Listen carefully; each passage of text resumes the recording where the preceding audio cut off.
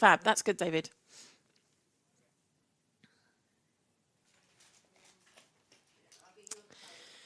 Good evening, London. It is I. Oh, we got some new faces. It's me. It's KJ. I'm in the cupboard tonight, and along with a wonderful co-host, which I'm going to introduce to you in a moment. So, hello, London. Hello, UK. Hello, world. This is our Hippodrome calling. Where live poker is our cash game Friday night extravaganza, and I am delighted to kick off tonight. First month of the year, we've got him in the cupboard, but he's in his own cupboard. It's only David Lappin. Delighted to be here, KJ, as always. I think this might be my third stint for you now, and I can't see that makes me any more familiar with the regulars, but maybe you'll take me through who these contestants are. I will, but look at this one to start us off with. Nice little suited for both in the same suits. Ace, King, Queen, Jack. We've got some regulars and we've got some newbies and we've got some returners. So we'll go through it all together. Was it a check on that one? It was. So everybody, as you're watching, myself and David are watching at the same time as you. It's a £5, £10 cash game with a £10 big blind ante. We are on a 30-minute delay. And you'll see the cards up action as we do. We're going to talk you through it.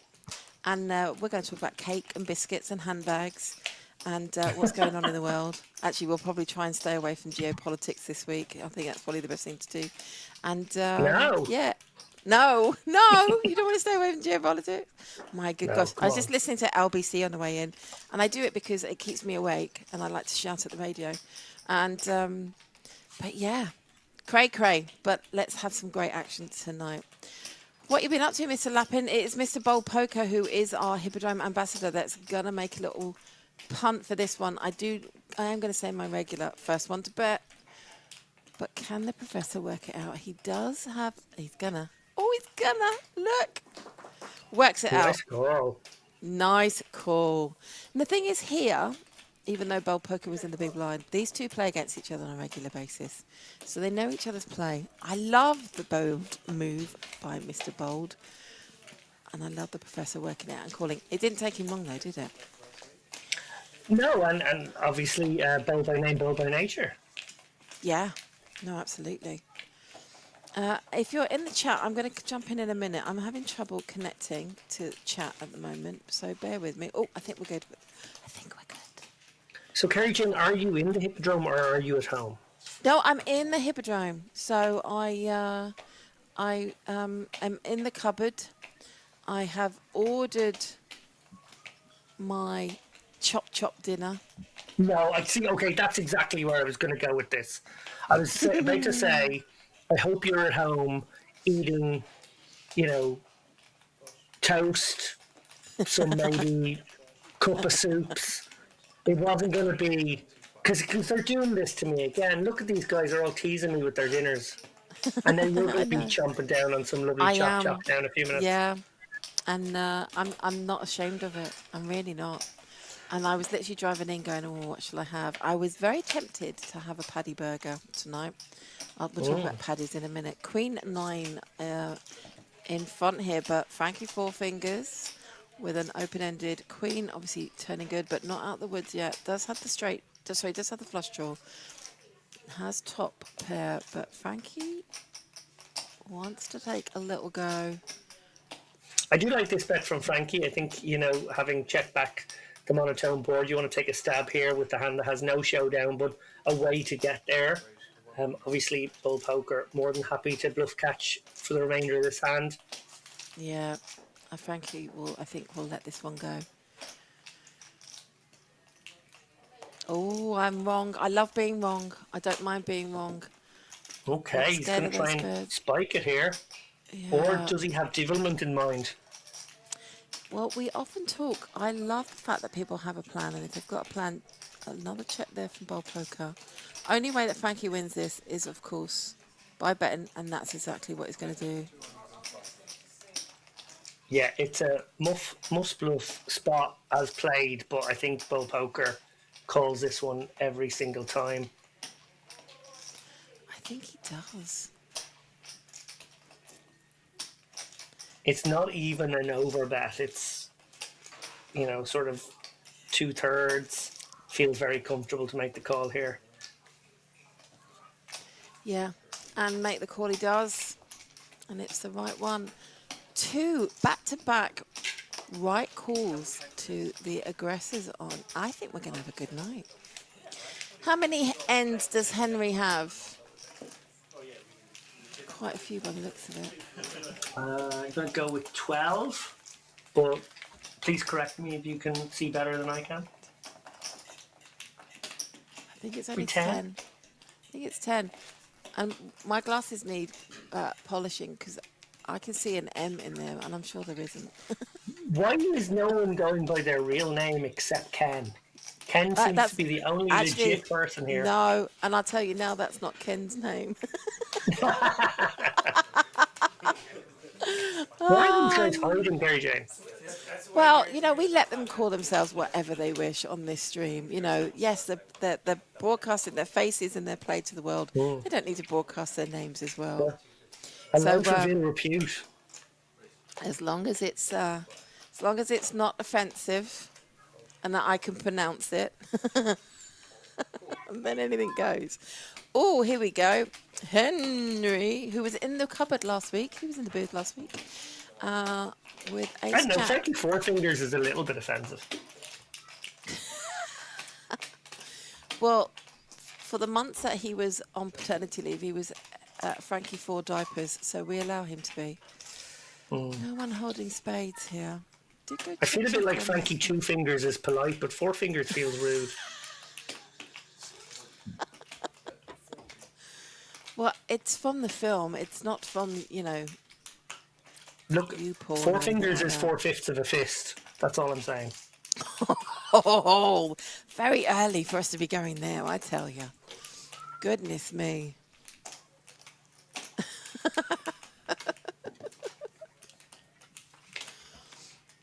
Ace on the river. Yeah, nice call there from Henry. I've told Henry that next week he needs to just forget the ends and get rid of the H. Just be Henry. I think that was just like a check. That's just pot control, isn't it? Surely he's going to call. Yeah, it feels a little thin to go for value here. I think probably call makes more sense. Not out of line to maybe pursue a smidge value, but that seems optimistic, to be honest. And you could be taking yourself to value town. Oh no, look, there we go. He does go for the raise. What do we know? Very skinny, but I love it that he recognised exactly where he is.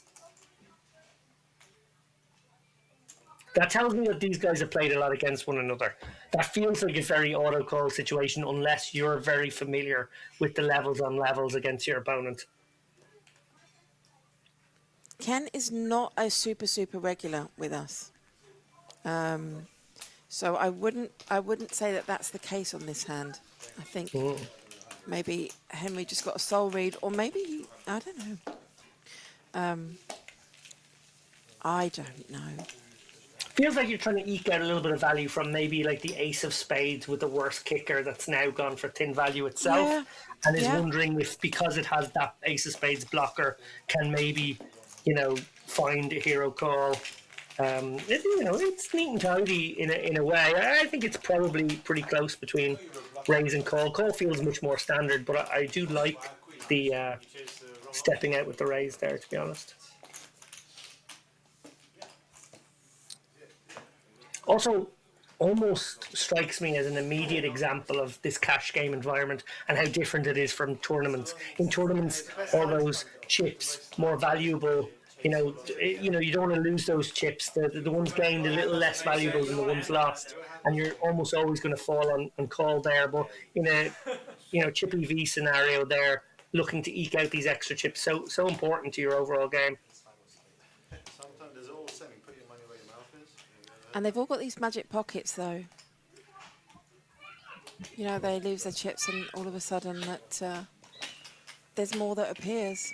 Queens for any ace will. Going a little bit off-piste. Playing queens. Does get a call from KL in the big blind. Standard defend to a min raise like that.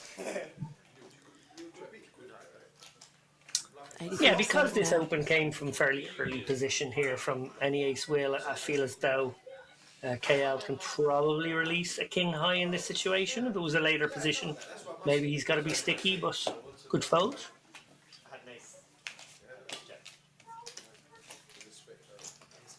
Were they just asking then if you had an ace?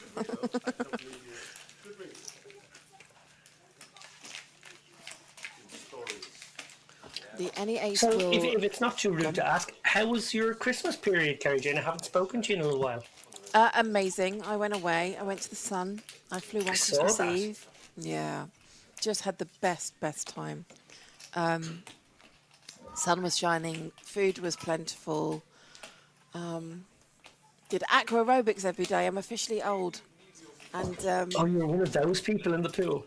well, I was this time round, yeah, with a guy called Spicy Lewis, self-penned. I didn't give him that moniker. And yeah, no, just awesome. We came back on the 2nd of Jan, and just, I think I'd do it again. I think we came back so refreshed and re-energized for 2026. It's all faded now after doing a few of these until 4 o'clock in the morning, but yeah, great. What about yourself? Were you home? I was in Vegas just before Christmas, and then I went to Dublin for about a week. Actually, I'm not sure many of our listeners will know, but there's a little county in the centre of Ireland called Laois, where my family live, and I travelled from Dublin down to them for about a week around Christmas. Came back to Malta just before New Year. Nice. Now, I don't know if I've seen correctly or if it was an old post. Is there an MPF going on in Malta right now? There is an MPF sort of high roller, I guess you'd have to call it. It's a 2200.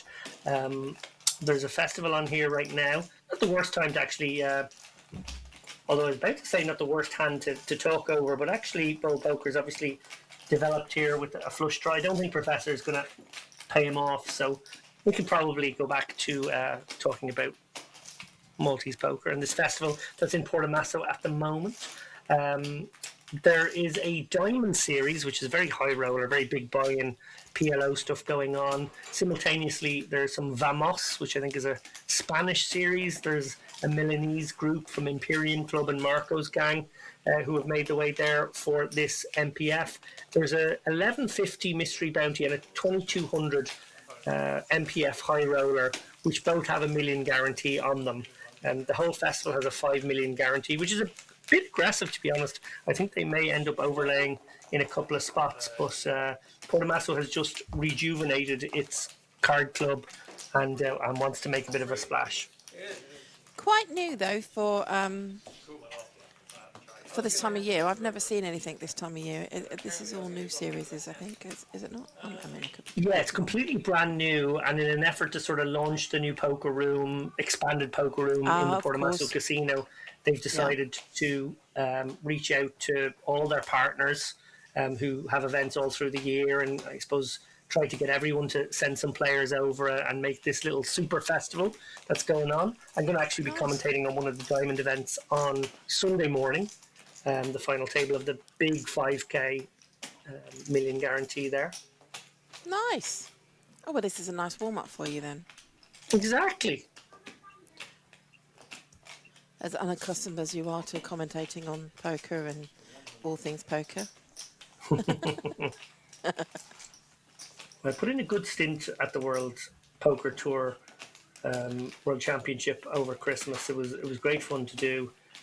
Big fan of what the Win do and that collaboration with World Poker Tour. It's a great gig to be a part of, and my very good friend Sohaib Porbandawala was part of the chop at the very end of that multi-million-dollar tournament. Nice. Oh, you're coming. I've just turned my YouTube on again now, and you're coming through twice. Not that that's a bad thing. We like Double Dave. A little double Dave. I might have to call you that. That Hello, would be Chad. my I can nickname see if you we were now. putting them up. But the thing is that if we call you Double Dave, it could have all sorts of different connotations. But pretty accurate after Christmas. I did eat probably a whole day's worth of food, so. See, I came back from an all-inclusive and like a gold star all-inclusive, weighing less than I went. What? Yeah. That you didn't do it right then. Well, I'm on the fat jabs, so it was a little bit difficult. Oh, I've are just you one of announced to the them? world. Just announced to the world I'm on fat jabs. Anyway, moving on. See, that's you're dealing with a 12-year both investigative reporter and interrogatory interviewer, and it didn't take much. I got it out of you right away. I tell everybody, if we go to a restaurant and I don't finish my food, which I don't right now, somebody said, "Oh, did you not like it?" And I just turn to the waiter and just go, "No, I'm on the fat jabs." Yeah. And everyone tells me I've got to stop calling them fat jabs. 10-6 is the best hand right now. This Hippodrome stream brought to you by Munjara. I'm on Wegovy. Oh, okay. Definitely not then.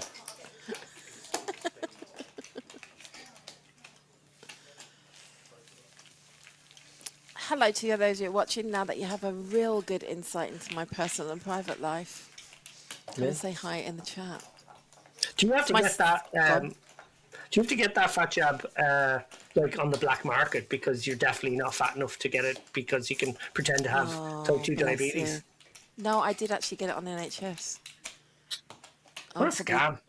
I'm one of thingy. I'm happy to chat about it. My BMI was the wrong side of the line.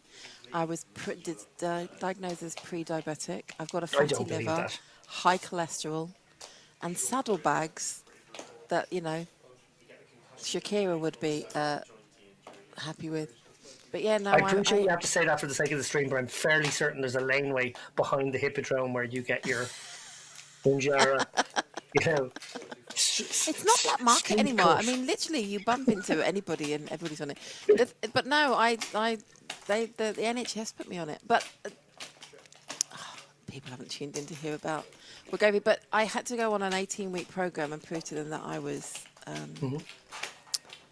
committed to leading a healthier lifestyle, and I am, and I have, and I do feel better for it. It's not just about the weight; it's about but the weight bit is nice too. But well, speaking of bellies, we have Battle of the Two Gutter Balls here. Yeah. Cabra's turned a pair. And that pair is good right now. Yeah. Interesting has been playing from both those positions. Tug +2 and hijack. Not the best of hands. No. It's definitely a little spicy. Yeah. So I think we are going to have some Machiavellian play tonight, by the looks of it. Cabra last week actually did appear on the stream for the first time, did clean up, does call the 3-bet, the raise from KL, and was again right to do so. It's a very highbrow stream with, the required reading is the prints before you even show up to this. Wow. Just straight in there with her Machiavelli references. I'm trying to get all my big words out early. Yeah. For those of you who don't have a, political philosophy degree, maybe you have to Google Machiavellian. It's a good book, The Prince. I did read it in my college days. I'll bring it back down. Last night, what did I say last night? I was doing the commentary over the replay at the final table of the PokerStars Women's New Year Series, PKO. And what did I came out with another big word. I don't know. And I was getting out. Ooh, I don't know where they come from. They literally just come from the back of my head somewhere. I'll bring it back to normal, KJ, in a minute, and you wouldn't have seen it, but just for Christmas, I didn't have my glasses on, and somebody in the chat had written, "When are you going to do a BBJ?" And I didn't see the BBJ. I just saw the BJ, and I said, "When am I going to do a BJ?" Not on stream. There you go. That's the usual KJ comment. So I'm a meme. No BJs on stream. Yeah. Our other sponsor tonight, Chatterbait. I knew I was going to laugh a lot tonight. four-way to this flop. Cabra with a baby flush draw. Straight into the four-way segue too. Fair play.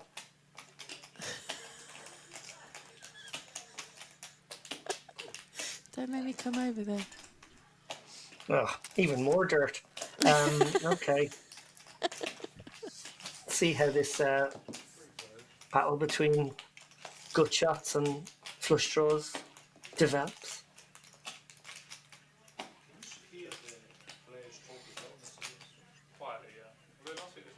Door is open here for any ace. Decides to take a free one. Money card for Cabra. KL gonna like his hand right now. Obviously, flush draw looming, but you're gonna feel pretty good about flicking in this 100. And the ace will obviously making a piece as well, but probably KL saving him in this spot. I don't think your hand is good against two. Good fold, and KL will be the one to get the bad news. Second verse, same as the first.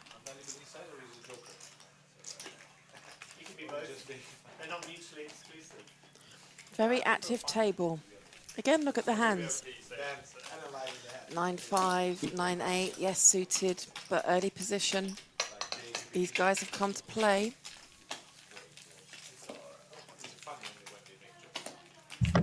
Did you get to play any poker yourself over Christmas? I didn't. Just before Christmas, I went to PokerStars Open in Cannes. That was super little 5-day trip with some of Team Hippo. We took some qualifiers down. Came third in the ladies and won the last longer out of the team. Nice. Of 12 or so in the main and cashed the main. Had a little team night out on Tuesday and came third in that one. They were all gunning for me, but the boys couldn't bring it home to get me out before third, so that was quite nice. I've got some. Awesome. I'm going to be playing a little bit coming over the next month. My schedule's pretty erratic in terms of when I'm playing. What's your next one? Anything after anything? Maybe this I week in don't want Malta? to make you feel jealous now because obviously, you know, I have quite the globe-trotting life, but I'm actually heading to Sheffield next Friday. Oh, no FOMO here. Nothing against Sheffield, but I can't go that far north. My great friend and collaborator Barry Carter has promised me a tour of all the most famous scenes from the movie Kess, the Ken Loach 1970s film. Here's where he got beaten up, Dave. Here's where they found the kestrel in the bin, Dave. Here's where his PE teacher was mean to him, Dave. It's going to be a beautiful tour.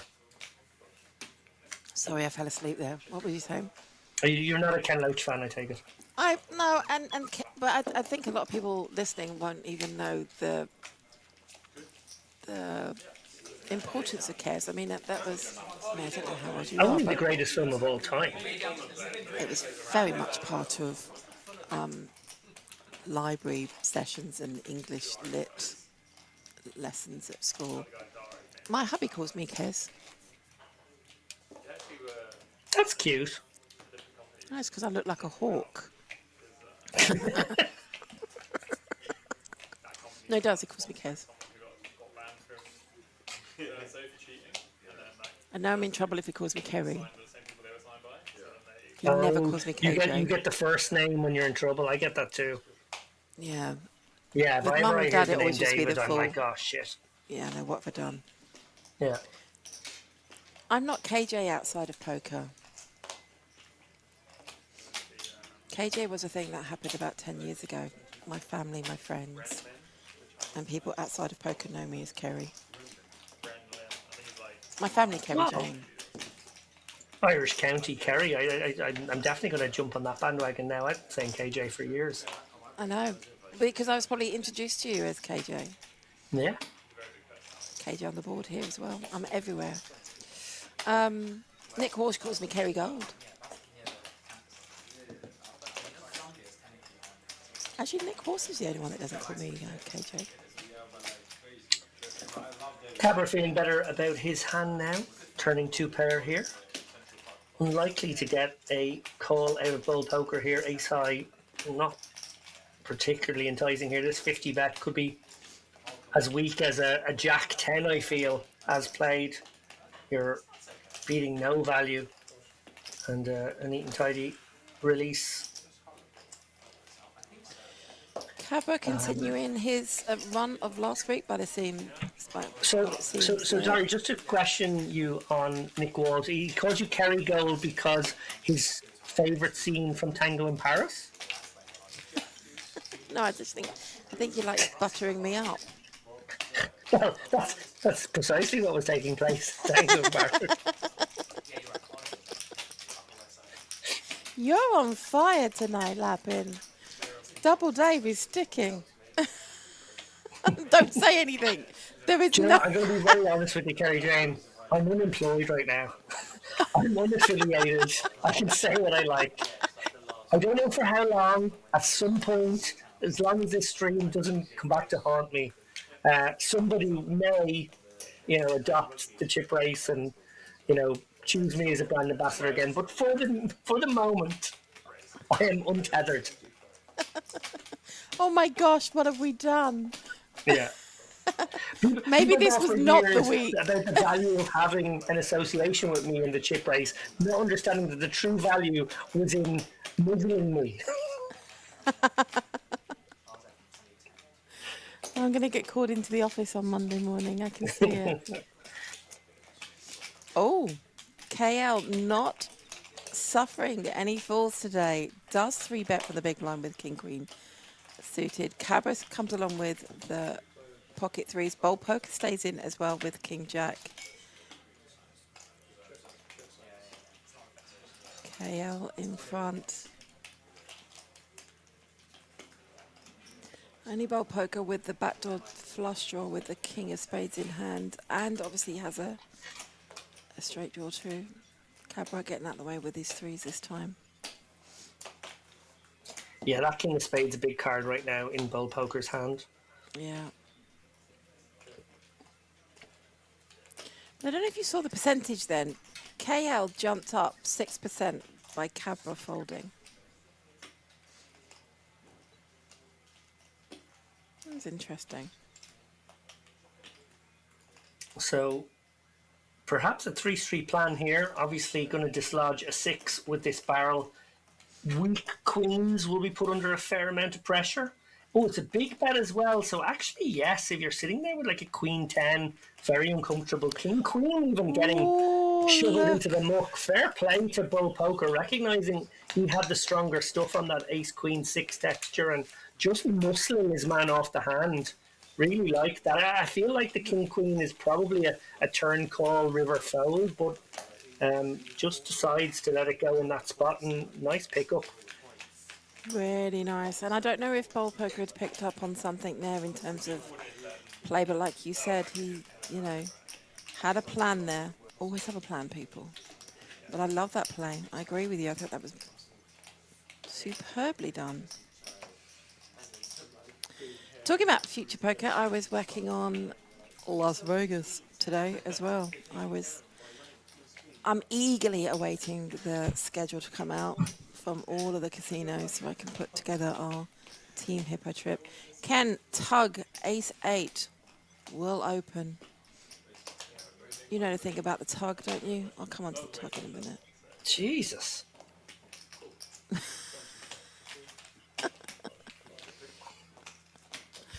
He can't help you now. Frankie Four Fingers coming along. King Queen. 4 fingers, tugs. What is going on? It's the Hippodrome. We like to do things a little differently. Same hand for the Professor, but look at this. What a lovely flop for Ken. Yeah, there's a lot of hand here for Ken. Not completely unreasonable to go big on this texture. Obviously, you got that backup equity of the overcard, the 3-card straight, as well as the immediate flush draw. One of the first things I was taught in poker, always bet your draws. Works this time. So Tug Have you been on since we called it tug? Surely you must have done. So I have to announce this or explain this most weeks. Nick, we used to just say UG, as in undergun. And Nick Walsh, threw his toys out the plan and said he was not coming back on until we put a T in. So I put a T in. I just put it at the front.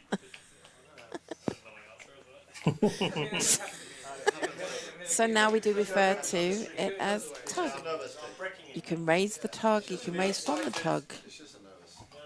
You can open with a tug. I like it. Okay, so in the spirit of that, obviously we have hijack and lowjack in the game, but that was not an obvious thing for a long time. People resisted lowjack, and now it's pretty much part of common day parlance. So yeah, I'm hoping it will take off. Force it through. Yeah, I think it will take off, and then I'm going to work on first to act and change around that T as well. So we'll have tug and fat.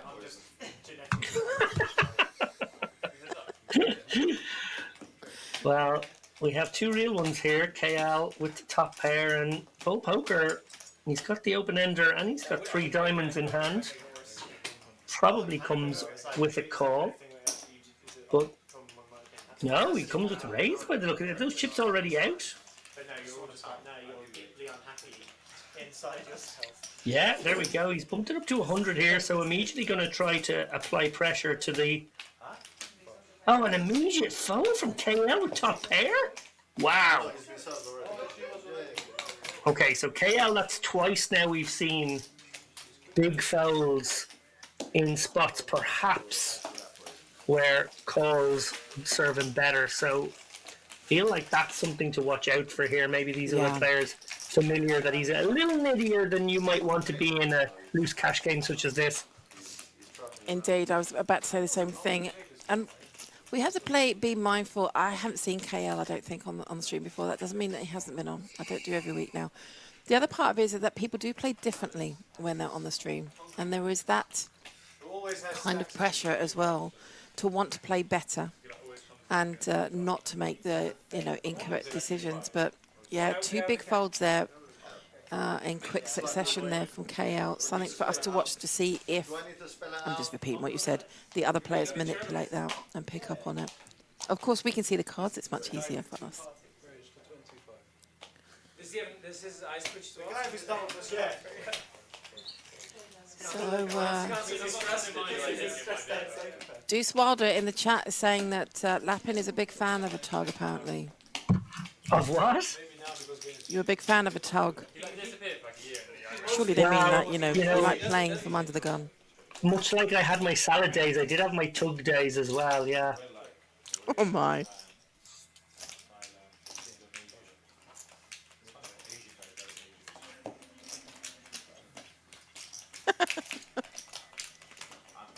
Still laughing. Blogger says folding top pair there is kind of criminal. And yeah, David. It is really. David also says tight. Indeed. But we've seen that twice. So something for us to keep an eye on.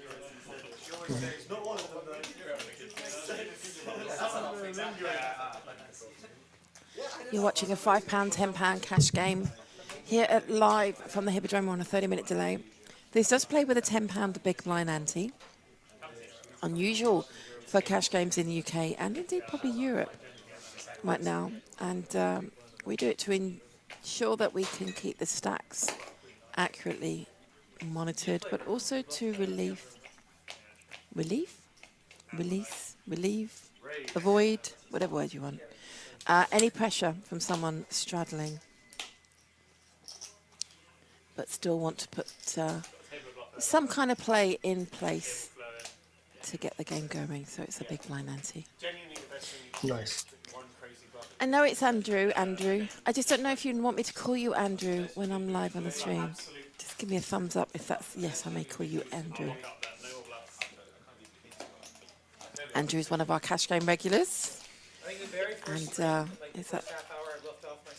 is away from his second home today. Big swing and a miss here for both players. One feels like Henry happy to show down this queen high. Doesn't have to, or king high, doesn't have to anymore. He's connected with the queen. Absolutely nothing for Bow Poker, just... You know what, he's been given a free one to catch up, but will he decide to bluff at this one? Feels like he's being pot controlled. Feels like a bet would have been incoming from a hand with no equity or a light one. So, yeah, this feels a little like maybe like an ace-8, maybe.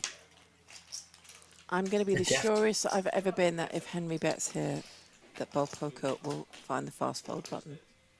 There you go. Yeah, he seemed pretty checked out of that one, all right. You mentioned you were in Cannes there just before Christmas. Obviously, that was the very end of that PokerStars Live League. I was kind of in the mix in that one. It was a very cool promotion, to be fair to Stars. I know it kind of culminated at the low end, which was the only end I had any interest in, with David Doherty battling against Soraya and Steen and Andreas. In the end, I think Steen held off a late challenge from Andreas. Was there a sense of that sort of rushing around, lads multi-tabling, even the small comps right at the end, trying to get their points? So I was very mindful of Soraya and David Doherty being there and playing a lot and in most of the low end. And I know I spoke to David Doherty, big fan, and I know he was saying, because we were on the women's final table and he was on the Omaha final table, and I was like saying, you know, how's these points helping you now? And he's just like, yeah, but he had to really finish in some really top spots, and for Felix and Andreas to not do so. I think Soraya was hoping just to get in that top 4 or 5 to pick up, you know, a good prize, etc. But I think, there was a certain something. There was a little fissure in the air, I guess, that you picked up. I wouldn't say it was manic running between tables. I think the schedule allowed them to play quite concentrated on each tournament. Okay. And how did you end up? How did you do in the end? I ended up, without playing, I think half the stops in the end. I did cockroach my way into 10th, which earned no money, but the faint hope of a PokerStars ambassadorship, if they do choose to give it to the 30th person on the list out of 30. Oh, fingers crossed. Yes, I you know, everybody could cross their fingers for me. I don't think there's much hope, but I would be very happy to see David Doherty or Soraya, for that matter. 2 people I know quite well, Andreas too. They're all good guys, and there's a part of me that probably wants to see someone from the low leaderboard win it, because it probably means more than, you know, the high roller gets a sponsorship deal for, you know, a couple of buy-ins to their normal tournament. Doesn't feel like quite the same thing. No, I've got to agree with you there. Yeah, I think it would mean so much more to someone in the lower levels. And of course, a lot of the women were asking Soraya. I think Soraya did jump into the women's kind of max late reg, but of course points didn't apply because anything that was not available to all players did not count as part of the point earning. Will you be in Campione next week or this week? I won't. Trying to stay close to home at the moment, purely because of work, Hippodrome, commitments, etc. I think the only way that I'll be if I literally wake up and go, I'm going. But no, Campione, I won't be there this year. Did go last year to the first one, which was the first reintroduction of Campione and indeed the introduction to PokerStars Open. And but no, I will be missing that this year. Namur is another nice stop actually for the Open. That's a really lovely little city, and you know, hop, stride, and a jump to get there. And inexpensive as well. Yes, unlike Campione, which obviously being a little exclave beside Lugano in Switzerland was quite the expensive trip as it turned out. Now, it was a lovely place to visit and it is beautiful. But yeah, I'm not going to do it this year. I did enjoy it last year. Probably going to go to Paris next month and certainly going to be at the Irish Open. I think the only thing that, like you say, with Campione, accommodation near to the casino is so minimal Yeah, that you know, even if you do find a affordable accommodation, it's probably 40-minute drive away, and that's not because it's miles and miles out of town. It's just the logistics and the landscape of where yeah. Campione is. You've got to go round the bay and across the other side. But no, I wish him all the best of luck. Paris kind of is a tentative for me Okay. as well. Irish Open is firmly in the diary. Couldn't miss the Irish Open. Can't miss that one. Can't miss that one. Shout out to the Irish Open, actually. Obviously, as people may or may not be aware, I we had a kind of an interesting week, shall we say, last week. And the consequence of which is the chip race is unsponsored right now. We are in talks with a few different operators.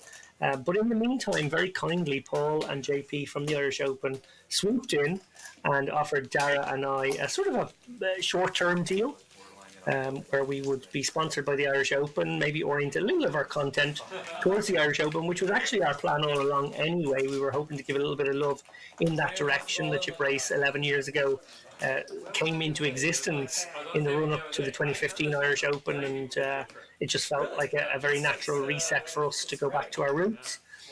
So delighted to have both Paul and JP on the show this week, an episode I dropped literally minutes before joining you, Kerry Jane. Lovely. I will try and put a link into the chat box. If you haven't looked at the chip race, please do so. It's awesome. Only because I've been on it. But it really is an insight into the world of poker, and may I say up against the wall in terms of different views. You know, it's not sugar coated, and but you know, there's no speak just for speak's sake. Would that be correct? Yeah, I think Darren and I are probably two of the more opinionated people in the industry, and we tend not to hold back at our cost, as it turns out. No. You know, we won't go into it, but no, I don't agree with that sentence. I think it's you know, decisions are made predominantly for the right reasons, and I think you've got a lot of support and backing on that. No, we do feel and did feel for the last week or so a groundswell of support for the stance we took. Obviously, it was a very disappointing way to part ways, become part of that very rare statistic of ambassadors that walk away from their sponsors, but it just felt like an untenable situation for the pair of us. And yeah, onward and upward, I hope. And hopefully better things around the corner. I do believe that your partner in crime is coming to play our Lightning tournament in a couple of weeks. Oh, he said that to me. He told me that right after Sheffield. He didn't have enough of England at that point. I felt like I would have enough England at that point, and I would have to return to Malta for some weather. But he said, no, I want to do another couple of days in England, and I'm going to go to London and hang out with Kerry Jane in the Hippodrome for, I think it's your monthly game. Is it your big monthly 1K? Yeah, it's our monthly 1K Lightning tournament, first Tuesday of the month. So this will be the 3rd of February. And for the first time, we're going to be running a satellite on Monday the 2nd into it. It's a 1K one day. Numbers habitually are between like 35 and 55, depending on what's going on in around town, and also captive audiences overseas, so EPTs, etc. And we don't have much room to grow it much more, but we thought we'd try a little satellite on the first Monday of the month, the night before, to try and get the numbers up a little bit. Yeah, we'll see. Did I see that my old pal Kenny Hallert won the first one of the year? He did, absolutely did. And it was an amazing heads-up game.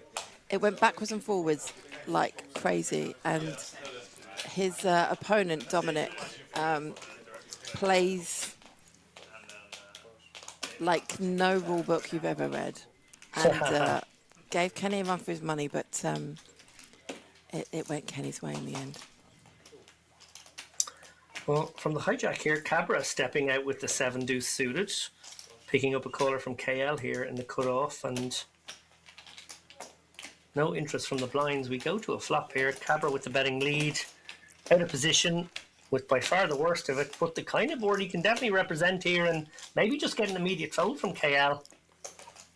Yeah, I think you've called that right. I mean, there's nothing really there to keep KL.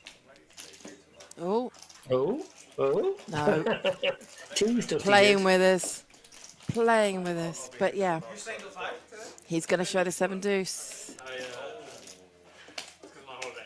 He's going to show the 7 deuce. And there's a part of me that thinks that's the only reason why he played it. It's still live and kicking, 7 deuce game. Building stacks there for Cabra.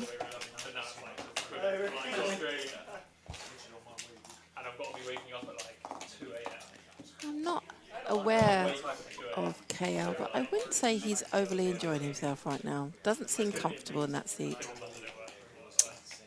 Yeah, it's been awkward, obviously with second pair facing a big turn bet in that king-queen spot. Not comfortable. I feel like maybe by the book you got to test your opponent out at least one more time, but he demurred that spot, and then obviously the queen 9 top pair bet folding does seem, I think one of our people in the chat box said criminal. It kind of was, not to be overly critical of him, but I think in a game like this you're just going to have to stick around, or even just ask yourself maybe a fundamental question like, well, why bet it if you're not going to call a raise? Why not just check it back then? It feels, like maybe his overall game plan wasn't kind of and you have to neat ask and tidy in that yourself, situation. why are you playing a particular hand if when you have top pair you're not going to go for it, you're not going to bet it, you're not going to stay in, you're not going to play the hand to its most profitable end. I just think on that board texture, maybe he, I don't know, picked up on something or misread his hand or something. I don't know, but it seemed a little odd. But does win that hand there, does 3-bet against Henry's ace-10 from early position, and takes that one quite easily.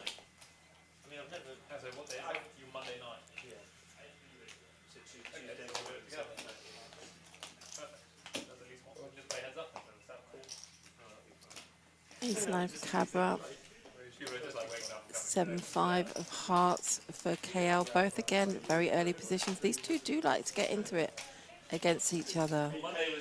Any ace will not play in the 7 deuce game. Frankie Four Fingers will defend, though, from the king with a king queen from the small blind. What does Mr. Bold have?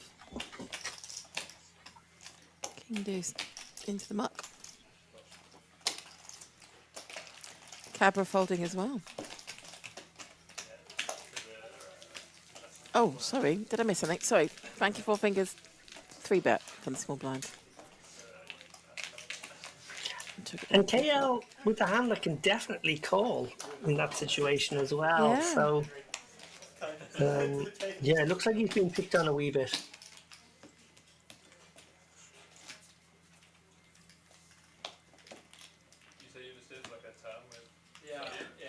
Have you decided on your food order, Kerry Jane? I'm currently scrolling through my food delivery app because I just want to feel part of this.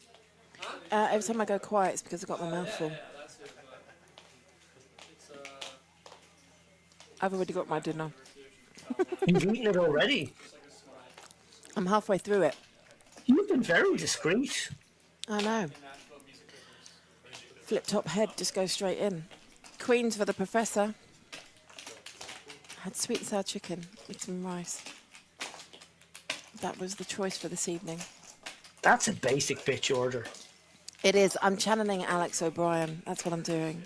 Is that what she orders? She adores the sweet and sour chicken here. And I normally don't have the sweet and sour chicken, but I just wanted something that I could just stab, eat, move on. Alex will fool you from time to time. She's a very sophisticated lady, but she has some. So I've been there, watched some of her food orders, and thought, a little disappointed. Careful, I think she's listening.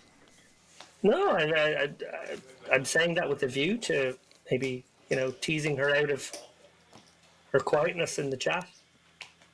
Or in my DMs, for that matter. I will, I'll make sure that she's aware that her food choices are questionable. I know, it's sort of like the combination of an extraordinarily expensive bottle of wine paired with peasant food, frankly. Peasant food? Yeah. What, like chicken wings? Well, to be fair, all the best food is peasant food. When you really look at the gourmet sort of French cuisine, Spanish cuisine, all the best dishes are actually peasant food originally, so it's probably a misnomer. Possibly. I mean, I remember nobody used to eat pork belly. Oh, Love pork belly. You know, that used to be the cheapest cut of meat on a Sunday. And now it's... you used to stone people for eating shrimp. Yeah, I helped you out there. And foie gras. I know you shouldn't. Oh, Oh, I do love it. that's my death row dinner for sure. There, little steaky foie gras. I lived in the south of France for a couple of summers as a cricket coach in my early 20s, and when I lived there, I used to twice a week go into the nice supermarket and buy a foie gras liver, and that's big. There's a lot of foie gras there, and I would sort of slice it maybe 3 portions or 4 portions out of a liver, depending on how big it was, and then basically cycle through all the recipes I could come up with for how to have it, and I ate it every day. Oh, yeah. There is sustainable foie gras now, I believe. Sorry, Andrew, we're talking food. Did we just miss a tight fold from Arash with Queen Jack? Position-wise, though, it's quite early now. Let's concentrate a little bit on the poker before we get shouted at. 4-5 there on the button with no open so far. I would take a little stab there. I like a little connector. Yeah, I think I agree with you. and look at that. You would have liked that flop. Yeah. However, Kale again, if he hit his throwing out a little 8, bet here. it would have been uncomfortable. But look, would have made it straight. Well, a nice development for KL here, who feels much better about 2 pair than he did about bottom pair. Cabra obviously testing out his man. Feel like maybe a bluff would have come on river had he found a check, but obviously had reason to pursue value against a 7 or a 9 or an 8x there. Yeah. Nice to see him drag in a pot. He's obviously been knocked around a little bit in the early going here. Gets one back. Yeah, I usually play. I finish class every day at like noon, so that's in the room open. So I'm picking up an accent there from Cabra. As I said, he appeared on the stream for the first time last week. Did have a very good session, I'm told. Gonna have a little look and see what's going on in our rooms. It's a very busy Friday night. I walked in and we did have all but one table open. And we could have opened that table, we were just holding it for a bigger game. So it's a standard Friday night here. January blues seem to be out of the way. I'm right in saying you don't close at the weekends, isn't that correct? Yeah, so we open at midday on a Friday and stay open all the way through till 8 a.m. on a Monday morning. And what is, if anything, the quiet hours there? Like if somebody was to show up at 5 in the morning, would it be fairly hustly bustly, and would you have to come more like 9 or 10 a.m. to find some quiet? Over the weekend, so yeah, 5 in the morning. You still have 5, 6, maybe even 7 games running at all different stakes, and buy-ins. I guess our quiet time at the weekend is 10 till midday on a Saturday and Sunday, and then we start again with the hamster wheel and start building. If you're talking Okay. about a weekday, we'll have people at the door ready when when we open the doors to the poker rooms and start with 2, 3 tables straight away in the first hour. And again, just build on that. There's not a terribly quiet time, but we can go quiet for a minute. Time to grab a bottle of water, grab your biscuits, put your feet up. Stay with us, so we'll be back with you in just 1 minute again with this cash game action. See you very soon. Oh wow, a 1 minute break. What will I do with it?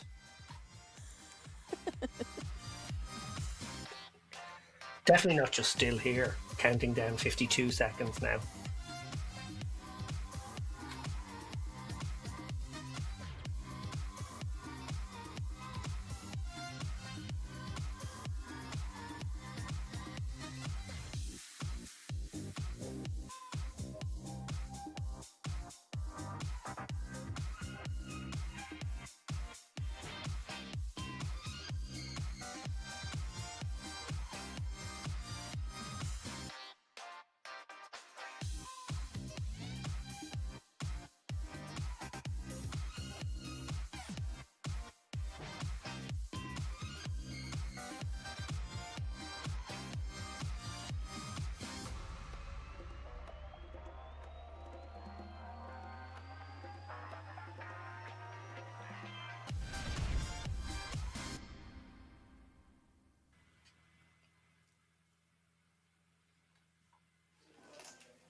And welcome back to the Hippodrome in London.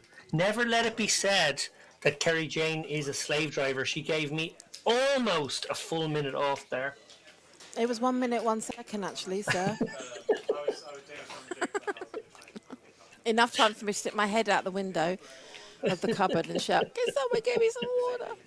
And then I mistimed it. I thought I could ram another piece of chicken in my mouth, and it's still sitting in there right now. Multi-talented.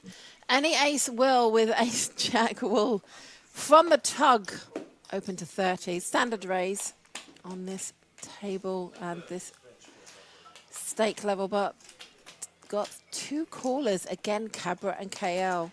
9-7 of hearts from the cutoff. KL with King 10 of clubs. Does seem a continued battle, including these two tonight.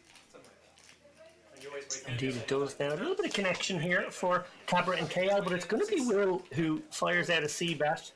Obviously going to try and represent that king that is in KL's hand. Cabra sticking around with the 9 and some backdoor potential. KL happy to make the call here. Has a hand that just wants to get the showdown. Doesn't really want to pay more than one more bet comfortably. Cabra probably not going to turn his hand into a bluff here with 9. KL, well, all I would say is I hope he's not bet folding. Does pursue a little bit of extra value. Cabra may well suss this one out. Quite a uncoordinated board. King 9-3, probably putting KL on exactly what he has here. Some sort of reasonably good king that was willing to overcall. He's going to make the bet with this 5. So it was a very particular. Now, if Cabra was in a different position, I think he could have.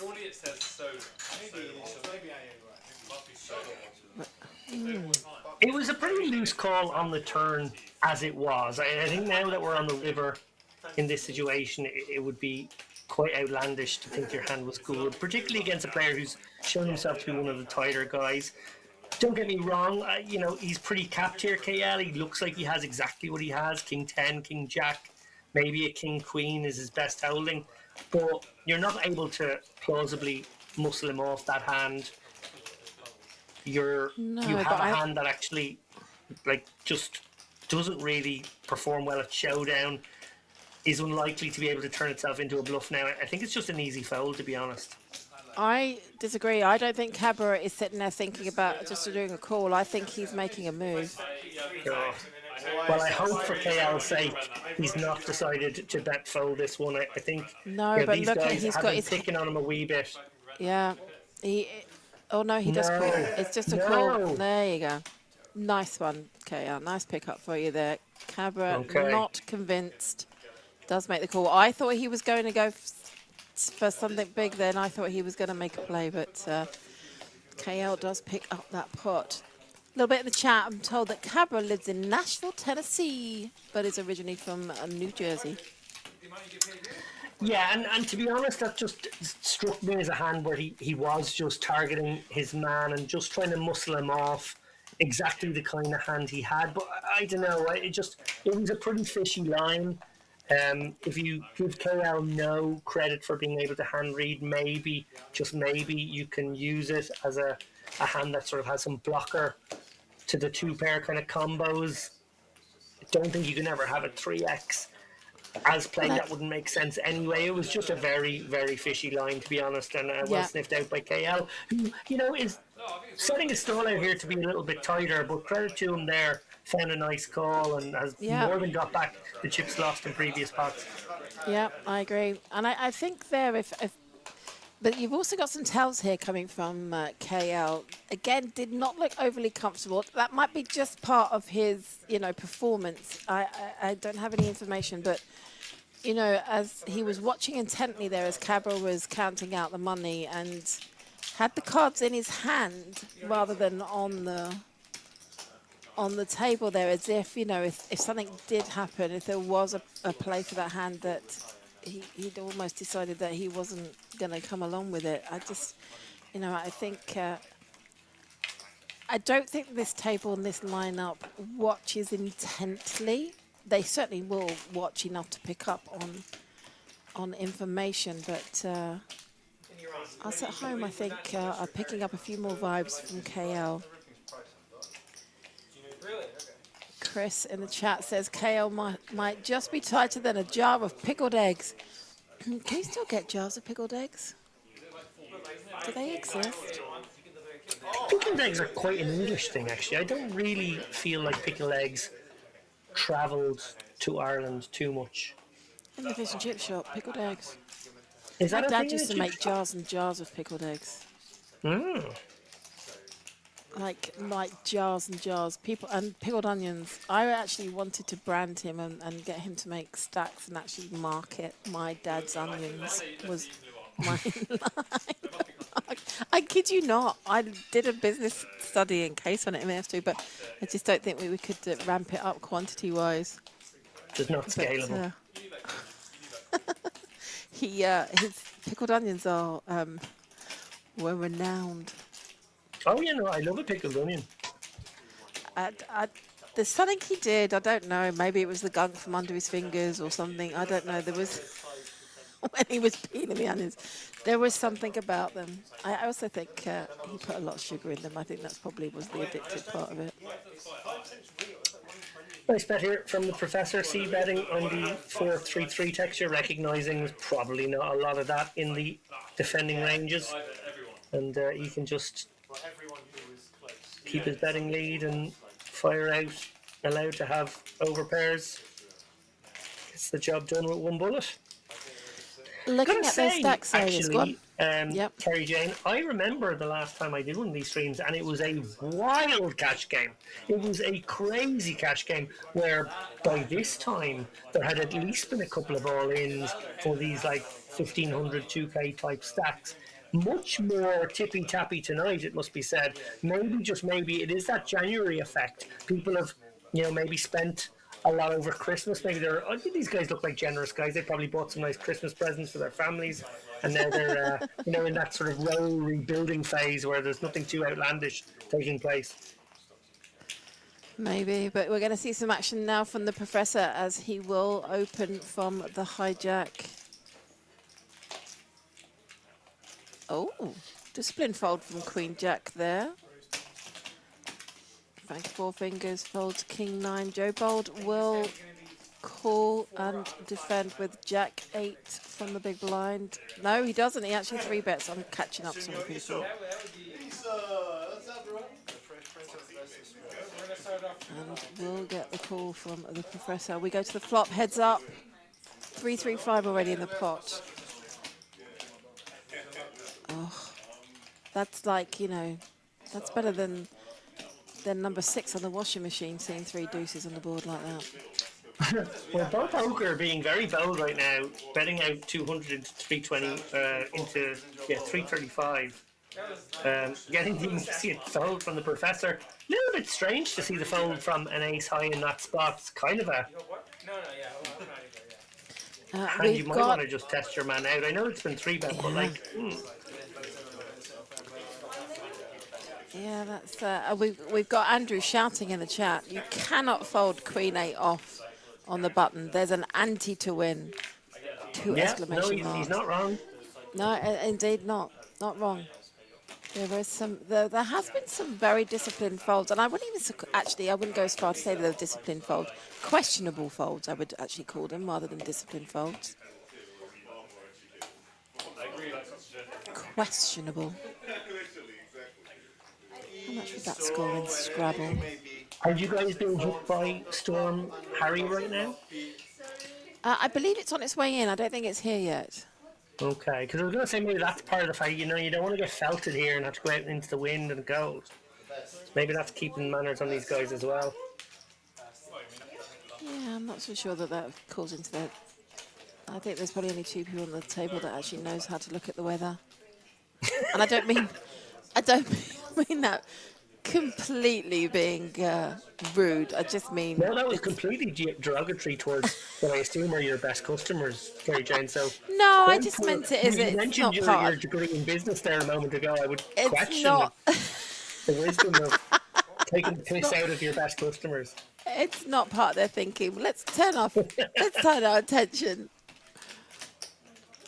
Yeah, it was a bad fall from Queen Jack. And we've got 10s versus Ace King, and we are at the races. 9 Queen, 9 Ball Poker still out in front. Both players holding a spade. 3 on the turn. I'm expecting now something from Bold Poker. And I am rewarded with a bet of 150. Cabra not giving up yet, while perusing the menu, will make a very nonchalant call and is rewarded on the river with the King of Hearts. Ugh.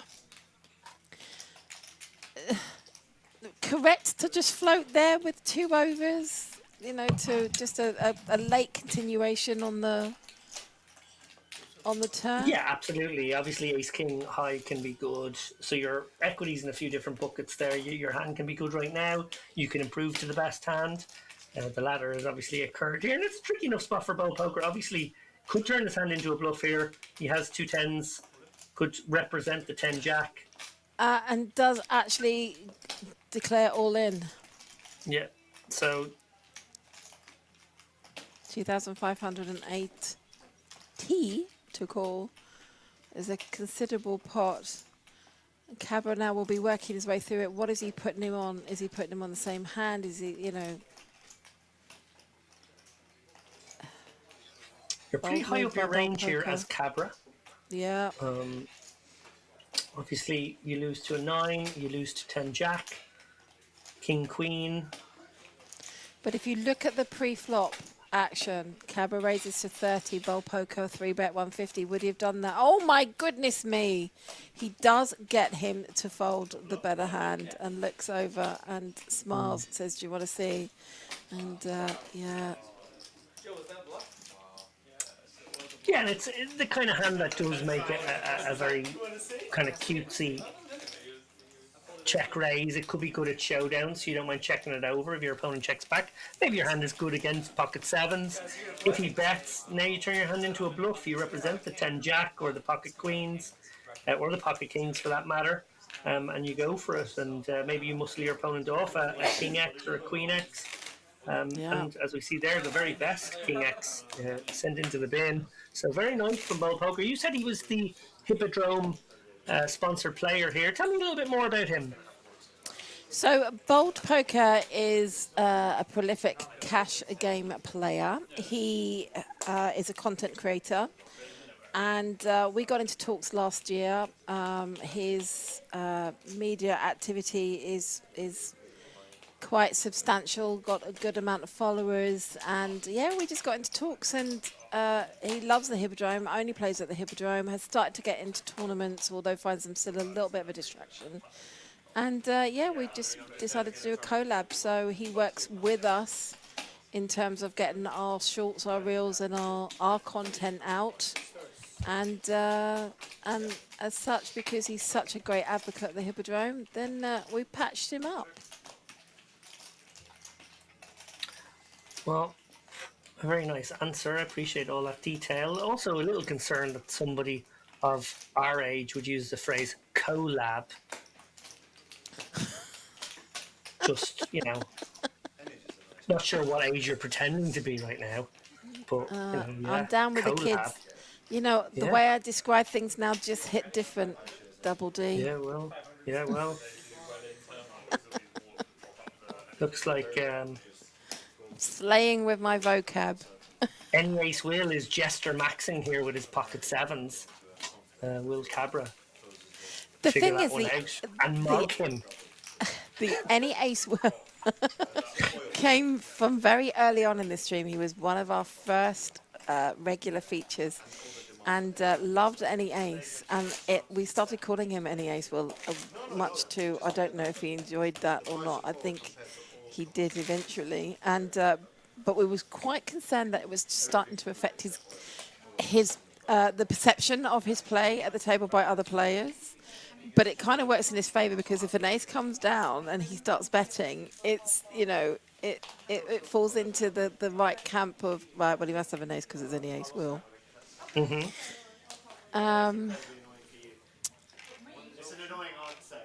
Andrew says, going back to that ace and 8-9 suited on the flop, he thought it with the 2 or 3 bet pot, it's fine, because even when you have a backdoor flush, it's very unexciting when you've got a deuce board, or 3 of the same kind on the board, whatever that number would be. When shall I come and have a look? In about 5 minutes? I think Andrew's just catching up. I think he's 1 hand or so behind. I think he's just seen the ace-king fold. Yeah. Extreme shortage. 4 of us, Super high demand. or 4 of them now. Ace-queen Same day drive, so from the professor, being called by 10-7 offsuit, 4-3 offsuit, and 7-6 suited, all from button, small blind, and big blind. $10 higher. It is the 10 of Cabra. Oh, that is in front, but does get a call also now from KL, because that delayed bet on that turn gave KL. Yeah, I gotta say, don't love that call from No, KL. It's me just a neither. little like your hand has nowhere to go. You're just purely hoping Cabra's bluffing here. It's not a great candidate to turn into a bluff yourself on later streets. Just a little bit optimistic. If it was heads up, very different, of course, but multi-way, I think you even have to give someone like Cabra a bit more credit here. And What I'd like to Cabra see can from probably look to pursue value, but I think his hand works better as a check call. He can check and induce, the 6-4s to maybe bet here. Obviously, diamonds have got there, so he wants the pot control, and it's just gone check. I wonder if another player would have maybe tried to represent the flush coming in. I think that would be a better line to sort of deploy your 4 diamonds in some sense. Maybe feel like once your opponent checks, your hand's definitely no good, and you really do need to turn this, 3-no kicker into a bluff. It's just not a great turn play, to be honest. And if you were to more justify it, you would have to do exactly what you said there, Kerry Jane. You would have to start finding a lot of bluffs to justify it, and therefore definitely on that card, I do like it. But probably I don't make that play on the turn situation overall.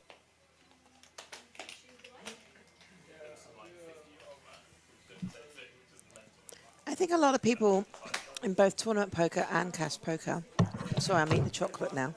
Oh, Jesus Christ. It's just a little one. It's just like a little tiny little nugget.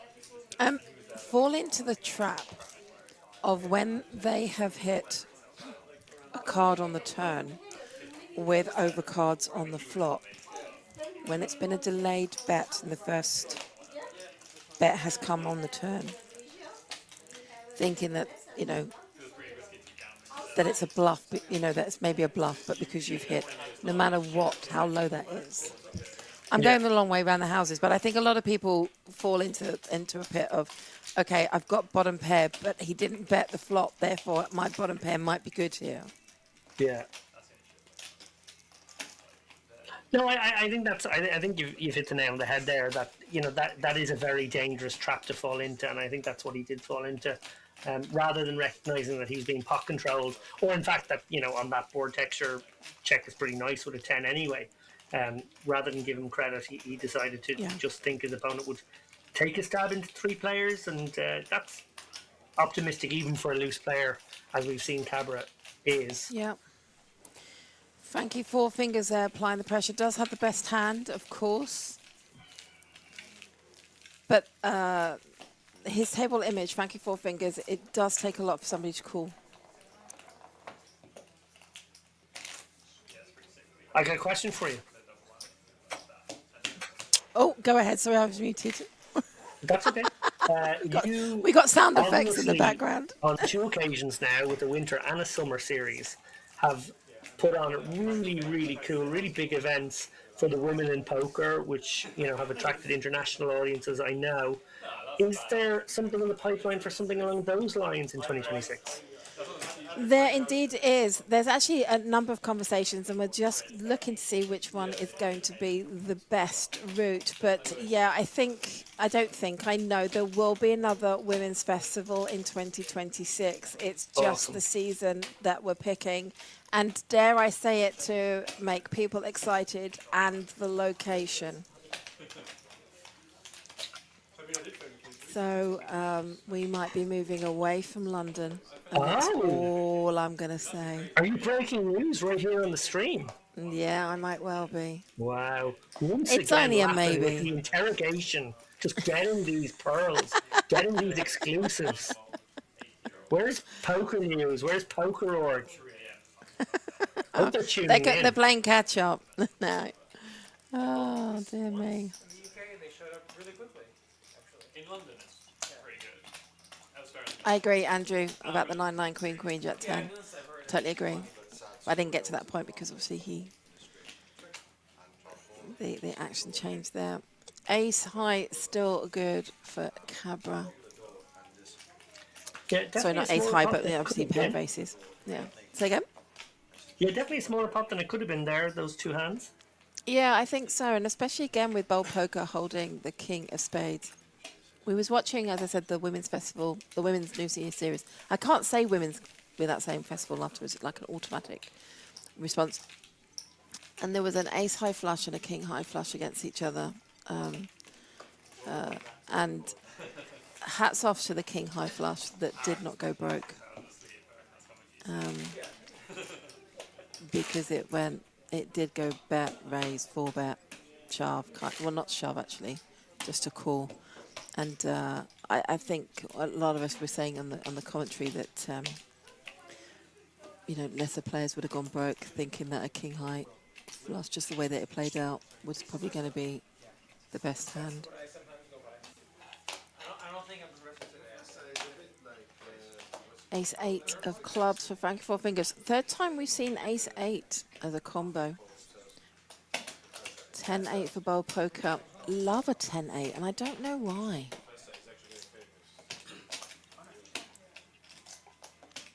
Fold there from KL because Bowl Poker does make the 3-bet. Yeah, what's nice about this hand selection from Bowl Poker is obviously it gets a lot of credit coming from +1.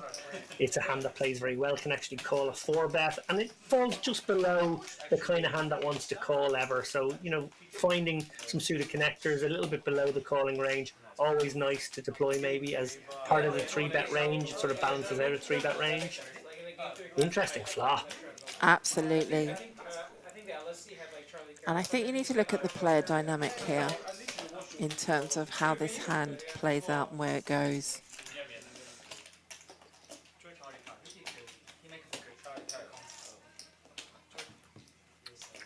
Paul Poker very happy to play pot control now with 10. And he has been rivered. Frankie Four Fingers going to have to do his own dirty work here. Don't feel like you ever want to come with check in this situation. I think you want to come out with a big bet of your own. Oh, no, but it does go check, check. I think Frankie Four Fingers was hoping that Bold Poker was going to make a bet there, but missed out on value, I think. Yeah, it is possible. Obviously, Ace King would have continued. King Queen maybe would have continued on the flop. Pocket Aces, you know, any of the sets. So it's a little optimistic after it goes check, check, turn to hope that your opponent will maybe bet river. I think you just got to go for value yourself. Maybe target a hand like Pocket Queens, which feels like a very natural hand. Pocket Queens, Pocket Jacks, as played. That might decide to hero. So Chris is saying in the chat, never takes that line with value. Pure power play, completely exploitative. Am I reading that correctly, that you think that Frankie was doing that because he did think that Bold Poker would put money in without him having to do the work? I think with nut flush, you just got a 2x pot the river as Frankie. I agree, Andrew. I think, yeah, I think, you know, yeah, because you just don't want that. You don't want the check. So you want to polarize for sure. Yeah, you don't want that check behind. Presser with queens. KL did open from the hijack with 9-7 and does call the 3-bet. Oh my goodness me, look at this. And was, you know, a very loose call. However, flops the absolute cocos. Yeah, this is a coordinated board that the professor needs to be a little careful on.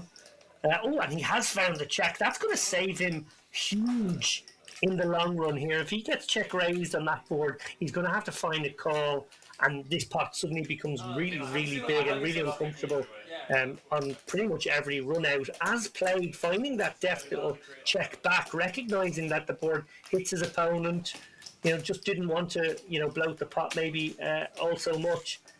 This is a very, very nice escape. Professor probably has to call one bet, but probably doesn't lose more than that. Yeah, I think you are going to see him lose the minimum unless a queen comes down. Does have the queen of spades in hand. KL has a 9 of spades in hand. Obviously, that should not deter KL from pursuing value. Does just check though, so Professor gets the showdown that he really, really wanted, and not even put to the test for 200 there on the river, which he really should have been. As I said, I think he loses the minimum there, and I don't think it's because of what was on the board. I think it's the play of the KL there on that river. Enables. Really nice check back on the flop saved him for sure there. Absolutely.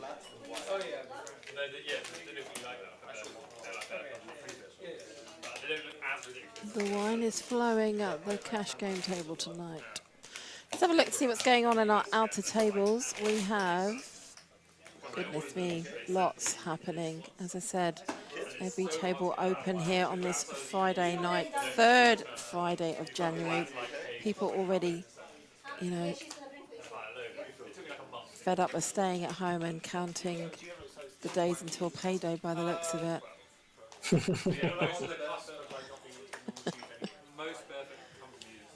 I was expecting a busy Friday next week. I wasn't expecting it to be so busy this week. What have we got? We have 1, 2, 3, 4, 5, 6, 7, 8. We have 8 1-2s. We have a 1-3. We have 3 2-5s. We had this 5-10 live stream table, and we also have a 10-25 table going on in the Hippodrome tonight. So plenty of action. All tables open if you fancy a little play tonight. And doors open all the way through now till Monday morning. Ken, Jack 9, picking up another out here now with the 10 of clubs. He's in front still. Oh, poker doesn't want to see his 8.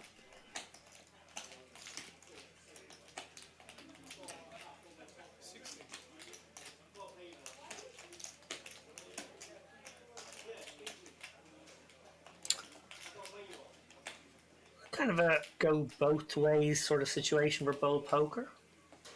Just decide to let it go. Yeah. I think also that what Don't you're doing ever is you're want to call in that situation. It's kind of a raise or fold spot. Because I think you also recognise that you don't want to see it. You might even recognise that you don't want to see your 8. And then maybe the 8 of hearts is already out of play and, you know, nicely worked out. Side fold, just throw it away.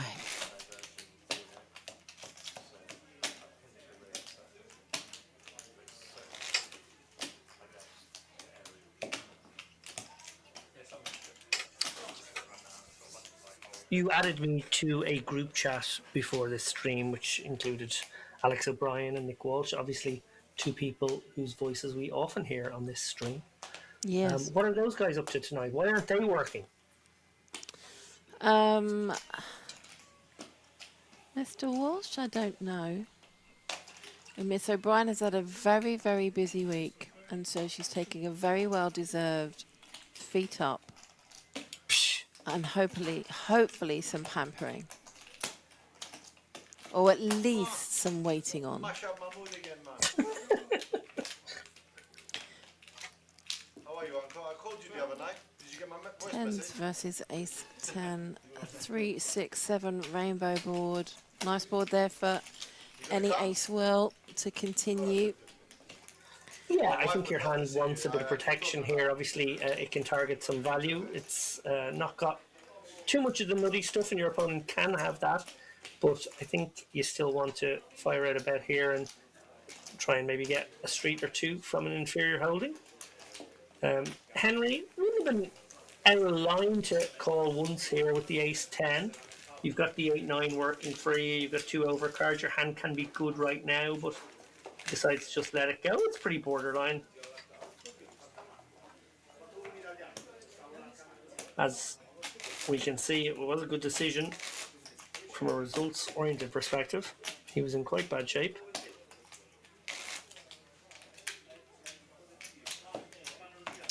Indeedy doody, he was.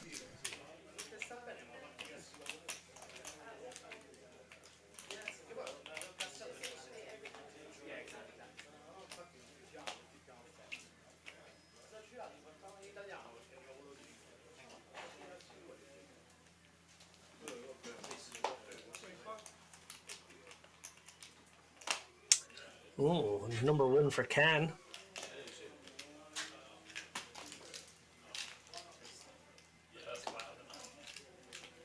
Gold poker with the button. Gonna do some set mining, maybe even some board mining here. Ooh, and that activates Cabra, who pounces on the opportunity to squeeze with the king queen suited. Nothing wrong with this play with the king queen suited, but we see he has run into it. Ken, I think we're probably too deep not to put in another bet, but sometimes players will trap here. I like the 4 bet. I think that's the right decision on balance. That clears out bowl poker, and Cabra is going to make the call here with the suited king queen. Trouble afoot on a lot of boards now with the stack to pot ratio just 1.5 to 1, and that is one of those boards.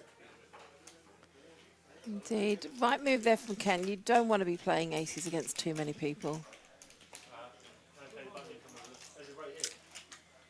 Ken can pretty comfortably get this in over 2 streets now. 200. Going to be met with call, presumably. Not a huge amount to protect against here. Yeah, but look Actually, at Cabra the... just going to stick it in. Yeah, I was going to say, look at the stack size of Cabra. Cabra's only got 1,400. We already have a pot of just under 1,000. Oh, my goodness me. Oh! gosh, they called it. Oh my gosh, now there is a run out. What a hand. Wow, we had full drama, full roller coaster across Turning River. Just taking a look at that from Cabra's point of view, I'm more inclined to keep in all the bluffs. Admittedly, there's not going to be a huge amount of bluffs in the four betting range, but then if you're putting the four betting range on only strong stuff, then you're not in great shape with King Queen on that board. You know, you're behind aces, you're behind ace queen, you're behind, pocket kings. So why not just call? You're not really afraid of too many cards, and if your opponent puts it in, at least you've maybe got his ace fives to overcommit. As played, obviously stuck it in, got the call by the better hand, as he was almost always going to get called by a better hand. Obviously we saw some fun and games. The dealer chose some cruelty there. Yeah, I just think the stack size of Cabra was quite key to that move.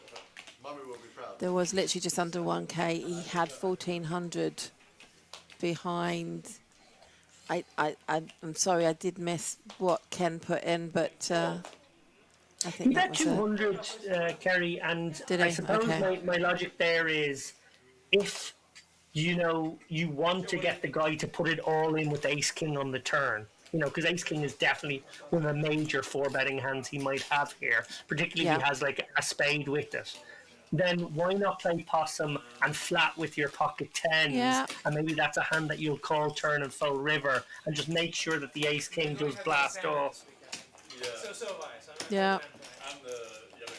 Yep, I hear. I feel like by raising, like, you're not really getting called by worse. Yeah.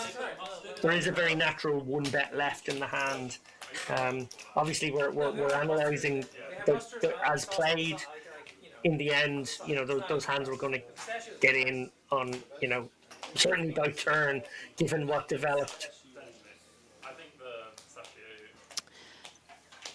the Yeah. Played out the same way anyway. Sorry, that was a very non-committal response.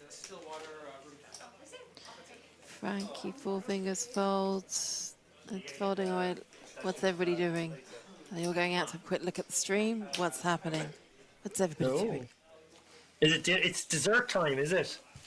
It can be, we have a couple around this table that really like a little bit of, well, they do have a little bit of a sweet tooth.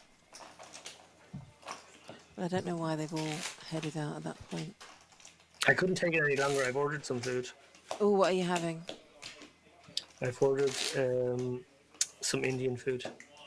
Have you now? Yeah, got a Lahori lamb dish on the way.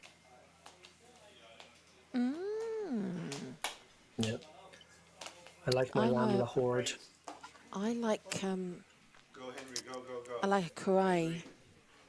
Yes, I have a karahi there as well. I have a vegetarian karahi there as I well. love a karahi. Yeah. A very not terribly well known dish. It's not one that people go, oh, had a karahi tonight. Oh, you mean a curry? No, it's a dish. No, you've read my mind here. Impressed. There you go. I lived in I'm going to read India. it out actually. My entire, and I also added in a palak paneer. I have 3 dishes coming with the rice. Ooh. Yeah. I was could thinking never ahead take to tomorrow. I was paneer. thinking lunchtime tomorrow. I'm only going to have half of it. Yeah. No, I couldn't take to paneer. It's not my bag. Ace Queen of Hearts versus the King 3. Small blind versus hijack. We have had an open 3-bet, 4-bet. Professor with a strong holding here in the small blind. And let's just to call that 4-bet, and we go to the flop, the heads up. Yeah, Ace definitely in a the cheeky window. 4-bet from Henry here. Yeah. And Professor, now knowing that he is going to commit all of these chips, if and when required, just going to throw out some rope here. Probably going to do a fairly tankish call here with the ace queen. Try to make it look like a weaker ace. Try to make it look like maybe a sticky pocket tens that just wants to test his man out. He needs to show a little bit of anguish here, a little bit of Hollywood required. Henry, well, he's so disconnected to this board, although he has found one of the few ones that leave him drawing live. Question is now, does he try to target a ace 10 or possibly a pocket tens for a fold here to a big bet? Feels like your opponent's going to have an ace x most of the time as played. Probably feels like ace jack, ace queen more often than ace 10. He is going to try and steal this one though. He is. I don't think he's going to get Professor off. I really don't think he will. No, not at all. Once this flop comes down, Professor has basically made his bed. If he's up against a better hand, ace king being the most likely one, he's just going to have to pay the piper. All he has to think about in this situation is, if he's got me beat, he's got me beat, but I want to maximise the times he bluffs when he doesn't. And you just sort of sit back in your chair, you put on your best Hollywood, you try to make it look like that queen kicker is a 10 kicker, and it might just fold the river.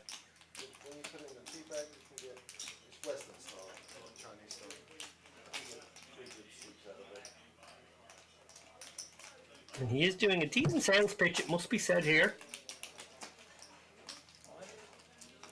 Does move all in. Oh, just sticks it in himself. I guess just a little bit worried about, obviously, the coordinated nature of the board now. But in a 4-bet pot, I think I do prefer just a call, personally. Maybe feeling like ace-jack would have to flick it in. You're doomed against ace-king anyway, but you never do know when your opponent's up to some mischief with the king through, as he is in that occasion. I think I would have thrown out a little bit of rope again and just made the call, but I'm really interested to know whether Henry would have fired that third shell. Yeah. I would have liked Henry just pause before folding so fastly. I mean, it makes no difference. But you are telling the table that you were at it. For sure.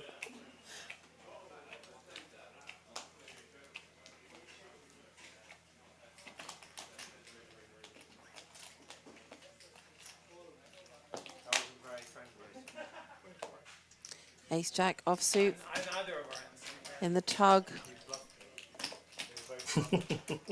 I'm not going to be able to get used to that. It grows on you. That's normally the idea. Just KL as a customer from the cutoff with King 10 offsuit. We are heads up. It's King, Queen, 4. KL in front, but not out of the woods. Frankie does bet 25 just to get a little feel of where he is. That second king.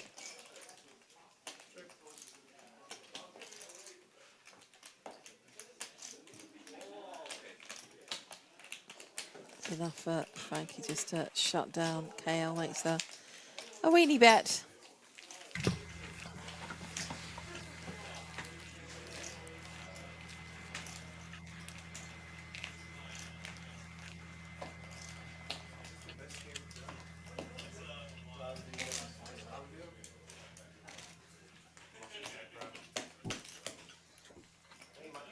Seen very different play now from Cabra since he's had to reload. Sat back a little bit, not been as involved in the hands. We did see him play a very wide range in the first 90 minutes of tonight's stream. Yeah, and he set up the image with the 7 deuce as well. Obviously looking to appear to be that maniacal one at the table. In the end, though, it's been a unfortunate maybe hour and a half for him. Yeah, started off strong. Little misdeal there. Obviously, people are aware that we do tend to have misdeals. Not frequently, but occasionally, purely because of it being an RFID deck, and it gets a bit sticky. Personal responsibility when there's a misdeal? Do you feel shame on the brand? Like, what's happened? Definitely not. couldn't give two hoots. Gotta say, actually, notice you guys use those lovely faded spade cards. Tom Wheaton, Yes. the head honcho of faded spade, a friend of mine. I think they do manufacture some absolutely beautiful cards in fairness. I have to say, compared to other cards that we've seen on other productions where they have a lot of misread cards, etc., we don't have that. I would say that we have had misread cards, and yeah, they predominantly they perform very, very well. Yeah. With sixes versus eights versus tens. KL still in front. Yeah, interesting. Even the pre-flop action here. Henry opening the sixes, 3-bet from KL, overcall from Frankie, which gives Henry a fantastic price to set mine. Obviously, everyone has whiffed, and KL with the betting lead does bravely fire out a tiddler on King Queen Deuce. He has the spade in hand, which probably enthused him ever so slightly, but very relieved, I'm sure, to get that through against a call and an overcall on the King Queen texture. You're probably thinking that 150 wasn't coming back a lot of the time. No, and nice to see from KL because, you know, we have seen him play quite passively up until now. So here's a question for you. We Go just on. saw a misdeal. I was so Miss- disappointed, and I blamed you, frankly. That's okay. You can do what you like. It means absolutely nothing to me. Do, do you look at your cards when there's a misdeal? Yeah. I always look at my cards. I look at my cards when I get a walk. Always look at my cards. I love you. You're the only person that's ever been on the stream that says that. They're like, why? Because why? You know, why do you want to set yourself up like that? I have to look. How can you not look? Yeah, I'm not going to get bothered, so I don't care. Yeah, it doesn't bother me. Like, Yeah. you just heard Ken, they go, pocket tens. Yeah, but they probably weren't going to be your cards. Let's jump in this one. Now, you got bowl poker in the big blind with kings. I love when you wake up with such a strong hand in the big blind like that because it just looks like you're squeezing, doesn't it? Certainly does. And speaking of, we mentioned earlier trying to get our own personal phrases, tug and whatnot into the parlance. I like to call the kings the Djangos, and I've been The working hard on that for a Djangos. lot of years of commentary. With a D or without? With a what? With a D Oh, or the without? D is silent, but it's there, obviously. Yeah, I'm just checking, you know. Yeah. And a very loose call here from Cabra. Doesn't believe bowl poker has a hand. If I was about to say, Oh if my a king, God. I was going to say, if a king Down comes down, that then king. like bold poker here needs to just do what? Does he continue and, you know, lay it all open for Cabra, or does he check? Like, it wasn't the only action card. A jack or a 10 or a diamond was certainly going to keep things interesting. So would a queen. But where did the dealer find that king of hearts? I I ask don't you. know. Absolutely. I know. Cabra is in terrible, terrible trouble right now. I don't see how he escapes for No, this I was about to say I don't 895. think the ten of hearts saves him just because of the pre-flop action. You're not. Are you putting bowl poker on Queen Jack like that? Do I like that check? Well, that's There's always a filthy fine check to line. try and get his opponent to value down himself here. Yeah, I guess absolutely. it feels like he has with top set. His opponent doesn't have that much top pair. Oh, gets the check back, and Cabra is lost the minimum there again. Look at bowl poker going. Oh, Yeah. The logic You of that know. one, and there is logic to it, is Bull Poker just doesn't think his opponent has a king very often. There's only one left in the deck. So thinks to himself, okay, maybe I need to get my opponent to bluff at this. Or maybe, he overvalues his hand. He turns a 9 into a bluff. He finds other bluffs. He's just not going to have that top pair or even two pair combo very often when I have this. So therefore, I'm going to knuckle it over, and as we see, he would have definitely got that extra 900. But Or does he? I mean, I think he thinks. He like the puffing out the cheeks was like, oh, I don't think he was hoping that Cabra would bet there. I mean, Was there a slight percentage of time that he actually thinks that Cabra might have Queen Jack? I mean, does Cabra come along with Queen Jack? Queen Jack suited pre-flop. I think he does have those Andrew hands, says but that, it's yeah. kind of immaterial because you're going to have to pay them off anyway. Yeah, So it's almost like you absolutely. don't want to get reverse free rolled. Yeah, it's just when you're so strong there and they check back. Andrew saying versus check Cabra should jam the river. Yeah, well, Cabra does have a hand that could take himself to value town for sure. Yeah, absolutely. So that was a neat check back from Cabra to get away, I guess, as played. Bull Poker now with another wired pocket pair.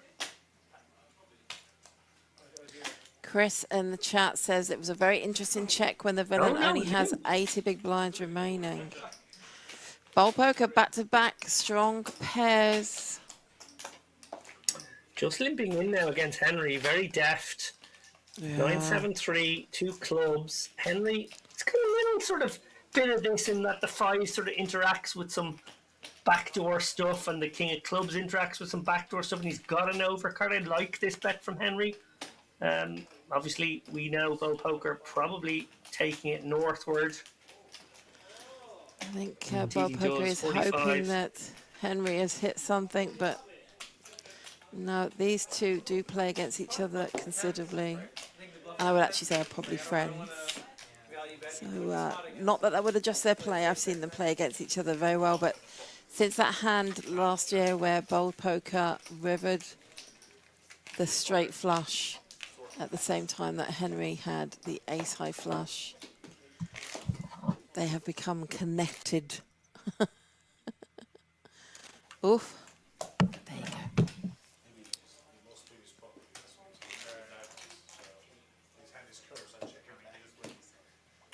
You mentioned Bull Poker being in the content streets. Do I take from that he makes reels or shorts or vlogs? Yeah, Something yeah. of that nature? Absolutely, yeah. If you don't know, just check out Bold Poker on Instagram. He has a lot of content, but yeah, talks you through his hands, talks you through his play, his mindset, you know, the line that he takes, etc. But yeah, and as I said, assists us in creating our content, our I'm short getting a little content. flashback now. Would I be right in saying it's possible that I did a stream with Alex O'Brien maybe around November time when Bull Poker might have been popping in and out of that stream to do a little bit of commentary with me when she was probably filling her face with, what was it you said, chicken? Sweet and sour chicken. Sweet and sour? Yeah, possibly, most likely. I think I did talk to him. I think we Yeah. did discuss and break down a few So, hands yeah. now. It's coming back to me.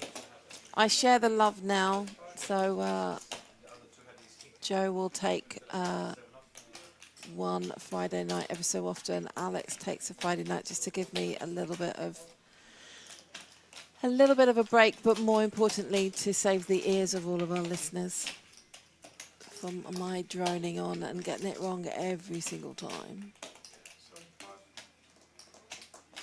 If you've not hit that subscribe button, please do so. Bull Poker has another bluffable one here. He has a hand that could just come with call, but also it is the kind of hand that could come with raise. A very similarly spicy one as last time we saw him deploy with the tens. KL. Yeah. He just find the fold. Good instincts. His opponent did have the best of it.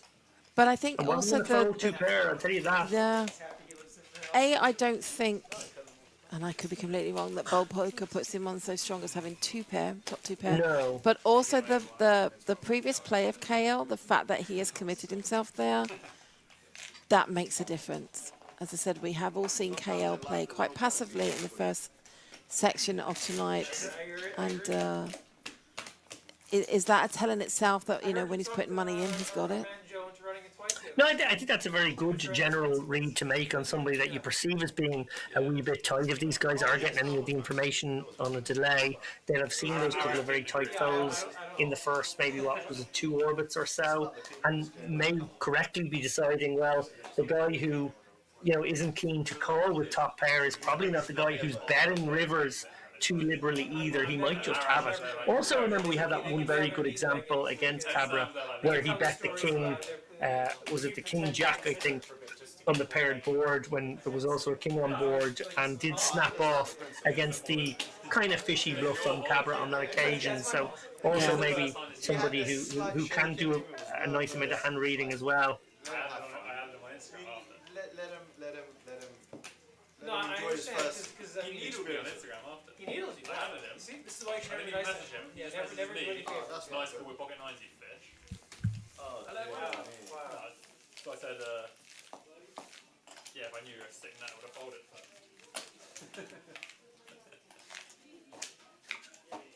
No, it was in good chance. Yeah, yeah. Oh, good man. Oh, Kerry Jane, my food has just arrived. I was just about to say, has the food arrived? Well, go off and enjoy, and I shall make the ears bleed of our listening audience while you enjoy No, your chow. I'm going to eat. No, I'm going to do what you did and just make really sort of slightly sexual eating sounds while I'm. Slightly sexual eating sounds. I am intrigued, and I wait to That would be a hear. good band name, wouldn't it? Slightly sexual eating sounds. Yeah. Well, I mean, they would be called sesh, so it kind of, play on words. Bob Poker raises to 30 for the hijack with King 5 suited, but Cabra is coming along from the button with Ace 7 suited. We have a small blind call with Ace 3 offsuit and 8-9 of diamonds. That 8 of hearts got me very excited when these dealers do flip, flap, flop rather than flop. I was thinking to Yes. myself, we've got smothered diamonds here in Bull Poker's hands. We could be in for trouble, but 7-3 of clubs. A lot less exciting. A lot less exciting. No clubs. All reds held in the hand, but Professor stays in, and we are three-handed. Yeah, and Cabra's got backdoor hearts here. Will certainly stick around, as does Gold. Got shot for the 10-9 gets Professor. there. Yeah. Professor decides to pump the brakes. And the 7 Cabra. Woohoo. A lovely development here. In position 2. Gets to bet this one in a spot that's going to look a little fishy. He's going to be kind of representing a 7 here, but he's going to have a lot of missed flush draws that might well bet in this situation, and I can imagine a call coming. I'm going to say you're going to get a call from Professor. Yeah. Nice run out there for Cabra. Hello, Impulsive in the chat. How are you? Nice to see you with us. What's a cooking?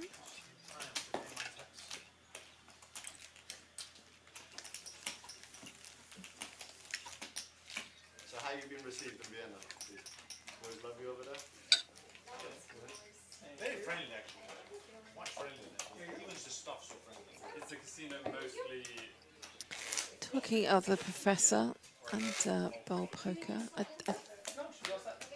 Yeah, both Bowl Poker and the Professor have played our Lightning tournament quite regularly. Arash, the Professor, having some very good results. Couple of seconds, couple of firsts, I think even.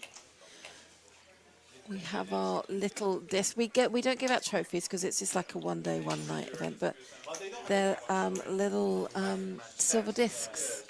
Young with a lap in there with engraved of Hippodrome Live Poker winner 2026 on them. They're cute. You They're don't do so cute. Spadies?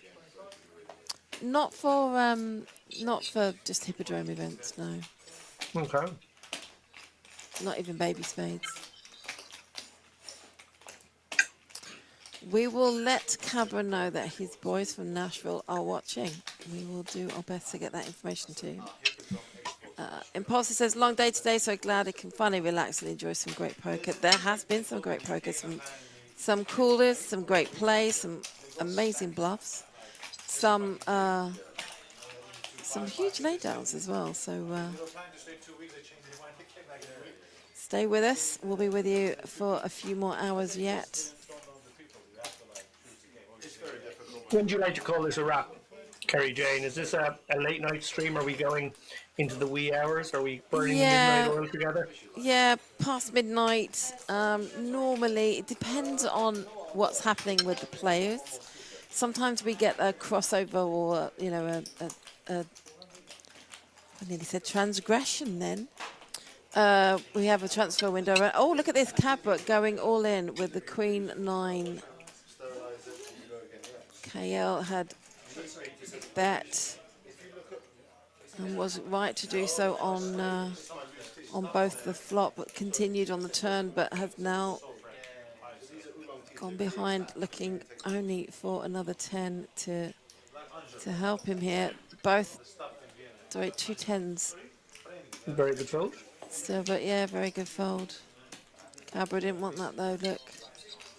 It's quite disgusted. How dare you fold when I've got 2 pair and I've got you pretty lot.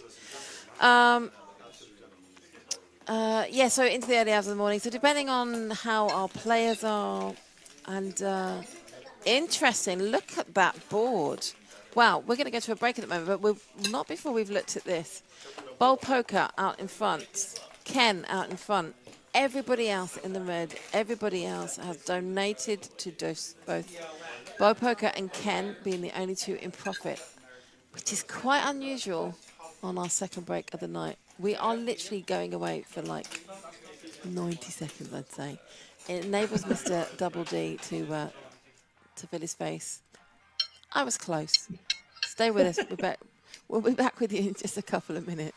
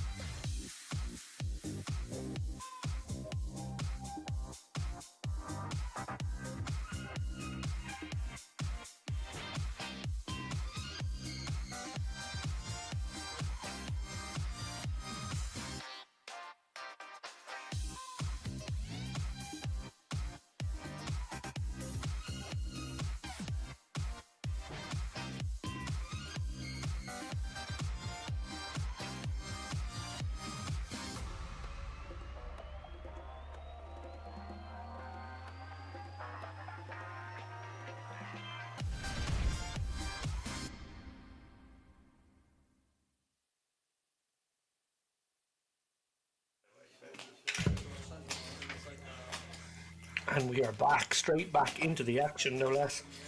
What happens in those 90 seconds? Who knows? I let my imagination run wild.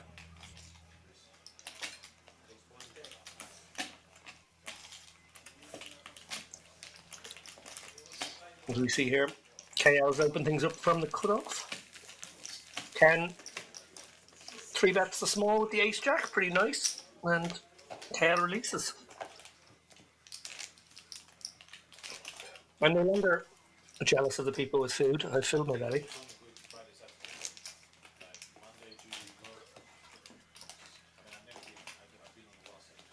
That's why they're only good on the weekend. Well, I work, but I can't.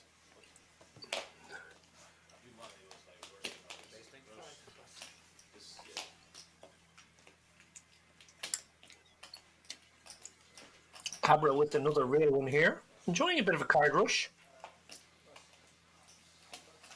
Combining the loose image to some good holdings now to good effect. Bowl Poker with the smothered Queen 9 of Hearts.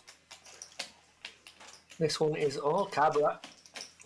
Frankie, a little something here for him. Obviously the 5 interacting with the straight kind of stuff and the spade, but it's optimistic 3-handed. And bet from Cabra does the job. Nice little uptick for him. Obviously one of the big losers of the night, but I imagine he and his rail of Tennesseans in the chat will be confident of him clawing back those losses and maybe getting into the black before the end of the night. I see the call. There we go. One bet. I had my chance. I lost it. I'll give you another one there. Don't applause that time.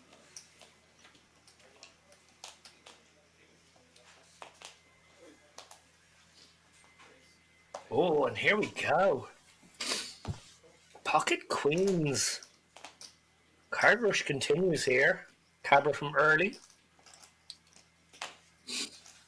KL with a loose call. +2 here, it must be said. King 10 off.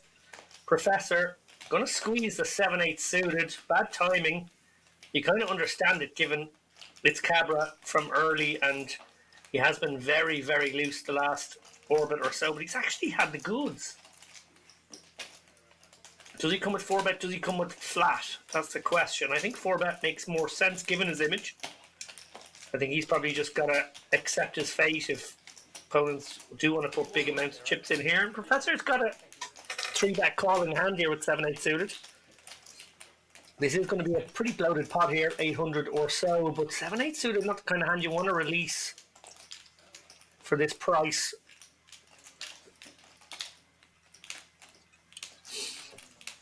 Feels like a never fold, never raise situation, just absolute compulsory call. His hand loves to see 3.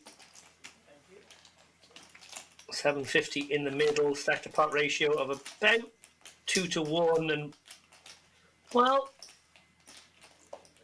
all is not lost for the Professor here, facing small c-bet, 200 into 750. He has the gutter, he has the 3 spades working together here.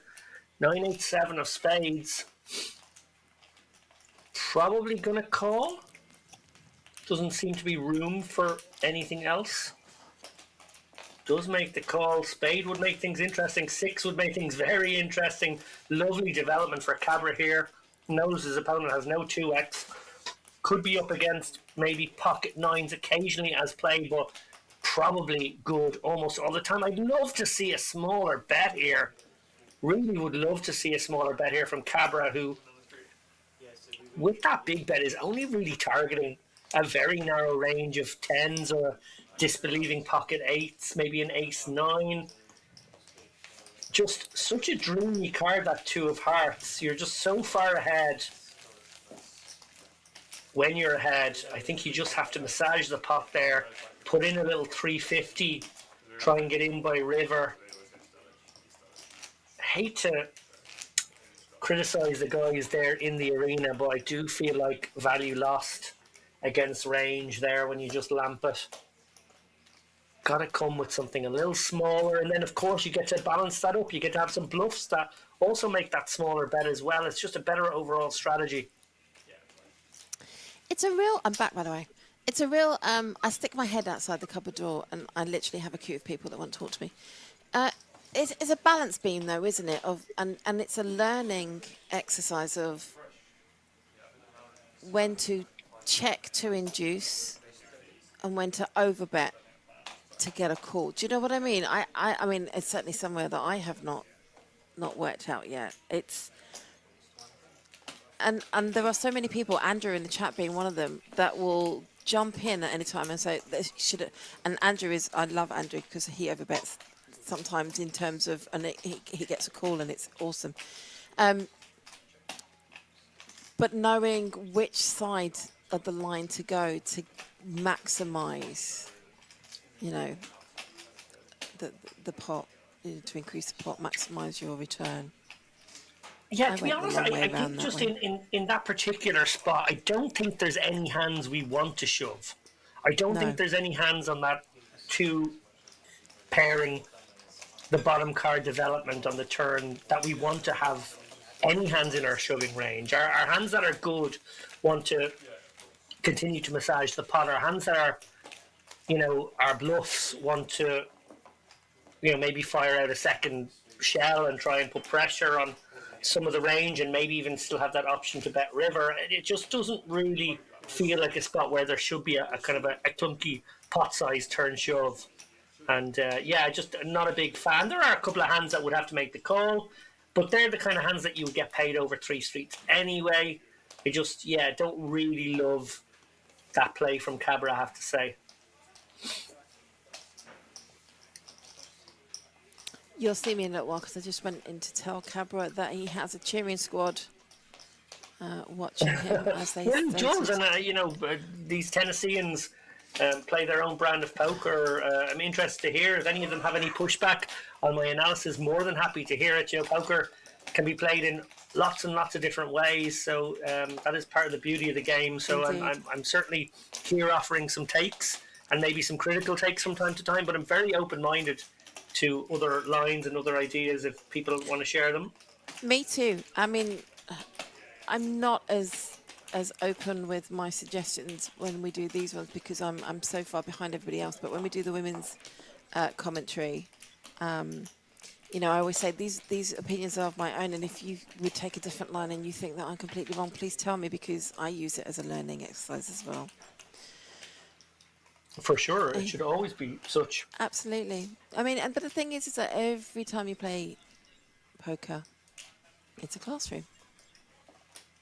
It's an opportunity to learn, to play better, to play different, to extract, more value and win a hand, bluff a hand. It's for me, it's ever evolving. DJ Morris, let's be nice, unless it's tongue in cheek, saying that Andrew is maybe the worst player I've seen in the stream. I love some of Andrew's moves. He's Marmite, but I love some of his moves.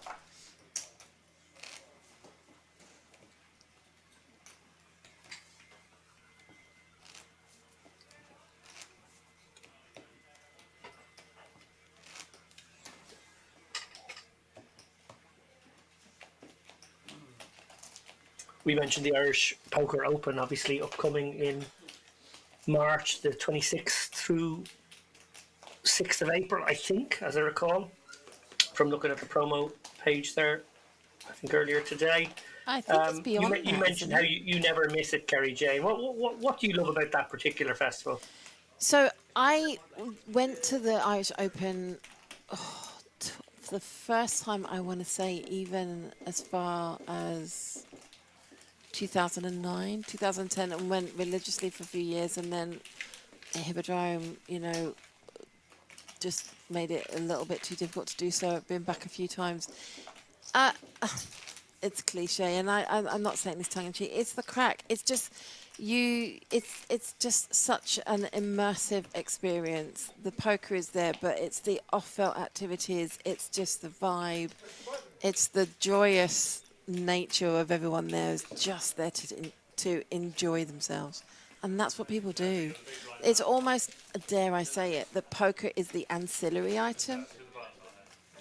I mean, it's obviously it's the driver. That's the reason why we all go, etc. But it's just a lot of fun, and the schedule is so fun packed in terms of poker as well. No matter what your bankroll, there's opportunity for everybody. Yeah, couldn't agree more. I don't have a huge amount to add. I think it is probably the best festival in the world. Certainly one of the top 2 or 3, without doubt. It's my personal favourite festival, always has been. And I think to add one thing that you didn't mention, and I don't know if this is because I'm getting old and I'm a bit long in the tooth these days in poker, but it's become the location for a bit of a reunion with people who are less in the game. There are some fabulous people working in the industry side these days and playing these days, but I'm old enough to remember another generation, and even a generation before that, who played poker passionately, left the game for whatever reason, and they'll often show up at the Irish Open as they're maybe once or twice a year, sort of dalliance back into the game. And I really love catching up with those people in the crack den, on the tables, in the cash game room, at the bar, whichever it happens to be. Yeah, yeah. I, if I'm honest, I mean, I agree with you, but I've never looked at it that way. Well, you're just trying to make out like you're younger now. What's going on here?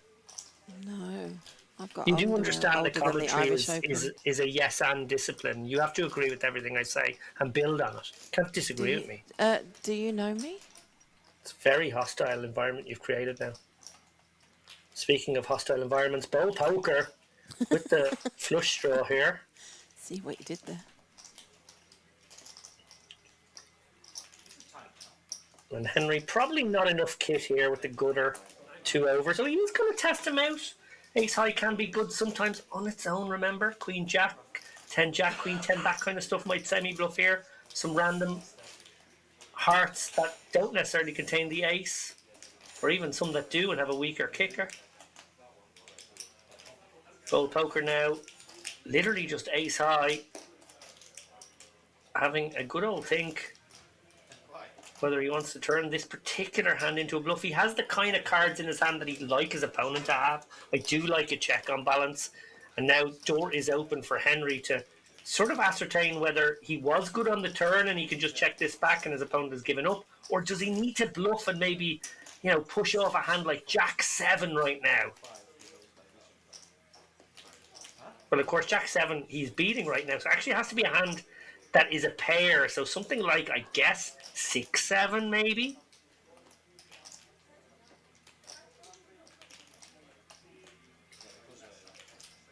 Working out if Bowl Poker has some showdown here, and it's showdown that could be maybe blasted off for a pot size or greater than pot bet. Also working out if ace 10 could ever be good.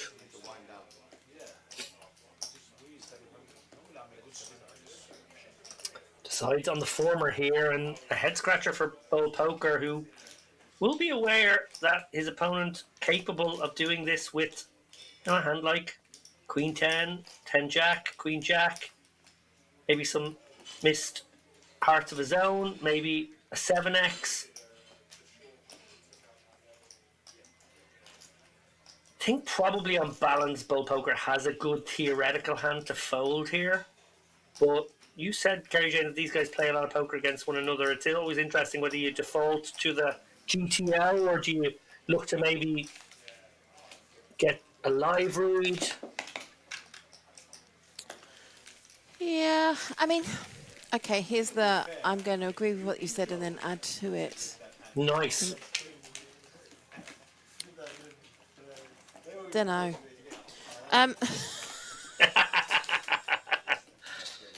I always say with GTO, and GTO is a thing. Of course it's a thing. And everybody should have awareness of GTO, whether you've played on that format or not. It is a thing, and it's out there, and it's the way that people play. However, GTO is only good when everybody else is playing GTO.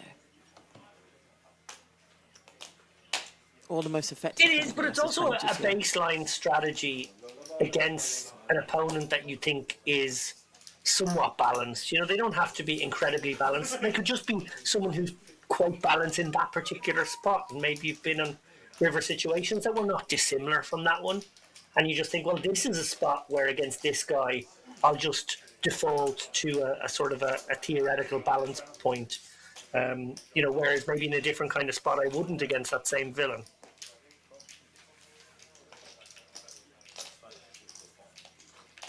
Well, yeah. 3-bet pot here. Any ace Will's got the ladies, and my gosh, there will be this blood one, here. Nobody is going anywhere. KL flopping lovely, but any ace Will with the Queen of Diamonds still has the opportunity to overtake, and now actually it has even more outs with the board pairing. I love that turn of phrase, flopping lovely. That's Flopping nice. lovely. Flopping lovely here. Well, KL undeterred by the board pairing king. In fact, probably enthused by it. Feels like hands like queens and jacks and even maybe pocket nines have to stick around now because combinatorically less king X in your range. No biscuit, no biscuit. Jack of hearts, I mean, you do have quite a lot of biscuits there. So. a nice development here. I think KL can look for greedy value. I Yeah, would be looking for, 935 in that pot. So yeah, I don't hate all in, but I also quite like something around the 7 to 900 mark. does go a little bit low, makes it 500. That's a tough one now for any ace will. He's behind flop flushes, he's behind king X, he's behind maybe a hand like pocket sixes as played. It's a little tricky. I think, having a diamond in your hand, you're Has maybe done you've a what? kind of an interesting card there. It sort of blocks bluffs and it blocks value too. Yeah, but strong line in poker is putting the pressure on your opponent and putting the decision back on them, and this is exactly what KL has done here. And the ace will took the check now with KL betting 50% of pot. His name is Professor, his job is... I think I'm inclined to look at these two queens in my hand and see them as reasons to find fold here. That the queen jack, the most obvious bluff, and the queen, Yeah, look at that. maybe 10 with the queen of diamonds, maybe finds this line on occasion. That maybe it doesn't, but I think actually it's a really nice hand to find the fold with there. And credit to any ace will against one of the tighter opponents at the table there, rightly deducing that he was being milked.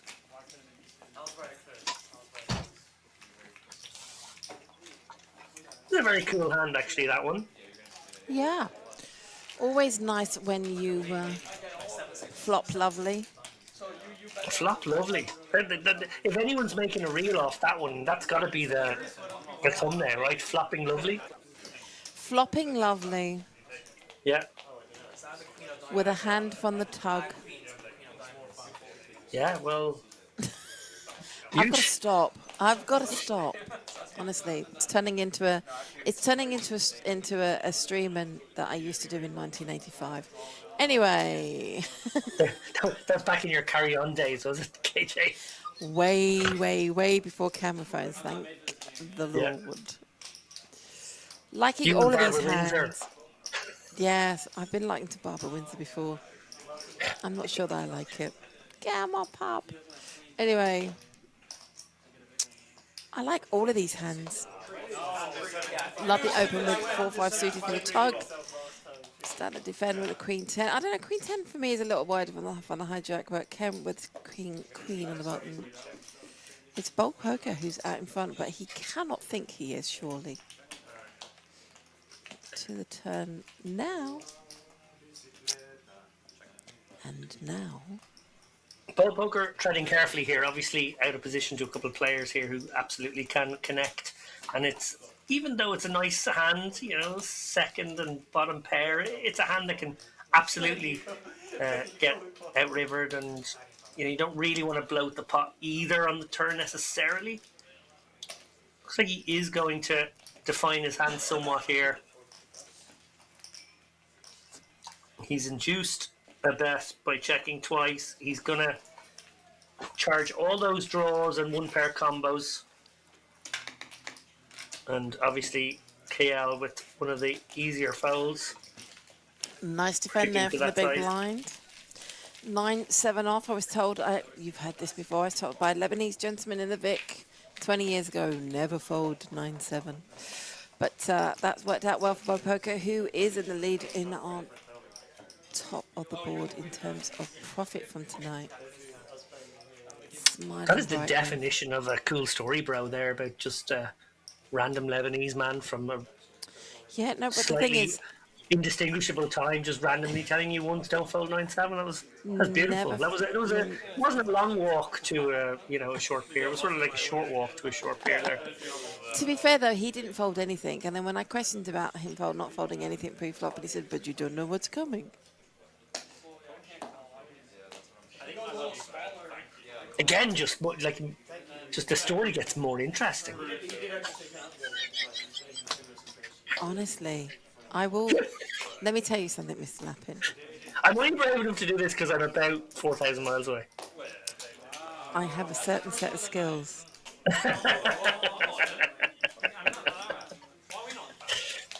Ashley, we do not talk about other sites in this chat. Thank you very much.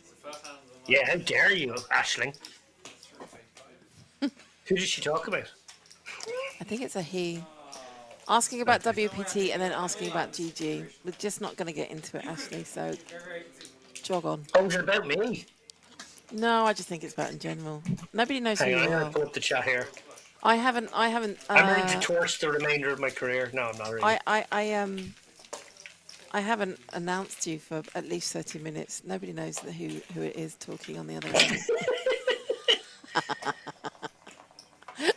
end. Oh, misses. All I would say to Ashley, who seems like a conscientious poker site go-toer, is I would recommend sites that do KYC, even though it's sometimes a bit annoying. It is, what you want from your provider because it means that you're going to a place where your money is safe and there's probably some security checks being done. I would also say to you that some sites try to combat cheaters with very sophisticated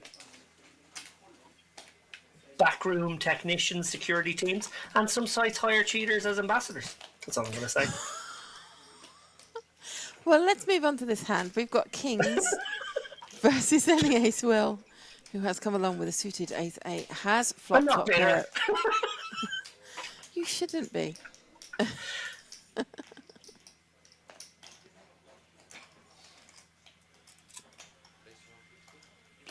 Trouble for any ace Will. He does have any ace. He's got the ace kicker with this 8, and that is very problematic here against KL, who is probably licking his lips here. King of Hearts in hand as well.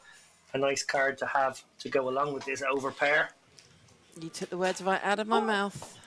Does just a smooth. Don't hate a smooth call. Obviously, your opponent here can have you beat on occasion or a lot of equity. So just letting one peel off here.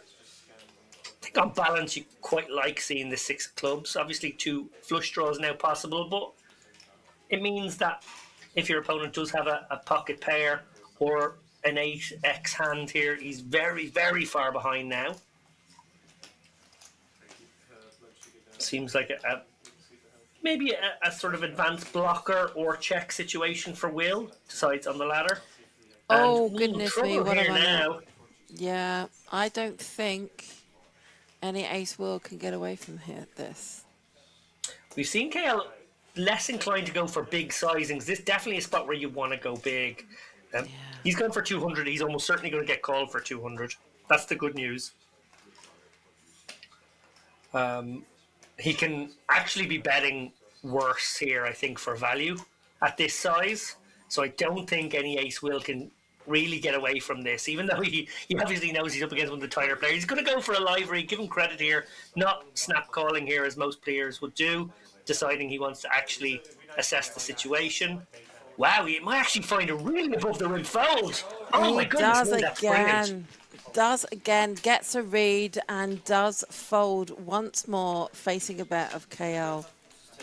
And it's the right. So silly if that's pocket 7s right there. If that's pocket 5s. If that's 10-8. But he was dead on. His man had it. Nice fold. Well, you know what Kenny says. Gotta know when to fold him.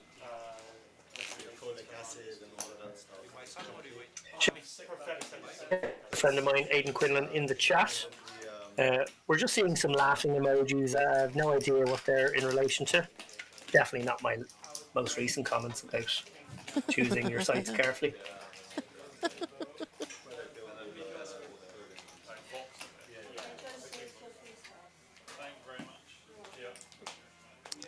I have a question. Why can't you play PokerStars in Holland?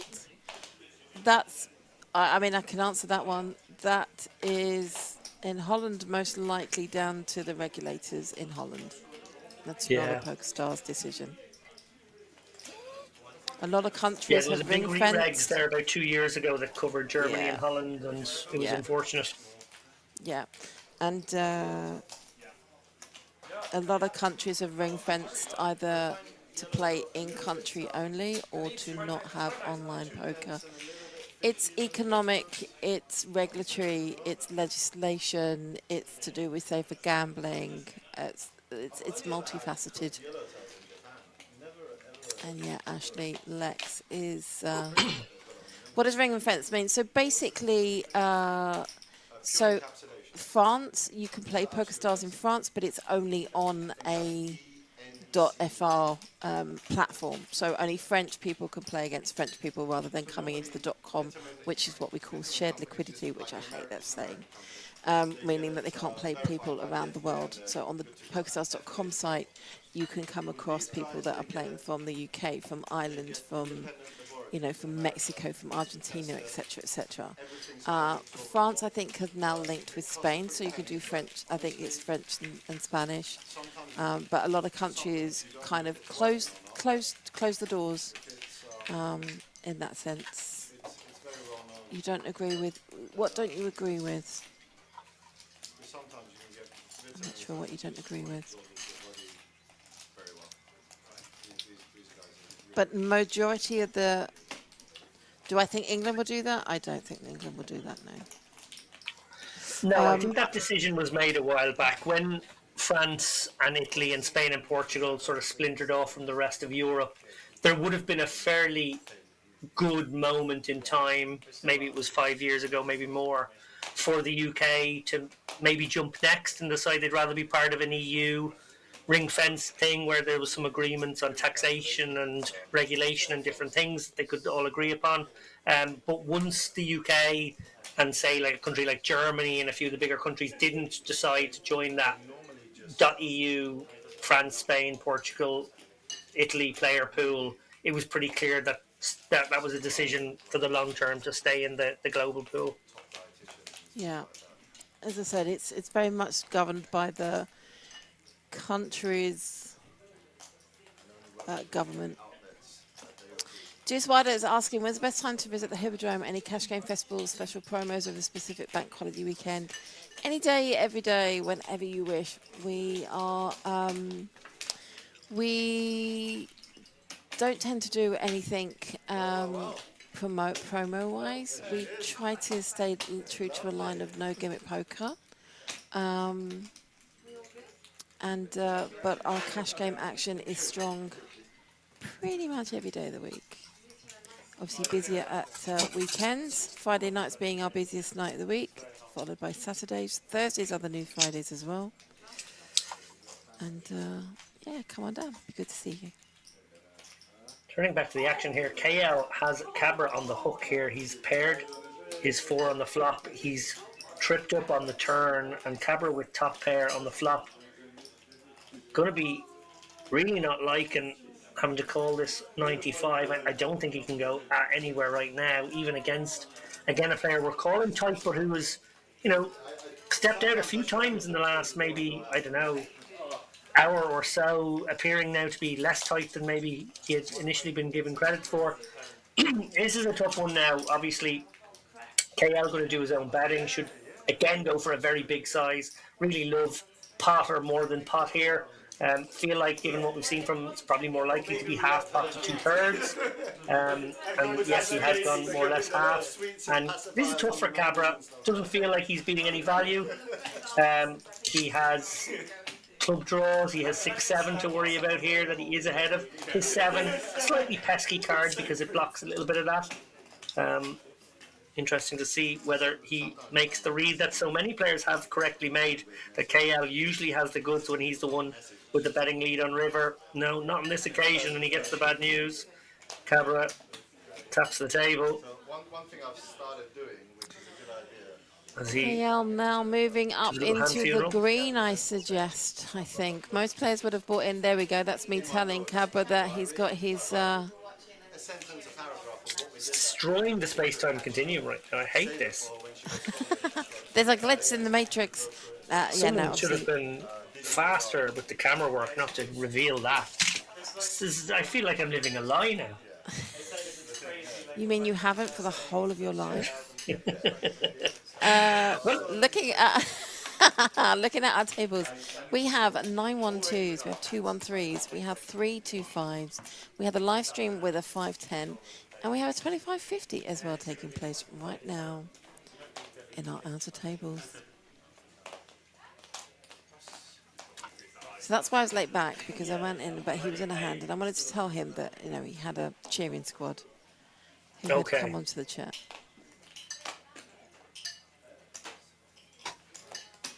Yes, Ashley, there is 25-50 going on right now in the card room. So Aidan Quinlan there, Deuce Wilder, in the chat has, obviously asked you and question answered by you about what's going on. What I would say about Aidan is super enthusiastic player on the Irish poker scene. He is a European deep stacks champion, and he is sort of the leader of his own poker posse. So when he says to you, special promos over a specific bank holiday weekend, etc., he's fishing, I believe, for someone like your good self, Kerry Jane, to present him with some maybe like little extra inducement that he could bring a dozen or so lads over. Ah, got you. I know this Aidan chap so well. Yeah, no, nothing a doing.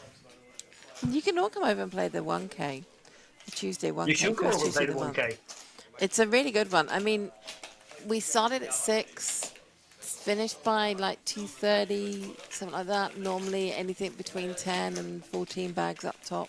It's a nice payday for a very, very short little spin on the tables. Aidan is also the person you might remember from the Irish Open a couple of years ago, who, when he was very deep playing for a significant amount of money, decided that it was just too easy for him. Frankly, everything was going too well. He was so much better than his opposition that midway through a hand, he decided to just reveal his cards to his opponent, even though the hand was still going and there was a substantial amount of chips in the pot. That's how good this guy is. Oops. A couple days ago, Nigel sent it back because it was on. Ashley asking us to show the 25-50. The 25-50 do not want to be on stream. Ashley, we don't force people to go on the stream. We open up and say this is the stream. This is the table. Starts on a Friday at 6 o'clock. What stakes do you want to play? And habitually they'll play this 5-10 game. It's 5-10-10, and so yeah, we don't force people to go on the stream. And again, habitually, the 10-25s, 25-50s like to keep themselves to themselves. Play a game, pure poker. That's a fan favorite. We're all hoping for the jack. Look at this. Hot flush. Yeah. Professor with the ace of spades, 9 of clubs. Yeah, Professor in a spot of bother here. Being led into makes it kind of easy. He can just come with call now.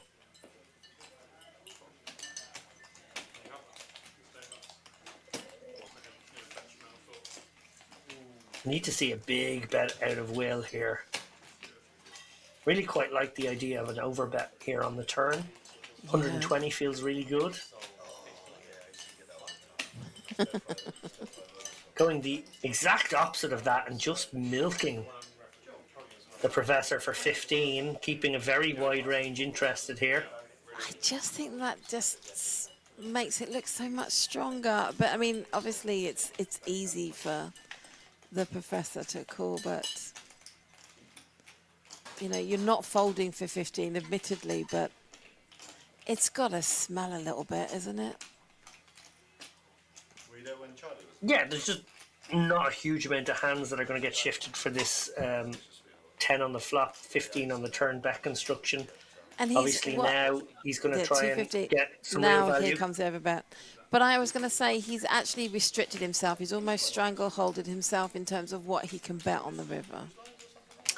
Well, he's played it like the king of clubs, to his credit. The one hand combination that the Professor will be mulling over here is something like the king of clubs and, well, frankly, any other card with it. And that's why he makes the call. So, to Will's credit, he had a plan there. He decided he was going to essentially just rep the king of clubs in hand while having the flush, and he was going to go small, small, huge. And Professor looked him up. Yeah. I mean, he got paid. He got paid.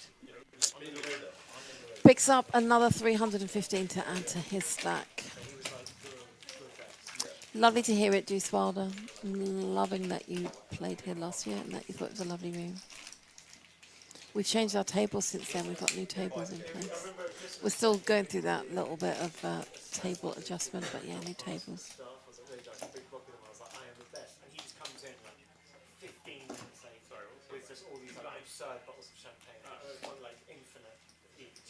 I don't know what Mr. Bold was eating there. It does not look like his usual fare. How was dinner, Double D? It was very delicious. I had a little bit of everything, so there's quite a lot left over, and I will be abstaining from seconds until the morning because I'm, it's kind of a January thing. I'm having a new sort of fitness regime, playing a little five-a-side football, hoping my knees don't give in, trying to eat a bit healthier, exercise a little bit more. Just basically don't want to end up on what did you so beautifully call it? The fat jab? Is that the phrase you used? Fat jab. I like to sing Fat it jab. though, to the sound of to Batman tune. I thought I was going to sing it to the sound of Scatman, but yeah.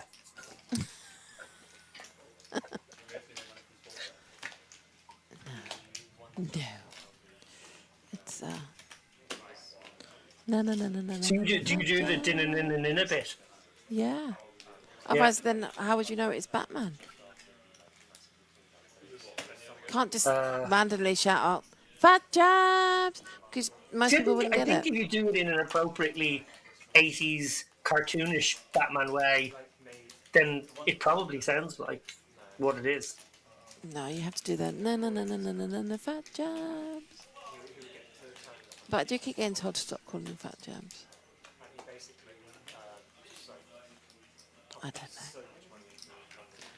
No secrets. I'm Scorpio, is my star sign, which means that I'm supposed to be, and I'm a true Scorpio in all manner. And I'm supposed to be secretive, and I'm really not. I do tell everybody everything. Would you care to elaborate on your belief in astrological signs and symbols? I really don't believe in astronomical, that word. I don't know much about it. I'm not one of these people going, oh, what's your star sign? Or you give me a birthday and go, oh, where is? I don't know the dates. What I are the don't know. limits to your faith, I suppose is what I'm trying to ask. Sorry? What are the limits to your faith? What do you believe in and what do you not believe in? If you look at the traits of a Scorpion, and the star sign, it would be like, other than the secretive bit, the definition, the dictionary definition. I kind of buy into that some star signs are more compatible with other star signs, a little bit, just from personal experience. That's about it, really. Do you remember that guy called Gambia? Multi-way. My last three boyfriends have all been the same star sign. Huh. But randomly, and I only worked that out probably last year. And I've been with Tej for 18 years, so... And how many boyfriends in that 18 years? Not that he's aware of. He's probably listening as well. Not the ones that we talk about. King 10 of diamonds versus 10-9 of hearts. Both players with a 10 on board, 3 a jack 10 rainbow. Quite a nice flop actually for both hands. Both have backdoor opportunities. And I see this continuing for a little while yet. 6 of hearts brings in a flush draw now as well for any ace will. Feels like this more likely to go check now. Both players with enough showdown. Obviously, any ace will. Showdown plus a way to improve. Don't feel like you want to bloat a pot in exactly that situation. Feels like a very natural check back then when you might have the best hand and you can improve to a really good one. What he said. And again, as played, like barring a very small blocker coming in from bull poker here, I kind of feel like it goes check check a lot.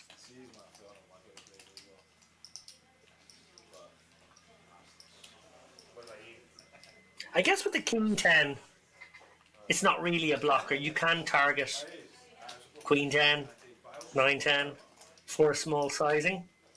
In England, I like Southampton just because I stand Southampton, but just don't really have connection. If I have to choose, No good young players came out. huh? Yeah, exactly. Liverpool boys all Good recognition of where he's at here. Maybe feeling like a jack would have bet the turn, feeling good about that king kicker in particular. Don't know if it got the fold or the call, but either way, that pot being dragged by bull poker. Yep. Looks like it did Cha-ching. get the fold. Nice fold from any ace will there. Not an easy situation for him either. Bull poker having a good night tonight. Let's hope that Yes. hasn't been. Well, is that not going to be affected by Maybe just opened it hoping commentator's curse? they're like, if there's like Well, it depends on what star sign he is, right?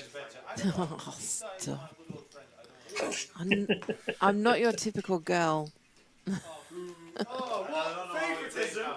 That's outrageous. It's been 2 years. Oh my god. I'm going to be sending some angry emails when I get there. I look forward to them.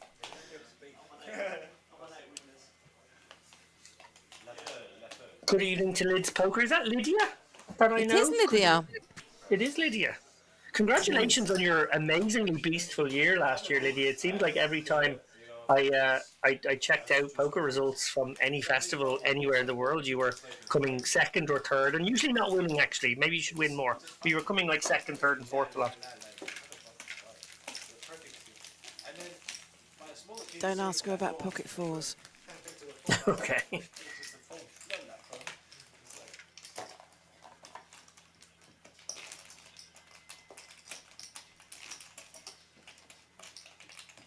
And my wife's French, so when I go to France, I have to torture her family with my French skills for a few days at a time. My wife's Hungarian, so I don't even understand her mother. So we are actually having proper discussions. Like, but actually, I'm so happy I don't understand her. So by now, we normally have had a slight adjustment in lineup, but these players all look like they're quite comfy, enjoying the game, enjoying the play. I was very curious of the reaction of Ace on the river. I watched it. They say, Do you get inquiries of that nature where people sort of say, look, I want to play the stream game, I want to be on the stream, but I'll be one and done? No, the professor will either play till midnight or will stay to the end. Okay. Oh, look at this. How many outs? 12 outs. Ace 8 with the nut flush draw. Bets. See it again. Different line here now from KL. Bets. And you'll see a fold there from Cabot with the pocket fours, who was still in front. See, I'm predominantly a tournament player. I don't say, well, I am 99.9% a tournament player. I don't play cash really at all. I guess it was a different kind of board texture in terms of Queen Jack Jack. But if there's two of one on a board and I've got a pocket pair, I'd like to take a little stab. If anyone knows what Kerry's talking about, answers on the postcard. Yeah, no, sorry. I was trying to literally do 3 things at a time then. I've got... Well, you have two of one thing, and there's another thing, and then someone comes in, and well, there's dinner. Yeah. I'm very tired. Squirrel! Tell you, if you're not going to cooperate with my yes and. That would have hurt Lydia, because Lydia is absolutely tied to fours at the moment, and she just said he played them wrong. Don't be using my phrases now, Lids, on fours. It only applies to deuces. So you only Is that what lose with happens when someone gets pocket fours? Lydia appears in the chat anywhere on any live stream in the world. it's kind of like a bewitched kind of thing. So Sure. I say that if you lose with fours, you've played them wrong, and she's trying to grab my my catchphrase and that, and apply them to fours, which does not apply Yeah. here. It's like a bat signal goes out, Yeah, it's because or as you would call it, a fat needle. just a big searchlight of a syringe in the sky. Yeah, she got very, very lucky with fours at the NAPT. It will be a disaster if the other guy checks it back. And he did check it back. Were you at the NAPT this year? I know you were there the previous year. Been there the last 2 years. You were? Yeah, depending on the dates. I do like the NAPT. Obviously, we do a pilgrimage to Vegas in the summer, and I do quite like a little winter trip to Vegas. Yeah, same. When it's a little bit quieter and it's... KJ liked it. KJ said, I much prefer going there in the winter as well. I actually stayed in Resorts World when I was there for the World Championship. It's really nice hotel to stay in. It is nice. Which tower? I was in the Conrad. Nice. Yeah, I prefer the Conrad. It's nice. So yeah, that was quite nice. It was great fun because my friend Sohab, as I mentioned, won. Well, he chopped the main event for disgusting amounts of money, almost 2 million, and very kindly took all of his friends out for a party, bankrolled the entire night for everybody in a bar, late bar, and then on to a house party in WPT champion Tyler Patterson's home. Shout out Tyler, who was very kind to us all. And actually, I feel like I have to jump into this hand because we have a squeeze and we have some very playable ones behind. Hang on, come back to that story time now in a moment. Let's see how this King 9 suited Ace King clash develops. Cabra, we've seen him go for 4-bet with the strong stuff before. Looks like he just came with call this time, keeping in some hands he dominates, including the King 9 suited with this line. Professor, sort of a compulsory C-bet here in a squeezy 3-bet situation here. No harm that you got the 10-9-8 working for you a little bit. But feels like you got to go start telling a story maybe over a couple of streets. You can never check there, can you? No. And Cabra can never fold because he's under repped here by just flatting the Ace King pre, and he has the Ace of Clubs in hand, a very important card. Now that 5 has shriveled up the Ace King probably in Cabra's mind a fair bit, but Professor pumps the brakes, worried that he's up against a pocket pair that he could not shift. And we take it to a river, 670 in the middle, and it comes the, drum roll please, Jack of Clubs. So maybe some potential for Cabra to turn his hand into a bluff in some situations here, but Professor knuckles it, and Cabra may just feel like he's ahead of Ace Queen and some Ace 4, Ace 3 suited stuff that might have done it. I was just about to say, I think it's the first one to make a stab at taking this pot. I like this bet from Cabra. Yeah, it's almost designed just to remove the same hand. Like Yes. you might get the Ace King to fold. He's beating the Ace Queen, so that doesn't matter. Maybe the pocket 9s gets put in a kind of a wonky one. Yeah, it's an interesting one. It does feel like he sort of thought his opponent had the same hand and just tried to muscle him out of it. Back to story time. So there I am on my penultimate night, or sorry, my last full night in Vegas, and it's going to be a late one. I'm not going to lie to you. This is going to be a late one, and you can tell it's shaping that way. And I decide, well, do you know what I'm going to do? I'm just not going to sleep until my flight at 4 p.m. tomorrow, which seemed like a brilliant idea until at 9 a.m. the sun began to rise. I was sitting in a jacuzzi about maybe 4 miles from the Conrad, and I realised that I had to check out of my hotel in about 2 hours. So that my plan wasn't great, as it turned out. I had to leave. I went back. I packed my bag, and then I checked out of the hotel room, and I went down to the Conrad sort of you know, it's not very obvious what's the hotel area, but there's kind of a hotel lobby. And I sit there, and I do not remember what happened for the next 45 minutes or so, except someone touches me on the shoulder and explains to me that I cannot fall asleep there. I do what any cute whore in Vegas would do, and I tailgate the next couple walking into the lift. I do not have a card to get me to any floor, but I fumble around with my pockets in a convincing sort of manner. I'm a professional poker player, remember? And when the person finally says, "Here, I'll hit the number for you, what are you?" I went, "Pool level, please." And I take myself to the pool level, and I slept on a Sun lounger. sun lounger for about 2.5 hours. You little tinker. It's got to be done. See, I always try and get a late checkout without paying. And then How'd you do that? well, there's a Feminine couple of wiles. ways. Yeah, but you ask them what you know, if you can have a late checkout. On average, they'll say yes to an hour, maybe two. Or you call down from your room at something like 6 o'clock in the morning when you're just getting in and just say, "I've been up all night really unwell. Is there any way I could keep my room on until 4 o'clock because I'm really not feeling very well?" And they kind of take pity on you. But what you do is that you get that late checkout, and then you just don't get out until someone knocks on your door. Be completely ready, be completely dressed with your suitcases by the door, and just lay on your bed or whatever, completely ready. So when that knock on the door comes, you just bounce up and go, "Oh, I was just literally walking out," 2 hours after I should have done. But you've got to have everything Right. ready. That's the time I used to watch it most. There you have it, guys. Have All it the here first. angles that can be fired.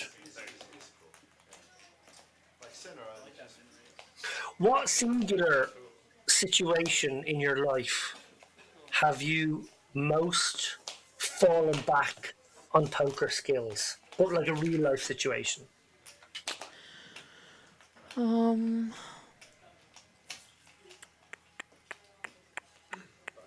Restaurant bookings. Restaurant Bookings. bookings. Reservations. Yeah. Explain. So this actually probably came about before I'd even started playing poker, but I guess it's the only one that I can do a connection to. You want to go and dine in a restaurant, it's in 2 days' time or 3 days' time or even a week's time, whatever it is, you know darn well that it's going to be fully booked. You call them up, you give them your name, you tell them the time and the date that you've made the reservation for. You tell them that it was for 6, but now it's only actually going to be for 4. You always go down, never go up. And it's only not worked once. That because they feel embarrassed that they've lost your booking, they'll always go, "Okay, yes, we'll see you on Saturday at 7 o'clock." And yes, okay, it's 4 or it's 6, or you always go down, just to let you know that there's now only going to be 6 of us instead of 8 of us. Biggest bluff in the world. Okay. And the only time it didn't work is when we walked into a restaurant and tried it. And they led us up to the garden path and then looked at us deadpan and go, "We don't take reservations at this restaurant, it's all walk-ins." Busted. But quick as a flash, my partner at the time turned around and went, "My darn secretary, she lied to me." Oh, And beautiful. did it so convincingly. So convincingly. Yeah. No, one of them was really famous. I forget the name, of course, because I don't watch football. No, I could ask my friend. He knows, but completely forget. Were they like surrounded by these? Cabra limping in here with the 4 deuce suited. A little change of gears here. Clearly keen to C3 with this suited, somewhat connectable.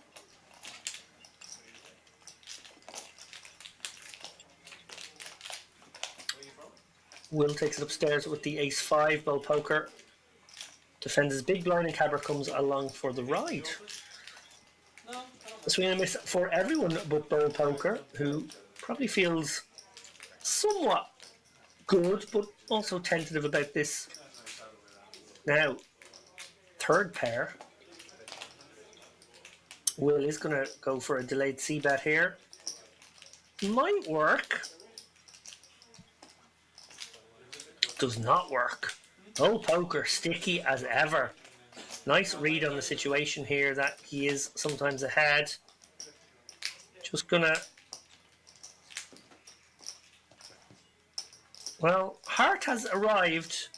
Any ace Will has the ace of hearts in hand. Does he try to use it? It feels like he should, as played. A brave bet on the turn.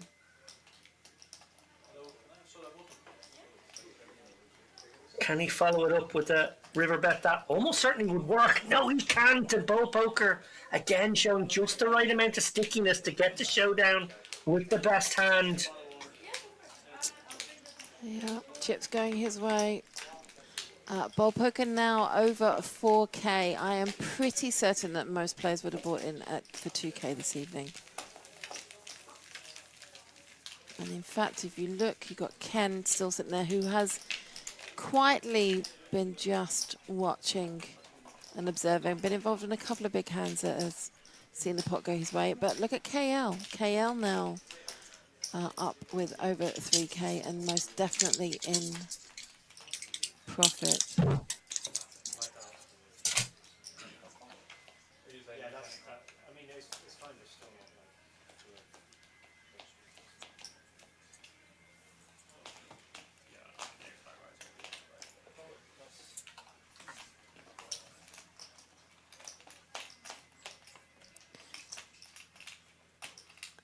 Oh, Lid's saying it only works in restaurants. If your KJ tried this and failed miserably. Exactly. It's like playing deuces.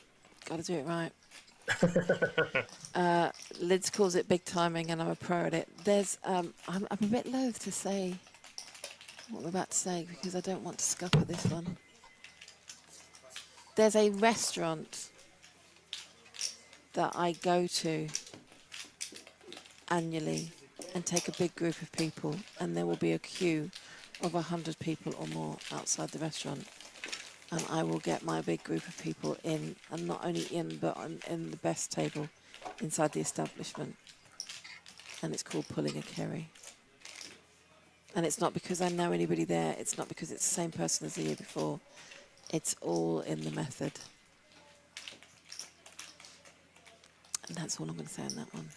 Anyone that's been to Vegas with me, anyone that's been to Vegas with me has witnessed this. Giving away the city now.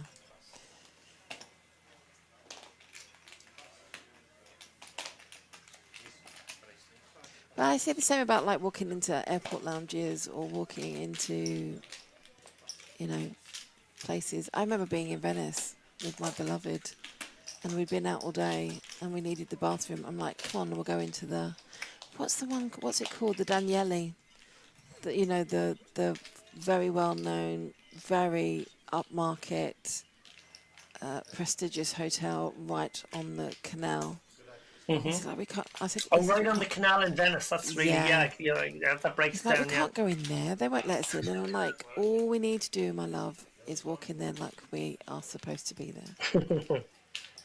And he said, are we going to do that? And I said, right, okay, we walk in, we locate where the restaurant is. There's going to be restrooms by the restaurant. I said, just walk in with me, we'll just get the lift, and then that's it. And we did. We walked in, used the restrooms, donned our imaginary hat as we walked out, and went on our business. Nice, Just have to walk in places like you're supposed to be there. Exactly. What was it? The line from a movie with Michael J. Fox from the late 80s with a clipboard and a confident smile, you can get into any building in the world. Probably. I'm not sure these days. The But clipboard would stand out a bit. You'd be like, what's that guy doing with a clipboard? yeah. It's a bit retro. Football player, do like, ooh, so shit. And then he fucking, there's a video of him in, I think it's in South Korea, and he's on stage, and there's like all these like screaming. Walk in with a a tablet, lots of numbers on it, and your finger held to a Bluetooth device in your ear and shouting down. That will probably get you into any building these days. And if somebody comes towards you, just literally put your hand up in their face and go, Taylor Swift Flavor in Yeah. oh, I'd And love just a to do warning, that. none of these tricks would work on Hippodrome security staff who have been well No. trained by Kerry Yeah, Jane no. over the years to not fall for this. I tell you now, yeah, it wouldn't work in most casinos. It wouldn't work. But, and I don't endorse any behaviour of this nature at all. I'm trying to get reservations done at Clarkson's pub, and you really can't. 5, ace, 5. Let's get back to some poker. 8 still. No, sorry. Ace, queen of any ace will. But when you've got 2 red cards on an all-black board. And I hate Harry Houdini. Who hates Harry Houdini? Harry Houdini appeared here. There's a legend of the Hippodrome. Yes, indeed. I know my Hippodrome folklore. Who performed their very first act here at the Hippodrome when it was Talk of the Town? An infamous. See, let's get back to this hand. KL might Okay. not be put. KL might not be put off with this board run out. Yeah. Because I remember, because I wrote an article about it. It was 1904, and the Daily Mirror newspaper had sort of created a bit of a showdown between escapologist Houdini and a Birmingham blacksmith who had spent 5 years perfecting a pair of handcuffs the blacksmith believed no mortal man could pick. Now, of course, there's probably an element of showmanship with all of this, but Oh, yeah. Right, will I finish my story? go ahead. I mean, it's less than a minute. Okay, Go question ahead. for. Okay, I have a trivia for anybody. Now, don't be looking up on Google; that would spoil the party. But again, I remember all this because I wrote about an article about a year ago about this. What was Harry Houdini's real name? Oh, Come on, Kerry Jane. He was performing in that building. as much Probably as on- people think, as probably much as people scored on a think I am bathroom older stall. than I am older than I am not. I wasn't suggesting you were at the 1904 performance.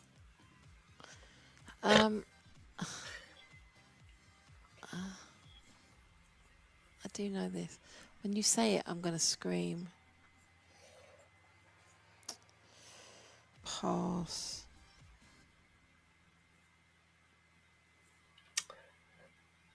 The answer is Eric Weiss. Oh, I didn't know it. Eric what? Weiss. Oh. His brother was infamous as well, but for completely different reasons. He was he used to visit all the red lighthouses in Soho and got into a lot of trouble. Oh. Yeah, his name was Ivor. Some like 22-year-old who just got paid and Are you teeing me up for a practical joke, or is that actually a true story? Say his name. Ivan Houdini? No, his real name. Thank you, family. Ivan Weiss? Ivan Weiss? No, Don't get Ivor. it. Ivor. Ivor Weiss. Ivor Weiss. If you have to explain it. Just Well, you ruined did. it. Just ruined it. Honestly. Goodness me. it's so narcissistic. It's obviously it's like world that self-selects for many narcissists. Dixieland Jazz Band also famously had their first ever UK jazz performance in the Hippodrome. Who had their last performance in the UK? Gary Glitter. Oh my gosh, no. Rolf Harris. No. Judy Garland. Oh, wow. And in fact, the film with Renee was in part filmed here. The film Judy. Amazing. That's good trivia. Oh, this building is just absolutely filled with memorabilia, nostalgia, and you know, trivia. Like Michael Jackson. You could do what you could actually do a very good quiz on Hippodrome history, celebrities in Hippodrome history.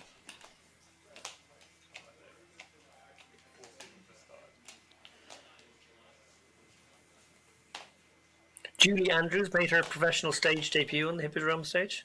You're Googling stuff now, aren't you? I'm actually on your website. I'm on the Hippodrome Zone website. Right, let's concentrate on this one because you've got Bowl Poker opening with queens. You've got Henry calling with nines, which opens the door for Kill.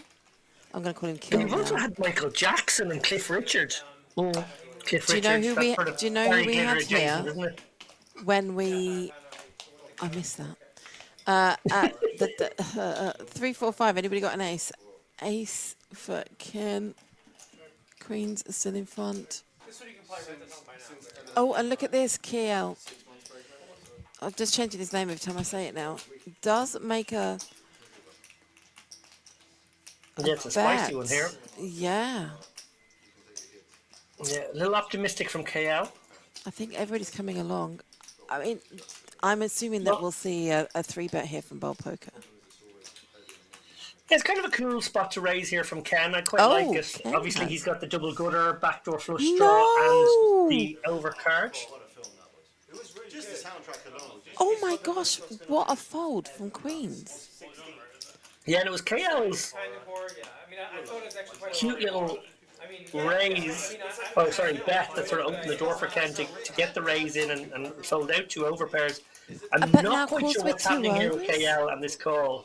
This is very out of character. What is happening right now? Oh my gosh, Ken I love the now hitting the 7. the cinematography was there. Yeah, and he's in a bit of a quandary here whether his hand has showdown or he feels he needs to actually keep bluffing. I think, yeah, pumping those breaks not bad. KL is going to bluff at this. Look at this for a line. Leading out with the 10 jack on 5-4-3. Call the raise, which by the way got 2 overpairs to fold. And now Queens just deciding and to nines. rep the 6 here. This But is I- probably going to work in a lot of worlds. But I don't think it's enough. If you are going to be repping anything there that you want to get somebody off from calling, but now they have their own I think you need to bet bigger. Do you not need to bet bigger? Well, he has another bite of the cherry here, and he is going to take it. Yeah, This I is a don't know. very convincing line for a 6. That's all I'm going to say is he's played this like he has a hand like 6-4 or 5-6. But would he have that from the button to would he? Would he? I mean, yeah, it's a I great think line. you If, definitely have some suited 6-5s and stuff like that on your yeah, button okay, range. okay. This is tough for Ken. I really don't blame a fold here. This line is pretty clean from KL. Like it's a very fruity hand selection to take this line with, but the line shouts strength and shouts 6x, frankly. It does because you can't think of it being such a wild bluff as just being Jack 10 offsuit. He's going to fold.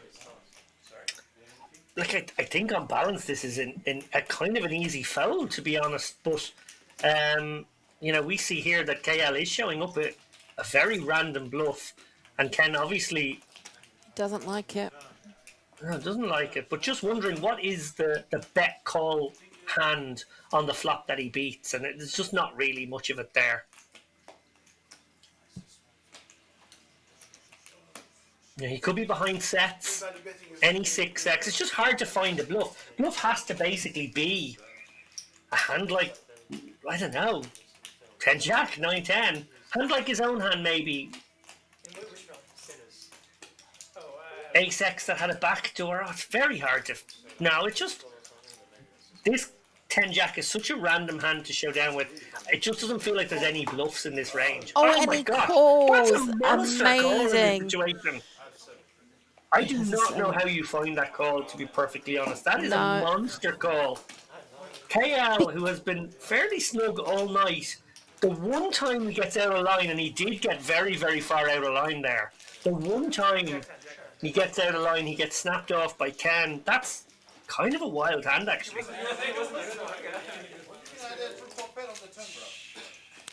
Wow. Well, unusual play there from KL, who did get queens and nines to fold on that flop Yeah. as well.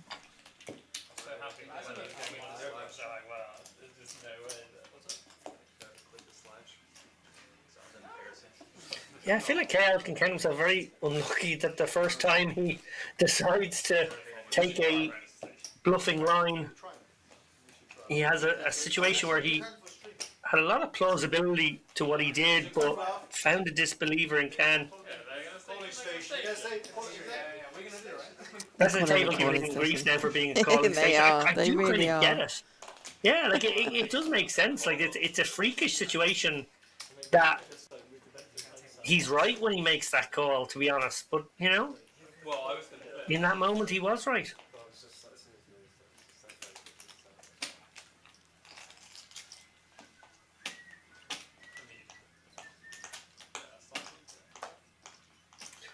Well, limp it from Cabra once again. We've seen that limping strategy deployed a few times now from him in different seats. That brings Ken along for a discount, and any ace will with the ace deuce gets to see a free one. 7-4-3, two clubs, third club now on the turn after it checks around. Ace deuce winning right now. Cabra probably feeling like his hand could be good a decent chunk of the time. Don't really feel like there's any reason to bet your king 9 anymore and rep this ace because you're probably beating most of the stuff. Ken with 10-9 takes a stab. Didn't expect that. And obviously, any ace will calls it. So Ken does not know any ace will. I believe they have not played against each other, and Ken would not have the information from this stream. You're watching a £5, £10 cash game here live from Poker at the Hippodrome. Centre of London, Leicester Square corner. It's got a £10 big blind ante to add a little bit of a dynamic and to build the pot pre-flop. This is the original lineup from this evening. You're listening to myself, KJ, and the amazing musings. Remind me what your name is again? Of David Lappin. the musings. Musings of Mr. David Lappin. 3 games? We are on a 30-minute delay, so we're watching it at the same time as you are. Kings for Cabra. Undergun plus 2 does open to 25. Ace 4 suited for KL. Both fairly early positions. Frankie 4 fingers. Defending with Queen 6. Not his usual defend. King's obviously still good. Cabra takes the check, allows KL to put some chips in. KL does have the 4.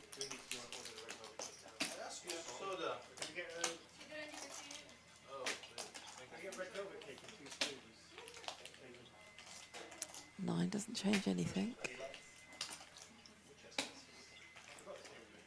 Cabra getting a little worried about the wetness of this board now. Yeah. And KL taking a stab here with bottom pair. 70 again, more teeing up something on the river, one would suspect. See, now, did Cabra just This check is very tough. quickly again? This is because... Oh, No, he just gives up. Gives up. such a small pot for such a big hand, and with Yeah, turn betting on every street. Yeah, that was helps. I meant more of him having a jack. Yeah, another non-standard line from KL. He just, Cabba just said, I'm more worried that he has a jack there on the river. I think he just actually said that.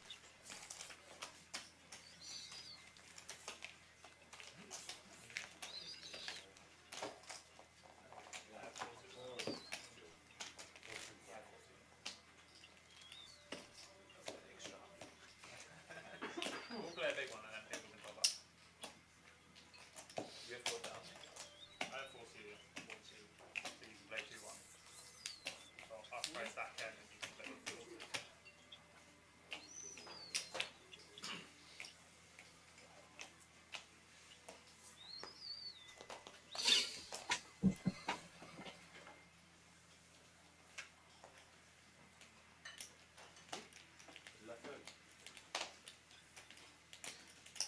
I think we've seen a little tuna tartar there being Saw that. enjoyed. Was drawn to that as well.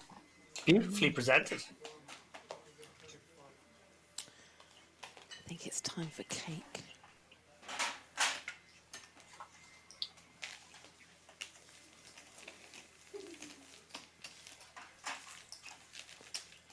What time is it there? Are you 1 or 2 hours ahead? I'm 1 hour ahead. It's just coming up to midnight here in Malta. It's been an unusually unpleasant sort of weather experience here the last while. We had a bit of Harry, which we were very ill prepared for as a little tiny island that never gets much rain.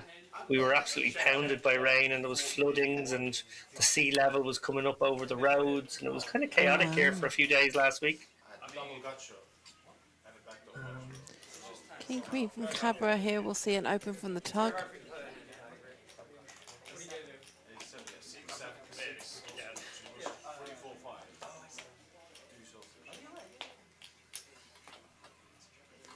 Is the professor an actual professor?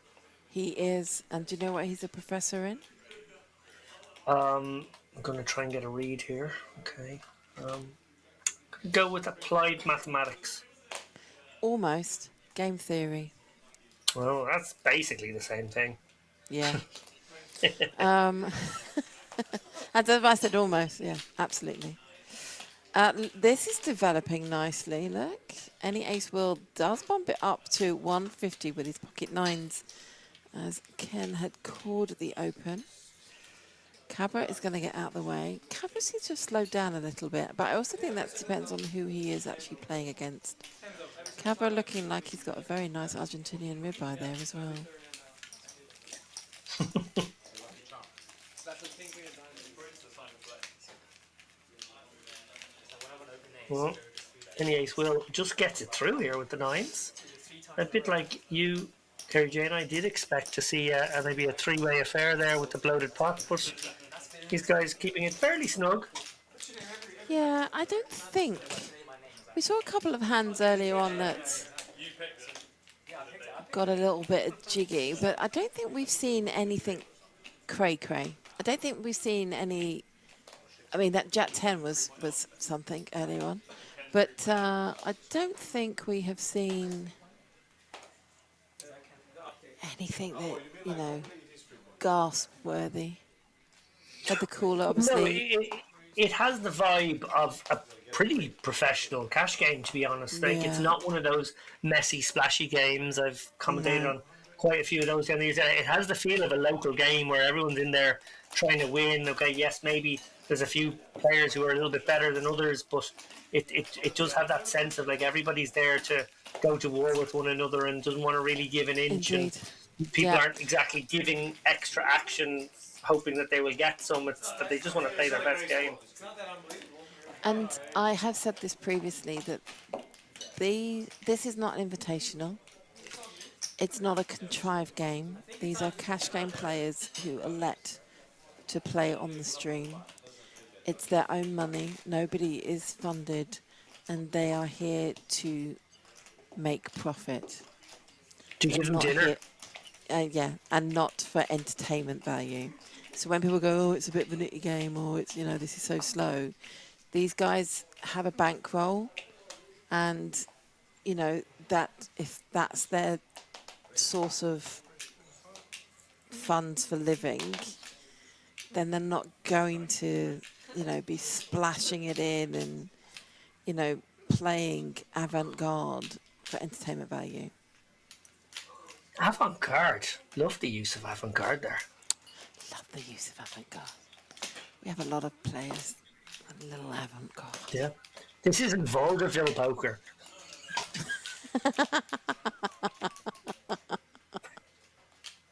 Six, 3, rainbow flop. Fives are still good in front.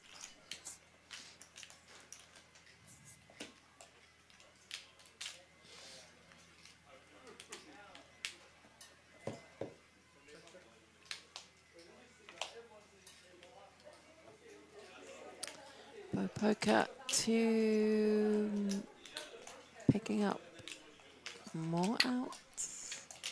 I like this bet from Ken. I think you want to start charging the good ace highs. That will probably test you out at least once. And you always have that bit of backup in the open ender as well. And I had a blonde moment then. Of course, ball poker does not have any more outs because if a 5 comes. But he needed the deuce as well, so ignore me. I'll go away very, very soon.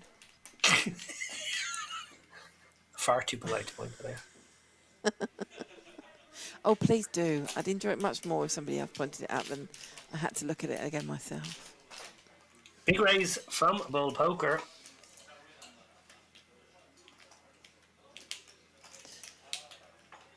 Feeling like his flatting range maybe hits more of this than Ken's opening range. And obviously thinking about the fact that it did go check on the flop, 6-3-3. Maybe Bull Poker would have expected Ken to bet his overpairs in that scenario.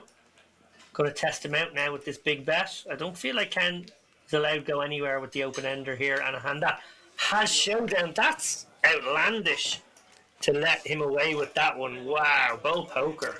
Very naughty. I actually don't understand that. I don't understand that.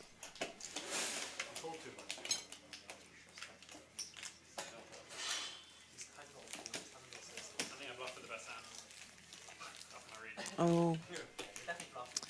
Well, poker declares bluff for the best hand. So, Andrew says people should be playing way looser with an ante and no rake involved, though. Playing too tight in this environment isn't a valid choice. It's just wrong. And then comes on to say, and speaking of playing too tight, that fold is worthy of 10 years in its jail. I agree, and I don't understand that fold at all. I really, really don't. Yeah, it's a mergy one from Bull Poker. Obviously, by raising it up there, if you do get called, you're pretty certain that your cards are live because you would have cleared out the ace high and king high stuff with that raise. And then, of course, there are certain worlds where you've actually just raised your opponent off the best hand, so you've denied equity, so it's kind of a nice bet for that reason. But I just don't really understand the pocket fives fold. No.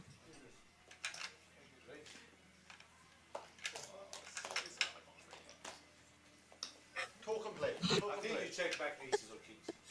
So as part of my health regime now, I have to fill in a diary in an app and write down what I've had to eat, etc., to see if I'm hitting my carbs, my protein, etc., etc. And I've just written sweet and sour chicken, and it's come out sweet and dodo chicken. I have no idea what sweet and dodo chicken is. Andrew goes on to say, I mean, you should never really get a better hand to fold there. No. I watched the celebrity one. No. I agree. It's in humility on this table, right, Sam? If they're going to start talking about traitors, I am going to turn the sound off. That's quite a phenomenon, right? I haven't been keeping up with this, but like the last, 2 years, people keep talking about this show and all its different variations. Yeah. I guess each country's having a pop at the format, right? Yeah, and so tonight is the final of the current UK one, and I don't want to know because Okay. obviously. And And from what I understand, it's essentially like Werewolf or Mafia. I played a bit of that over COVID online with some friends. It's like a real life version of that. I'm not gonna update until I is it? I don't know. I don't know what Werewolf Mafia is. It's kind of a social game where ye murder each other, and there's like villagers and um, werewolves, and the werewolves try and kill the villagers, and the villagers Yeah, try I and mean, find out yeah, who the werewolves are. it's faithfuls and traitors. The premise of the show is that they collectively attend to tasks to put money in the pot. They have a round table where they banish one player a night. They all have an argument to put forward and a vote. And then the traitors do indeed get an opportunity to murder, a player, a faithful on occasion. He's not going to let that go, look. The professor is so intent on making sure that those... For what it's worth, I don't have that. They're still talking about that hand. But it's taken me 4 years to get Teach to watch it. And now he's watching it and is quite engaged with it. Okay. But yeah, it's the final tonight, which obviously I haven't witnessed. I said to Teach, when I get home at 5 o'clock in the morning, I'm going to wake him up. We can watch it then so I don't get any spoilers. I could not repeat what was said on that live on air. That must be, of all the ways he could be woken up, that must be one of the worst. give you guys ample warning that Let's watch TV at 5 o'clock in the morning, darling. I've lost a lot of smallpox and then Do you have a TV in your room? In your bedroom? In the like? bedroom, we do. Yeah, I always said that we never would, but we do. Yeah. Bad. We don't watch it at night though. Andrew's saying Avalon is the best version of Werewolf. Okay.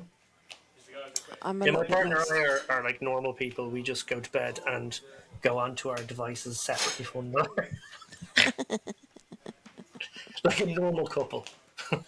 I was watching oh, the thing is that Teach falls asleep as soon as his head hits a pillow. And he'll go to bed several hours before I do. We was watching Jimmy Carr's show last night, Am I an Arsehole? And one of them went on and she said, am I an arsehole for saying to my husband that he cannot move out of the bedroom just because my snoring keeps him awake all night? Oh. But the husband didn't want to just move into the spare room. He wanted to convert the garage and build an extension onto it and move into that. I think he's trying to I tell think you there's some more something. significant marital Yeah. issues there. I think he's trying to tell you something. Yeah. Yeah. I think he's trying to say, I can't afford to leave you, but I'd like to leave you. But you may still cook me breakfast. Yeah.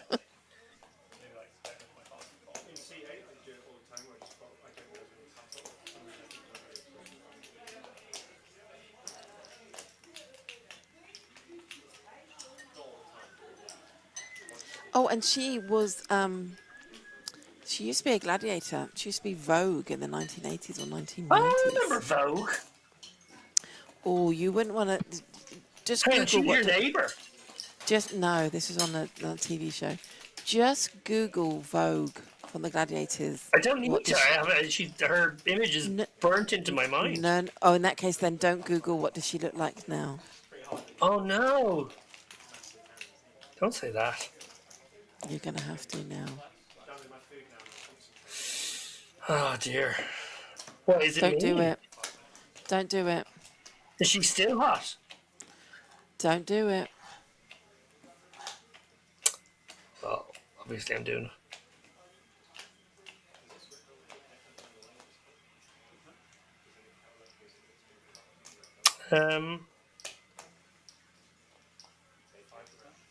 Do such No. photos exist? Well, the pictures I'm looking on did not look like what she's looked like. Oh, yeah. Just put in what does Vogue from Gladiators look like now, and then just go on the first Instagram picture. Welcome to my world. It feels like very mean. Couple of filthy nits. Have you found it? Pre-flop files. I'm sending it to you. I have a picture of Vogue standing beside, I assume, someone she married. Oh, okay. No. He didn't raise. Oh, he didn't raise. He didn't raise. No, he just called. No, can't find any photos that. Oh no, I'm being sent them now. Oh god, what's happening? Yeah, I put one chip. Oh yeah, my bad. Is that Vogue, really? Yeah. Wow. She's got nice glasses.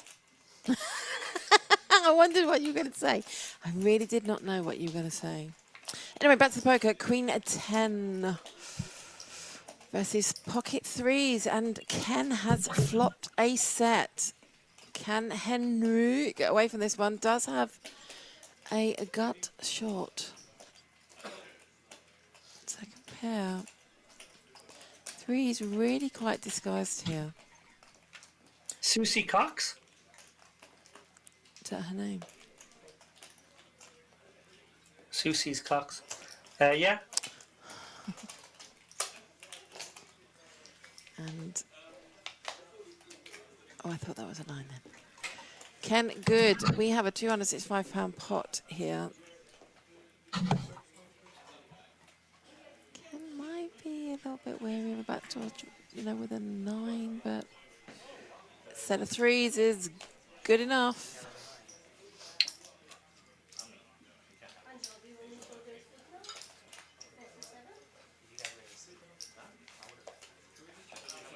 When you get the belly bumps, I don't know.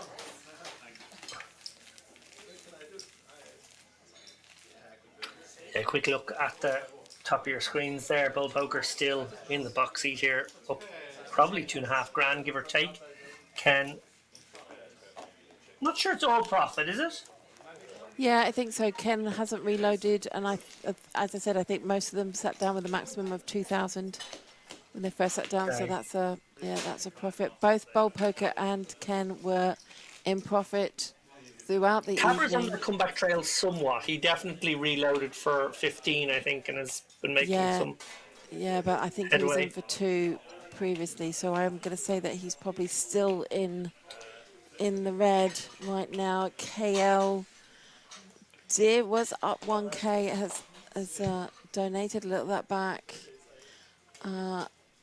We'll ask for some V-pips, although I haven't seen anyone be so out of line or so active that I want to desperately see the V-pips. I reckon they're all going to be pretty marginal in terms of, oh, here we go, Ace King versus Ace Jack. I think they're all going to be around anything between 25 and 35%, I would say. Yeah, no, I think that's probably quite right. KL, interesting decision now whether he wants to 4-bet or call. He has gone for 4-bet, and the Professor has a very easy fold now. He 3-bet this one, looking to play in position, but facing a 4-bet, his hand does shrivel up quite a bit here. If this was suited, I would very much like a call. I think the offsuit variety has to be binned. Bear in mind, very early positions, these two players.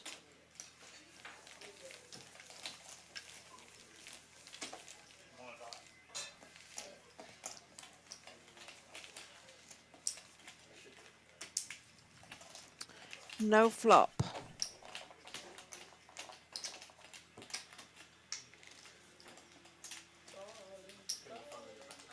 When he went onto Facebook then. Don't want to be doing that.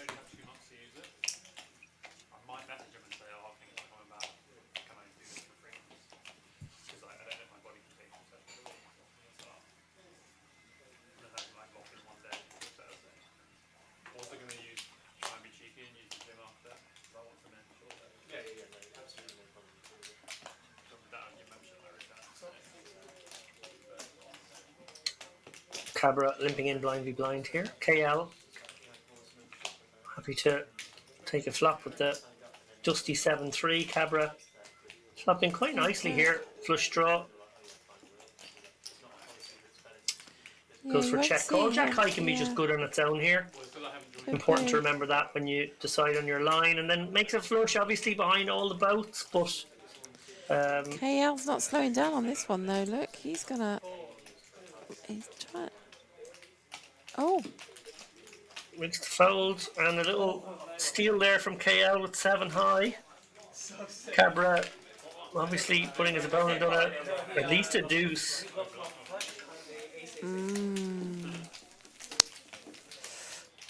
I didn't know what to say there.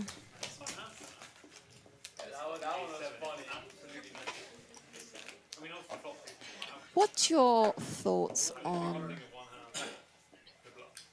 showing a bluff? I generally don't, unless for a very particular reason. Like obviously you want to maybe do it to tilt somebody deep in a tournament, big key spot, and you get that bluff through. You might want to just throw the guy and throw down the bluff, let him see it, let him feel that sort of immediate, whether it's embarrassment or a sense of one-upmanship that the rest of the table are maybe going to create a bit of peer pressure as well and make that person not feel great. That's when you're testing out someone's mental resilience. It can be used for that reason. It can obviously be used to do some advertising as well. You might want to sell the idea that you're loose by showing a bluff. You might want to sell the idea that you're tight. Conversely, by showing that you had a good hand the times you did, people often show cards for that reason too. I think it should it should be done for a purpose. I don't think it should be done willy nilly.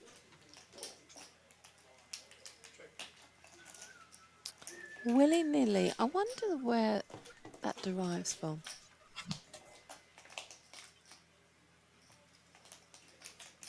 I'd be very careful about Googling that one.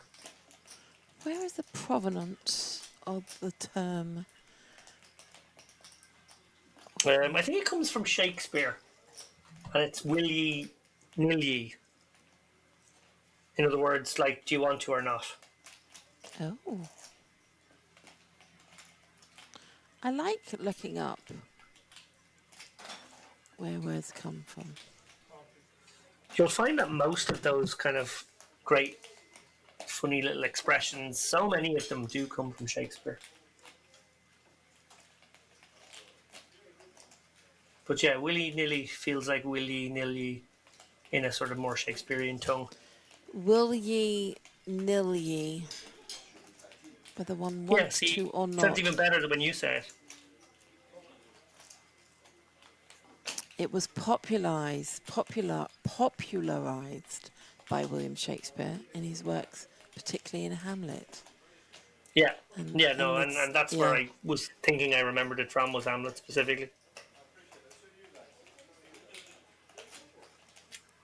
Specifically, its roots in Old English, specifically in the phrase "Sam we willan, Sam we nillan."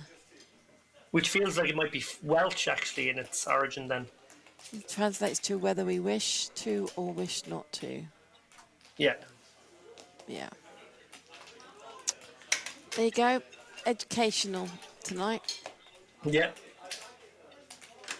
Machiavellian, avant-garde, Hamlet. Duswader is poking the bear and saying, speaking of putting people on tilt, any good slow roll stories to share, Lapin? Any what? Good slow roll stories. Oh, I'm sure I don't. Never. I've told this story quite a few times. I'm sure I never told it on this stream, but are you familiar with my slow roll story? I'm not, but look at these V-pips. KL, actually. So KL's been kind of maybe passive with the V-pipping, but he's been in there a lot. Yeah, 49%.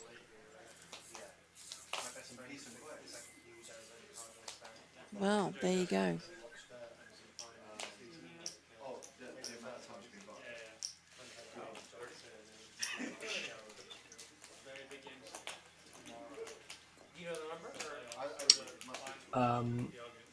My slow roll story. Well, first of all, the most famous slow roll I think of all time is the Irish Open slow roll of Donegal D, which I don't think many poker players haven't seen. It's done the rounds many's the time. I was actually in the commentary booth for that, so that was quite an epic Oh, history, yes. historical moment of poker to be I part was of. talking about that the other week, actually. Not long ago, talking about that. Mm-hmm. Because actually, it was in Cannes. I got slow rolled. And Uh-huh. my opponent, who slow rolled me, her partner on the rail, didn't believe it was a slow roll.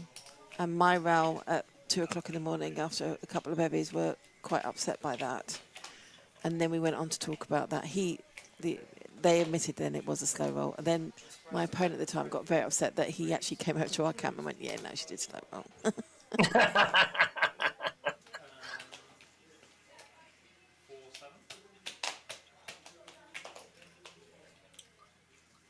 How did it make you feel? The thing is, I had to line this up a little bit. We were three-handed. We all had an average of 10 bigs. It was literally push me, pull you. And I shoved from the button with King 8 suited. She asked for a count. She asked for a count again. And then deliberated in herself a little bit and was like sitting and rocking in a chair. And yes, she was in a small blind. Yes, there was still the big blind to add, but we were three-handed. But the play of the big blind, I know you can't say this with definite, but she was not calling. She was not coming into the pot as well. Yeah, you can never know. No. Anyone If you she's ask not that was closing the watching. action, it's definitely not a slow roll. Then asked for the count again, and then calls. Seems okay. You think? Yeah, if you're not closing the action, it's not a slow roll. Can't be, by definition.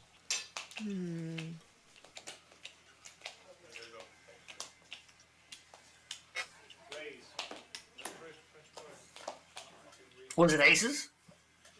Yes. Did they hold? Yes, but I did have 4 outs on the. I did have 4 outs on the turn.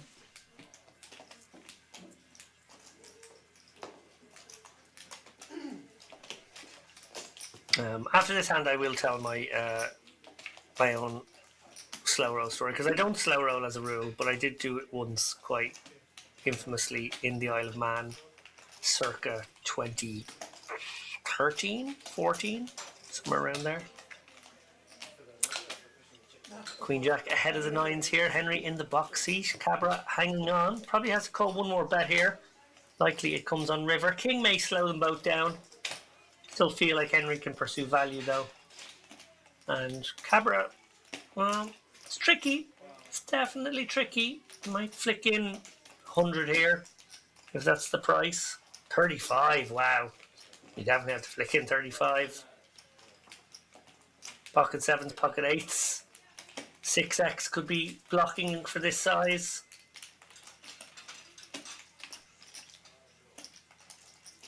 I think you just call the 35. I don't think you turn your hand into a bluff, and I don't think you should really fold. Yeah. Nice little bit of milking from Henry. Earns himself the price of a meal. Before you go on to your story, I just want to go back to the chat. Andrew says it's pretty bad to VPIT less than 33% or so in the structure. I agree. My thoughts are the average VPIT that you should be would be around about the 36 to maybe 40%. That feels very loose. It's a big blind ante, Yeah. and that should Still change. feels loose. But no, I mean, I think we've done the sums, and it should be around about the 36%. Really? Sometimes you are just super card dead for hours and hours, but still, for reference, Andrew VPIT's very close to 30% in 6 max cash with rake. I'd And have to no see the rake ante. structure, but my assumption would be it would be south of 30, would have been my guess. But No, should be around about 36% when you've got a big blind ante and no rake. no rake. Ah, okay, I didn't know it was no rake. Yeah, it's session fee. So Oh, we're that's not still raking each rake. hand. But I Huh? get you. Just change Yeah. it. Yeah, no, okay, I can get behind 30, around 30. I'd be the nit in the game though. I'd be probably coming in around 27, 28 myself. Oh, it's King 8-handed though 17. instead of 9, so maybe yeah. Okay.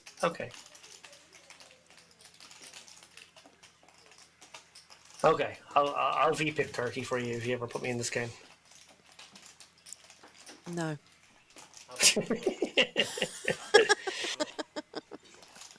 King 7 queen. I saw you holding queens and nines. That's right. Cabra Cabra. holding the ace jack. I made the best hands to fold and the worst Cabra What's with that holding? the ace of diamonds in hand, important card in this situation. Obviously, would like to spike a 10 right away. Deuce, no help. Professor, it's very hard to keep betting as Professor here. He might do, but it's not easy. So if you're facing No, 7 outs can pick up and it needs the board to pair in terms of a deuce, a 3 or 7 for it to be a chop. Oh, and it's the Professor goes in front. Well, I was thinking that this hand was pretty much over. Well, Cabra's decided to try and steal this one, rep the King X, or even Queen X for this size. Professor is not folding. You don't think so? No. Game theory says call. Too much Yeah. diamond combos, too many 10 jacks, even for the sizes given. Jack 9s, ace jacks, ace 10s. Good call Yeah. from the Professor. And Cabra probably a bit annoyed he didn't go bigger. He was going to bluff that one. For me, and I'm not, by all means, I always say I'm not expert, but for me, the story didn't ring out. I mean, if you've got a king or a queen there, you're betting before the river. Yeah, to give him some credit, it kind of, as played, looked a bit like how you might play a queen jack, a queen 10. It kind of felt like the hand he was repping. But of course, with so many draws available, missed draws that would have been there, it feels like a pretty easy call for anyone with a made hand. Begging the question, why are you betting the no pair? Yeah, I think I'm with you mostly there. Yeah, I think you need to have, thank you. I think you need to have a story, and I just don't think there was a story. As long as there's no ace or king, you're usually good. Well, here's my story.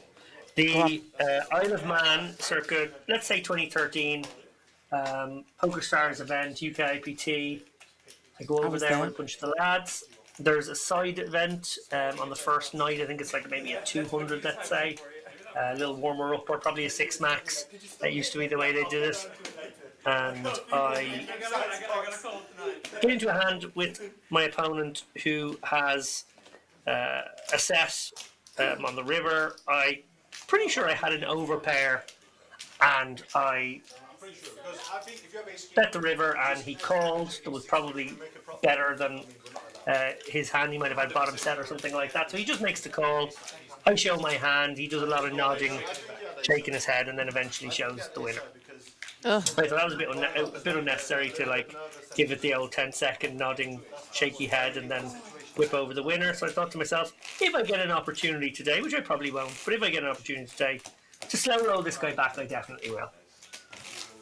So, like the sea parting, about an hour later, I get into a hand with this guy where he opens, I 3-bet kings, and he calls. The flop comes king 4. Oh my gosh. I no longer don't care about anything in this hand other than how can I get to the river and slow roll this guy. Lo and behold, he leads out against the run of play for, let's say, a third pot. I call. Turn, another small card. King 4, 6. He leads out half pot. setting up about a 3/4 pot river. I call. River, another small card, let's say a 3. He shoves. Ugh. I take a moment. I take another moment. I call. He rolls over pocket jacks for kings and jacks. Yeah. And I tap the table and muck my hand. Because, as you well know, Kerry Jane, PokerStars dealers are very well trained.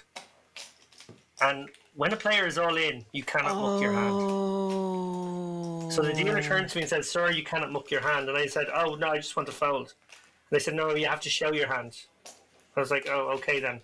And then I rolled over the kings. Oh my gosh. That is the dirtiest of slow rolls. Isn't I'm not it? saying he doesn't deserve it. Talking of such, look at this. Frankie flopping the world here. He certainly did. And found a customer in Cabra who'd picked up a juicy piece himself. Kind of wanted that 8 to be a club, didn't you?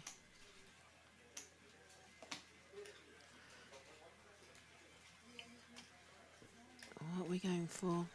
Oh, Well, over pot. Frankie, 4 fingers, trying to turn this into a 4-figure pot.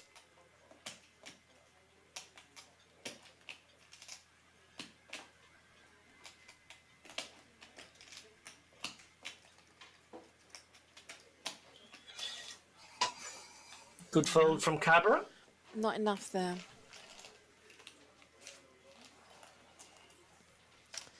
$16 games still going strong here at the Hippodrome, including this Wow. live stream. 5 a £10 no limit holding with a £10 big blind ante. We do have a 25.50 in the outer room as well. Plenty of 1-2s, couple of 1-3s, 3 2-5s. It's party time. Yeah, with poker at the Hippodrome. Now we're on a 30-minute delay, but I'm going to take a little look ahead and see if we have got any change in that lineup.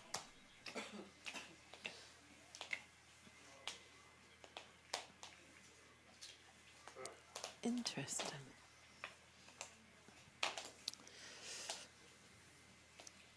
Raise. Any ace ball folding an ace? Big ones. Henry raises from the cutoff with 4 deuce of diamonds. KL is going to come along with the king 10 offsuit, which opens the door for 4-3 offsuit for the professor. I don't watch Hustler, but I like it. Obviously, Ace queen 7, 2 clubs on the board. King 10 in front just purely because of the high value of his cards.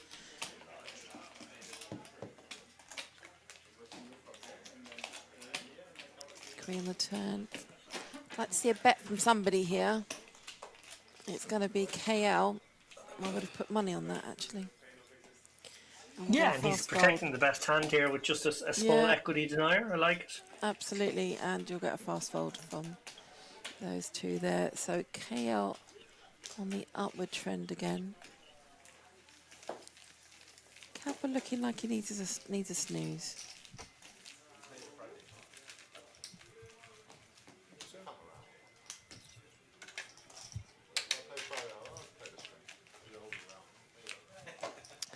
Top of the screen there, you have got your stack sizes. Anything south of 2K is a loss tonight. Cabra, having reloaded, is in for 2 bullets. On average, players bought in for 2K when they sat down. This is the original lineup this evening. They started playing around about 6:30. We joined the fun at 7:30 on a 30-minute delay. And you're listening to me warble on. I'm KJ, Director of Poker here. And Ambassador for Women for Team PokerStars.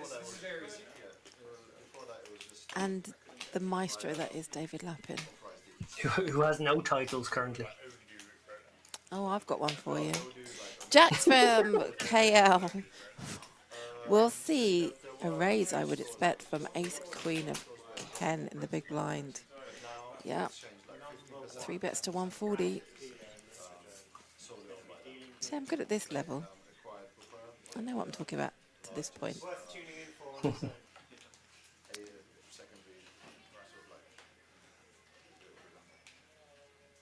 There's the new like Rolex only boutique on Bond Street. That's owned by Washington. I read something a few weeks ago, months ago, and I've said this quite often on the stream.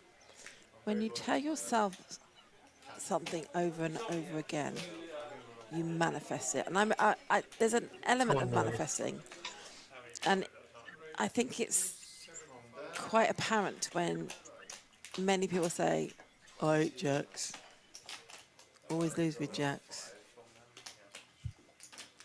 That either A, they'll always lose with jacks, or B, they don't always lose with jacks, but they never remember when they win with jacks.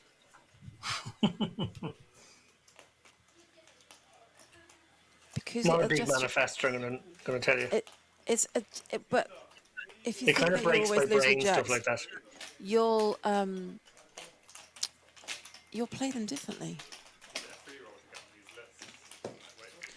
KO does 4-bet. I like the 4-bet actually. 8-6-6 board rainbow. I'm going to get a check from Ken. I think KL needs to continue quite well here. 250, probably.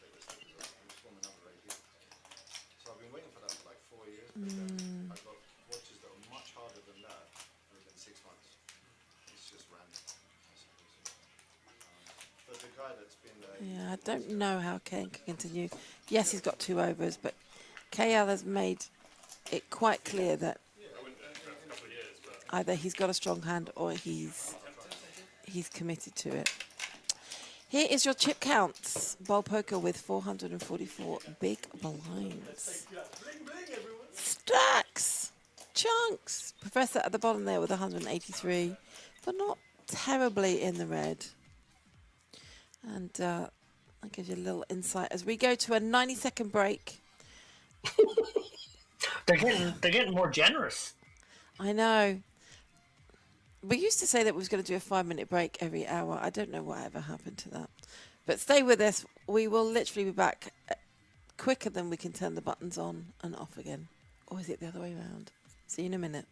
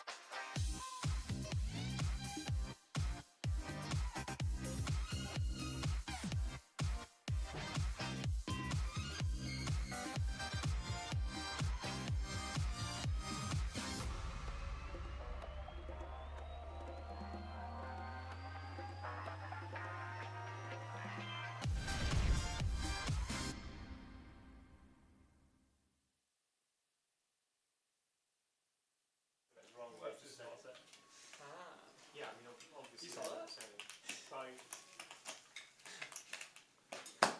let's take it. No, yeah.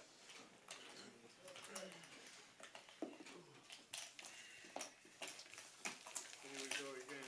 Welcome back, and there's those chip counts again for you. We will do a profit and loss as well at some point. We definitely do one at the end of the night.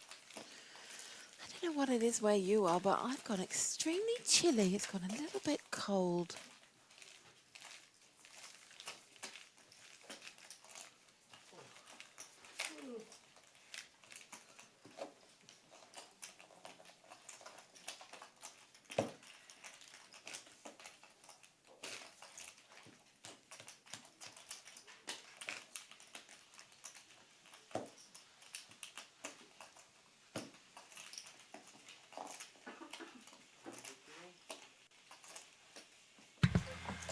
And we are back. We are. Change the dealer, check the stacks, give I had co-hosts half a enough P time at to that break. write a moan. Yeah, no, I didn't. I didn't have time for the entire P, so I had half a P, and I'll have the other half at the next break. How do you have half a p? It's when you have exceptional bladder control. Oh, at your age? I'd call that prostate problems. KL is going to open with 8s from the cutoff. Kind of come into a little bit of a stride, KL now. The professor likes his 10-7 on the button, and any ace will stay true to his name and defend with ace 8. Here we go. Lovely flop for 8. Hello, Ryan. Good evening. There you go. That's the first mention of it tonight, Ryan. Not on stream.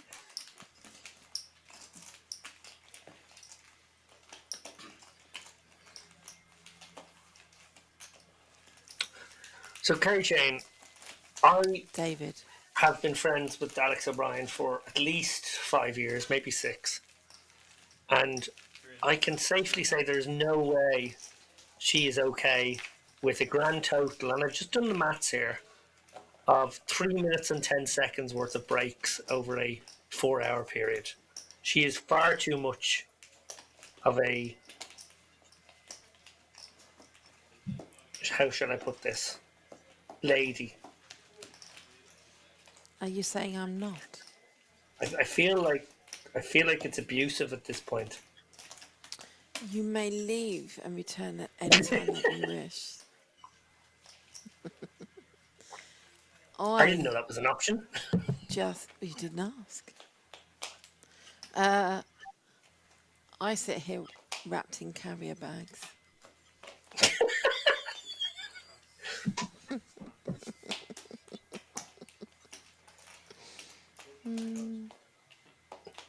I like tournament nights because we do actually get a 20-minute break.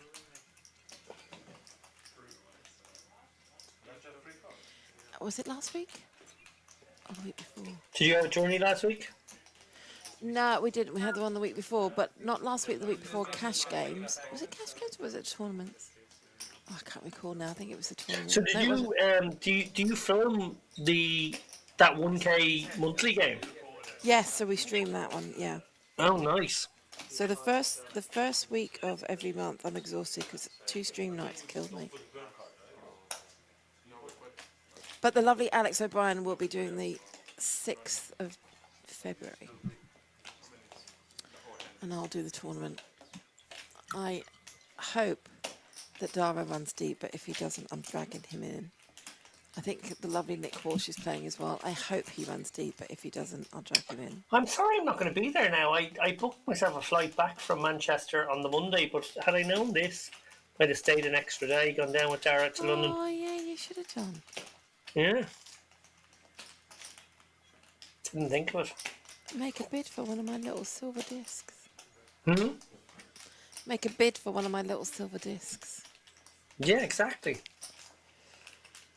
8, 3, 9, 5. 2 hearts, 2 clubs. Ken holding 6s. The professor with 10, 8. KL with King 9. It's the professor that is actually going to take the aggressive line here. Ken is staying in with 6s. It's kind of a nice board for 6s, but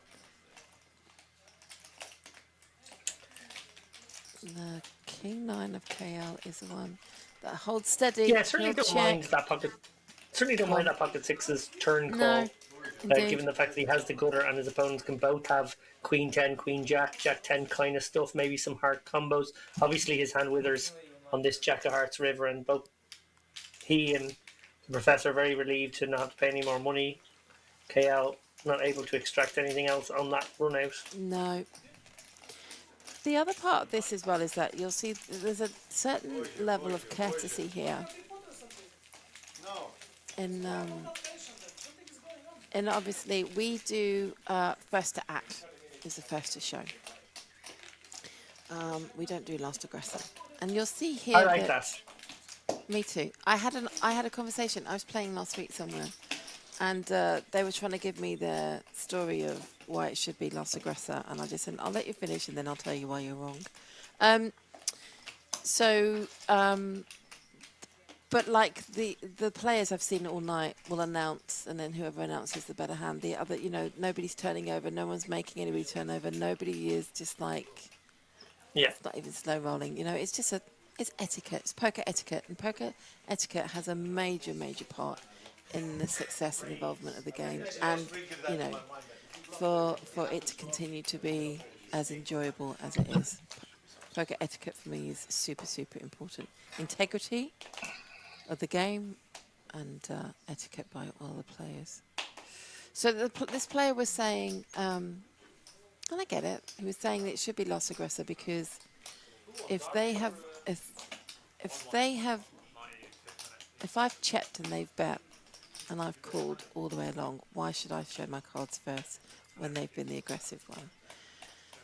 So my answer to him was, okay, so when you call on the flop, are you calling to see his cards or are you calling to see the next card? Well, of course I'm seeing the next card. Okay, so on the turn, are you calling to see his cards or are you calling to see the next card? I'm calling to see the next card. Indeed.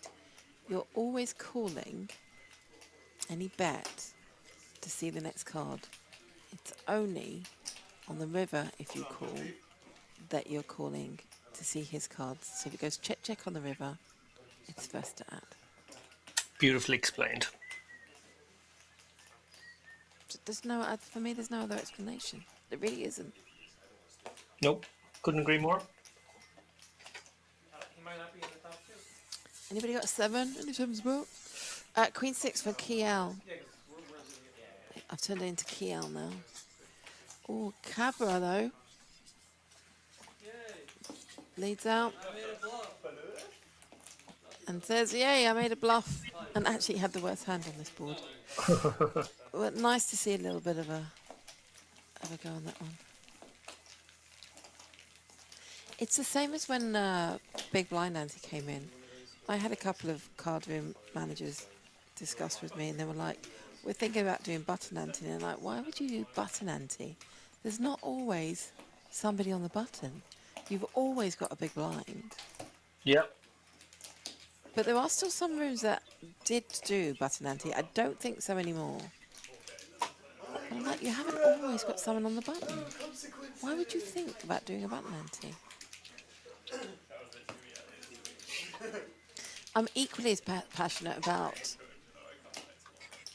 those venues that if the big blind cannot afford the big blind and the ante, that the ante goes in first. I don't agree with that.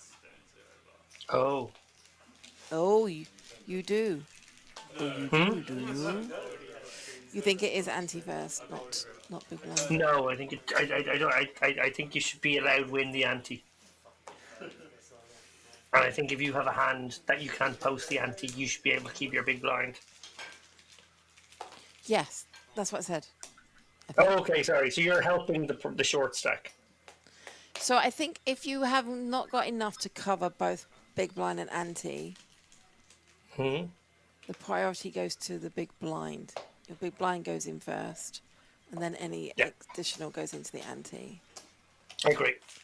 Otherwise, as a big blind, unless you call, obviously, which you can do and would do, you never. It's hard for you to progress and to increase your. Now, all I would say about that is, I do see the counter argument to that one, and I kind of judge it to be almost equal.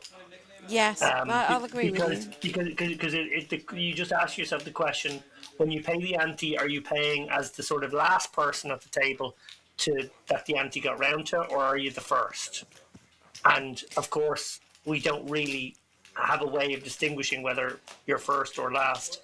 That you're paying for the orbit you just got, or you're paying for the orbit you're just about to start. Yeah, we don't think of it that way. We just sort of choose a person where the button's on, and we take it from there, and it's all very random. So I think I see the argument the other way, and Matt Savage is probably the biggest arguer for it to be anti-first, and the reason he says that is because he's in the business of eliminating people from tournaments, and he Yes. doesn't want to give the short stack the advantage that they could spin up more easily from a very short stack. Whereas as a player, I quite like the idea of being able to spin up a sub one big blind stack on occasion. Yeah. Let's just catch up with this hand now. So flop. Bowl poker did check. Cabra bet 30. Bowl poker then raised it to 175. It's gone check on the turn. Cabra with the pocket tens. It's going to go check again on the river. I liked the attempt by Bowl poker. Well, I think it was designed as almost like an advanced blocker in a way, is that like he can extract value from draws and he can almost guarantee himself a check from his opponent on the river, and he can just check back and hope his 8 is good. So when he's behind, he sort of sets his own price with that raise. But at the same time, he gets to charge the draws, which is nice as well. So it has a bit of utility in two directions.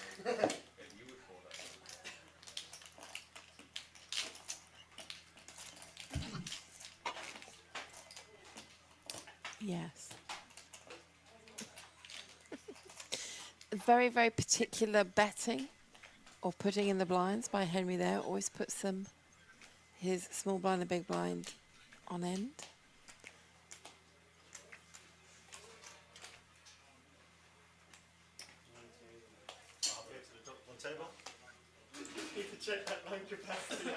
Yes, David Mack. I think we can't disguise the fact that, yes, KL did fold Queen Jack on that hand. Had the best hand. But we've seen this from KL randomly tonight, folding top pair with a decent kicker, if I'm honest. So we've kind of got used to it. We don't really have many words.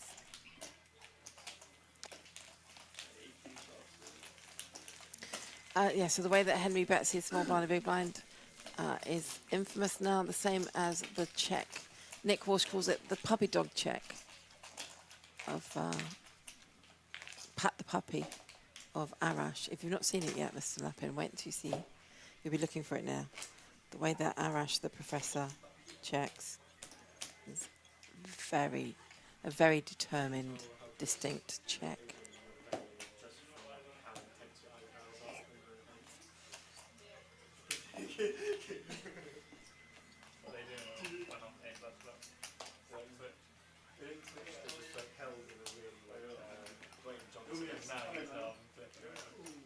That's when it's like, oh, he's thinking hard. It's like really, it doesn't mean I'm playing bad. No, it means the opposite.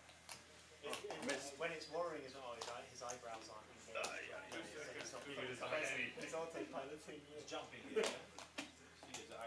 Bowl poker and the cutoff with ace-9 offsuit will open to 30. Cabra will no doubt call. He has done with Jack-10 offsuit in the small blind.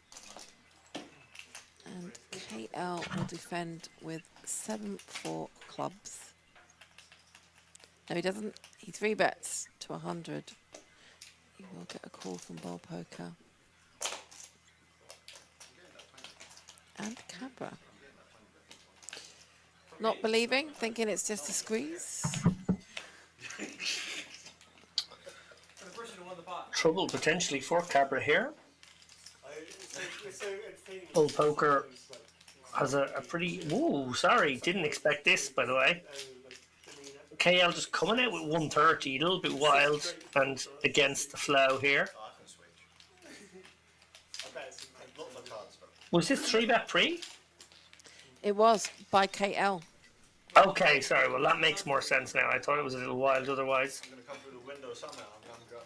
Well, it is his board. Bowl poker hanging on grimly in that case. KL is going to wrap it up to 225. Already an uncomfortable spot for Bowl poker. It's probably a theory call. Just stick with theory most of the time. But it's certainly an uncomfortable one.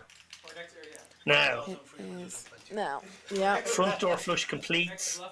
KL Can he fire another shell here? Try to dislodge a hand like ace-10 or the ace-9 we see Bell Poker has. I think he's going to shut down. I think he's going to check. £625. Yeah, some people always read It does check. And Bell Poker will check behind. And And again, just the right amount of stickiness from Bell Poker. yeah. We were talking Michael Quinn that makes a comment says, whatever the first to show rules are, don't matter. What's important is the aim force. I agree with you. 100% agree with you there. Far too many players feel that like they can never, that they can just never show their hand unless they win. I'm going to stop there for a minute. I agree. Poker rules are there for a reason. I think there's a distinct difference between tournament play and cash game play. Tournament play, obviously, both players tend to show when there's an all-in and a call. Tournament rules are that both hands have to be tabled and have to be shown. In cash game poker, that's not the same rule, and so both players can go to the river, having been all-in pre-flop, without turning their hands over. So there are some distinct differences, and they are actually built into the rules. But I think if the rules state that you must show, we are very, very particular here. Rules for me are up there in terms of my priorities. And if you want to claim a pot, then you're tabling both your cards. Michael goes on to say, yes, I agree. I agree. Last aggressor, I think, better as it helps protect players who are a bit ashamed of really fishy calls. Yeah, well, I think there'll always be two camps that are very much behind their thoughts in terms of either being last aggressor or first to act. 8-7 for the Professor, Jack 10 for Henry, 5s for Cabra. It is Cabra who has the best hand right now. Jack 10 open-ended. Nobody holding 2 hearts. Not surprised Henry going for the IC bet here after it checks to him again. Yeah. And should get the job done, to be honest. Not much of anything there. Pocket 5s would be really, really optimistic to hang on. Into the muck they go, and Henry drags in a little one. Your stack size is up at the top there. Bowl Poker having clawed in that last hand against KL, closing in on that 5k mark. Yeah, very businesslike from Bowl Poker. Just sort of makes very error-free poker decisions time and time again.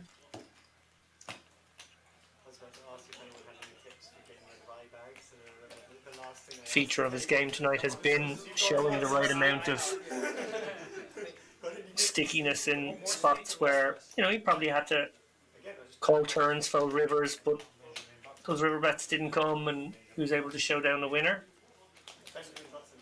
So important as a player to be sticky like that and give off that image so that you don't have to make some of the big calls in the more marginal situations, because you have a reputation for finding hero calls that sometimes wins you chips in other spots.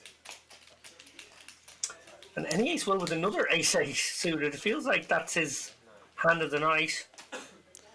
Yeah, changes suit this time, but the eights of Henry.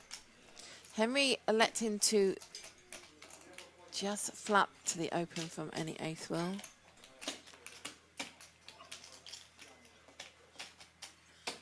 Check, check it goes. Jack of hearts on the turn. Changes not much. Will gonna fire out a small one here.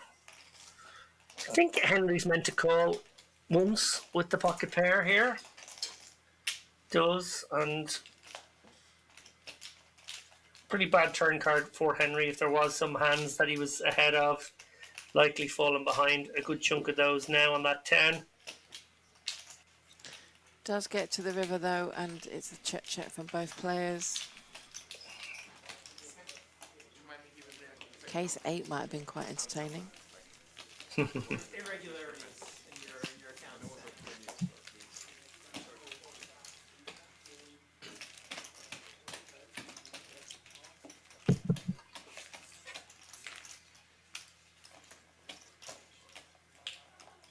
Michael asking what date is a satellite to the Lightning? Satellite to the Lightning tournament will be Monday, the 2nd of February.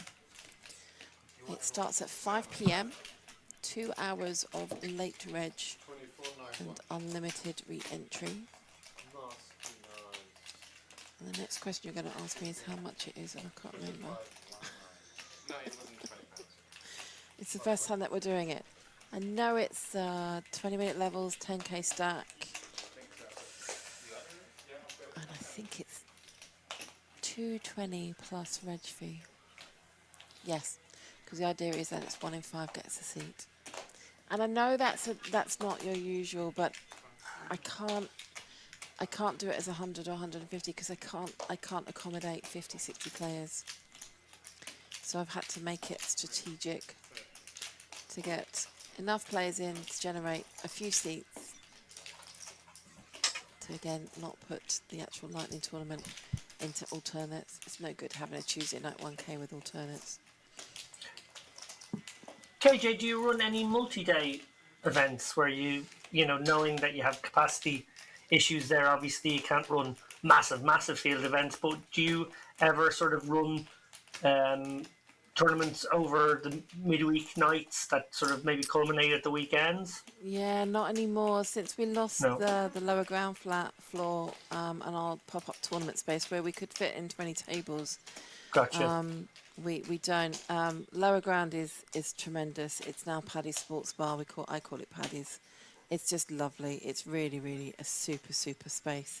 But no, we literally have taken up every inch of space now in the building, and multi-day tournaments are just not an option for us because, as we just demonstrated, all of our tables were full by 7 o'clock tonight with cash game action. I just don't have the space for them, which is sad. Yeah. But in terms of a business mind, it is, you know, more beneficial for us and our regular players. Tournaments don't make no money.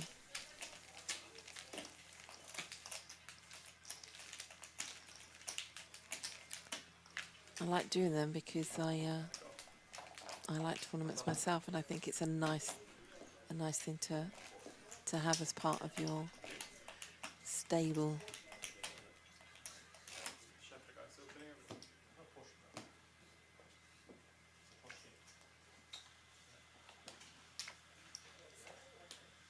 I don't know, I never played, and that's why I think it's a stupid game. People say when you start playing, you're like, oh, I think it's very oh, it's a lovely game. Play it after. Little hold the ball. I don't know. Yeah, but any sport's arbitrary when you describe it like that. Yeah. But it's like, it looks like very one-dimensional. That game looks like one-dimensional. One dimension. Yeah, just Cabra's turn for an openable one. He's 7 suited.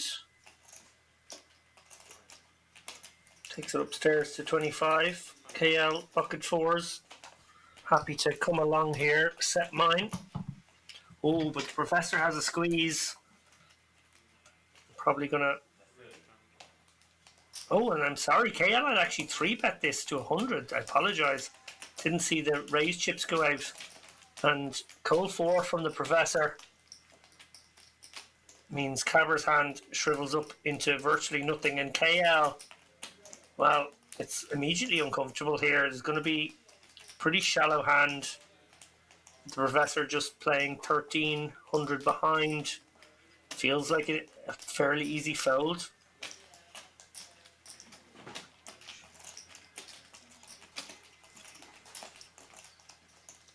And so it is.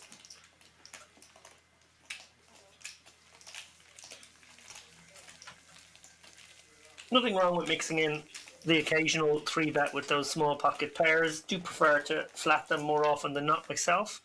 In a game like this, obviously there's the potential for creating squeeze spots, but also it could just go a couple of calls behind. You get to play 4 ways, look to flop a set, and they're often some of the most profitable situations that present themselves in cash game poker. But mixing in the occasional 3-bet also probably solver approved. Cash games for you, David. Do you play them often? Do you stay away from them No, completely? very rarely. I used to play them at the Norwegian Poker Championships. Those games were just too good to miss out on. Yeah. But since they left City West in Ireland, they've been in Bratislava, I believe, for the last few years, or since COVID anyway. Lockdowns were ended. I haven't been playing much cash at all now. I will occasionally play some cash at a festival if there's literally no tournaments to play, but more likely we'll play PLO in that situation.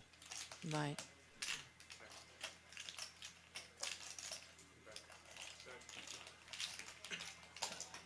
I feel like at most of the cash tables you'll find these days just not a huge amount of spots anymore. Players are very, very good and frankly better than I am at the cash game skills. Obviously, my game much more about playing all the stacks, understanding ICM, maybe just understanding how tournament life sort of factors into some decision making as well. Cash game player is just a different animal. They obviously can reload their chips at any point. Yeah. A chip is a dollar. And Yeah. with that in mind, I'm probably just a little weaker than the better guys at the table, and therefore I'm kind of thinking to myself, okay, I might only be mid-pack here, and even if there are a couple of spots, it's not that great a spot, whereas in PLO I just see people making much bigger mistakes and feel like even though my PLO game wouldn't be as good as my Hold'em game, my PLO game comparatively is probably better. And it is a very different game. A super, super Yeah. different game.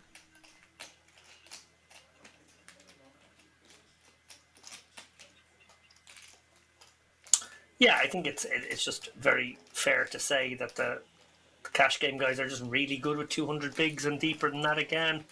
And that's a spot that I very rarely play in tournament poker. Obviously, first maybe 2 or 3 levels of a very well structured event might allow you to play 2 or 3 hours of that kind of poker, but not much beyond that. And obviously 100 bigs and less, and particularly when you get into the sort of 30 bigs, 20 bigs, short stack kind of stuff, that's where I understand the spots better than probably the best cash game guys. But conversely, they understand these deeper spots much better than me. Right.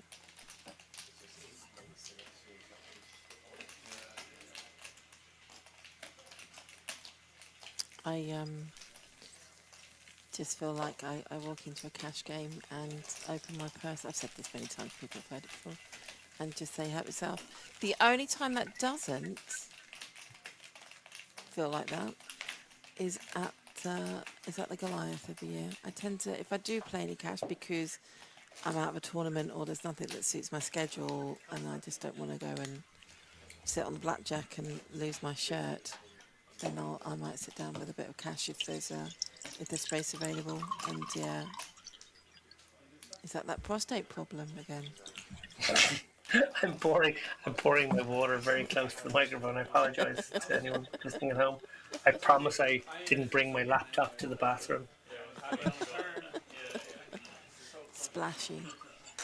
But yes, that's the only time. And the state. Well, actually, not anymore. I used to play a little bit of cash in the States, but in the smaller rooms like Harrah's or someone like that obviously disappeared during lockdown. I used to clean up there. I think it literally was any woman playing any hand, they used to think that that they had it. It was quite lovely. Certainly is, and also lovely is having Ace King against Ace Queen suited here, and maybe even a King 10 getting involved now. No King 10, but KL with the Ace Queen suited could get himself in trouble here if he comes with 4-bet. Instead, choosing to flat. I like the decision to flat with the suited variety of Ace Queen. I think sometimes you could 4-bet fold the Ace Queen offsuit. And Ace we Queen have seen suited these flop two. just. Yeah, we have seen these two go against each other. Sorry, a couple of times this evening. Yeah, and this hand far from over now. Obviously, both are going to come with C-bet here. He's got 2 backdoor draws working for him, as well as the 2 overcards. But so does KL, and he's actually got the backdoor flush draw working for him as well. He also might have the best hand. We see he doesn't, but in some worlds he will. So every reason to continue here. Ace Queen suited is going to be the best hand. A chunk. And then obviously there are so many turn cards that can bring you quite a nice draw. Any 4, any 5, any 10, any king, any spade, and you've got some hope. Wonder if he's contemplating raise here already. I think that would be the wrong way to go about things. I think you want to just come with call almost always here. Looks like he finds the tight fold. He's right in this instance. I don't like that play overall, but it is correct in this Does occasion. it with a squint, kind of thinking, am I doing the right thing? You'll be able to see it. And, yeah, great result for him, given that he was up against specifically ace-king there.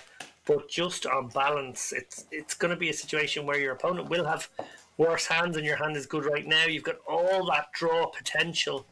Just doesn't feel like a good spot to release a hand like ace-queen suited. A bit like what you said earlier on, Kerry Jane. You know, if you're going to call with certain hands and then fold in certain situations, it's really not a complimentary pre-flop and post-flop game.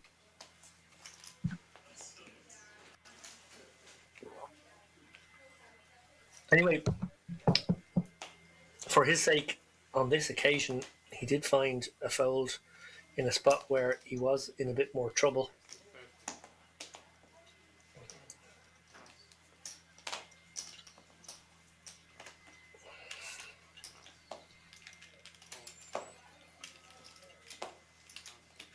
KL takes us upstairs with the king-queen this time, making it 30 to go. Bull poker, happy to call on the button here, and that brings in Cabra with the suited 8-5 and king 8-5. This is an action flop here. King queen and king 10, very interested in this one, and of course 8-5 bottom 2, very interested as well. No spades in anyone's hand. That could potentially slow things down as we go to a turn. A bricky 2 of clubs, and everyone with reason to believe they're the best hand right now. Maybe nobody with so much of it that they want to raise it up. Although Cabra with 8-5, certainly the one who could consider it. Bull poker, happy to call, and Cabra also calls. They'll take us to a river, 420 in the middle. Boat for Cabra now, who's loving life. Oh, and a cagey little check. Throws out a little bit of rope. Will one of these guys take themselves to Value Town with their kings? King, queen of KL. Looks like he's going to do it. That will probably get a call from Bull Poker in some amount of worlds here. The fact that there's a player behind is pesky, but it's a small bet. He might just call, and then obviously we know Cabra's going to be bumping this one up to, I don't know, 600 or more.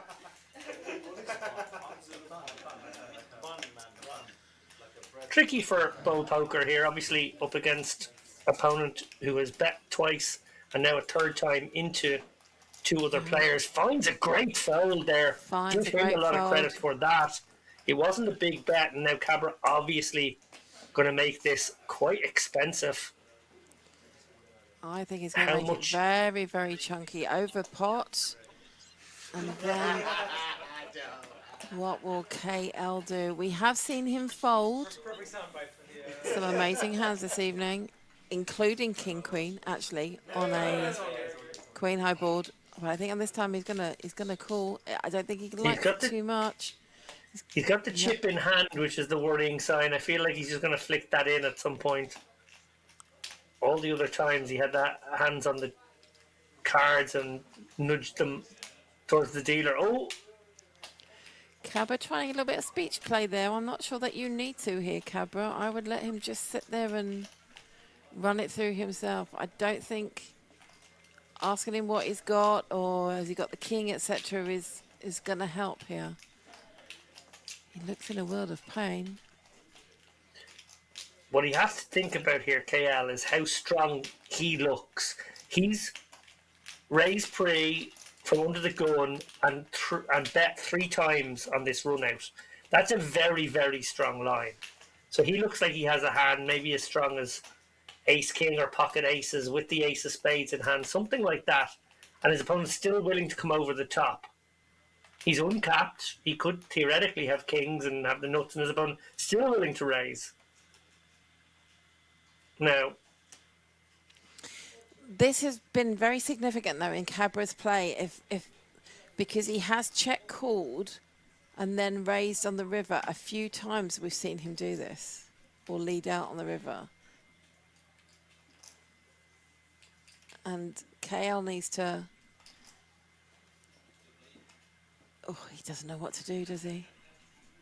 He is literally 50-50. oh, he's right on the knife edge. He really is. He's decided to do it one way, one minute, then talk to himself about it. I think he's talking himself into calling rather than talking himself out of it. He The doesn't obvious like it, bluff hands here obviously contain the ace of spades, so he has to ask himself, like, is my opponent doing this with, like, maybe the ace 5 with the ace of spades, the ace jack with the ace of spades, something in the big blind. I guess it could be any ace X, the ace of spades, and maybe he just gets to river and thinks this is a spot. calls it. It's Gets gonna the very hate bad it. news. Yeah. He was always behind in the hand. Cabra, to his credit, finding that deft little check on river so he could get that check raise in. Obviously, using that image from previous hands where he was caught on a couple of occasions. Gets the call out of a non-believing KL there. Yeah. Takes KL down to 1,391. Cabra now up to 3,300 effectively, which means that he is getting closer and closer. Oh, we have him as 395 in profit. It's taken him a couple of hours, but he's got back into the green. So now, Bowl Poker, Ken and Cabra, the only ones now in the green. And Cabra on his second bullet, or he did reload.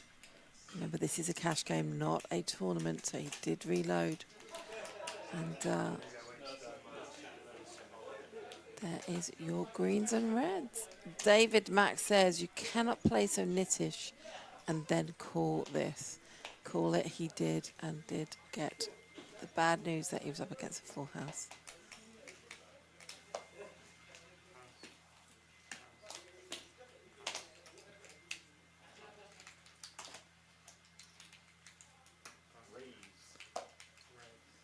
Raise declared from the button, Jack 10.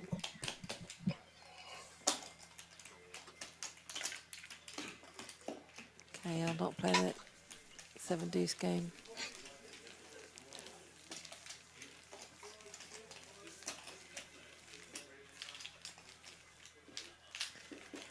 So Frankie Four Fingers is a tea aficionado. He brings on his own tea bags, and they do get shared around the table. And he does like some of the unusual tea blends. I can't bear tea. Cannot bear it. And even seeing somebody sit and drink it, I'm like, oops. Makes my stomach churn a little. I can't do tea with milk in it. I'm very not Irish in that regard. I totally understand a nice lapsang souchong or maybe an Earl Grey tea with some lemon and honey, but I can't, and even some of the fruitier teas I can totally get behind. But tea with milk in it just feels so icky. Like even fruit tea, it all just tastes like tea to me. I can't bear it. I don't drink coffee either. Oh, well now you're just weird. See, look, everyone's drinking tea. Do you know the only thing I'll drink, but it's not tea, is I'll drink hot water with honey and lemon. I'm quite partial to that. But no. Yeah? No tea, no coffee. Hot chocolate, No maybe coffee? Baileys. Yeah, no coffee. Could you imagine How can me you on do no coffee? Could you imagine me on coffee? I'd be like something out of a horror movie, running around on the ceiling with my head in the wrong place. I can't imagine life without coffee. That's one thing I Love the smell.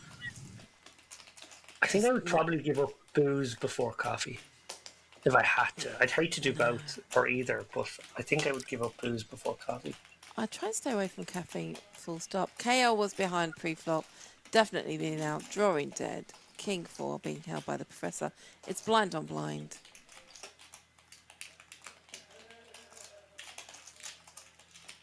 There you go. There's, see that check? Yeah, Particular check. well read.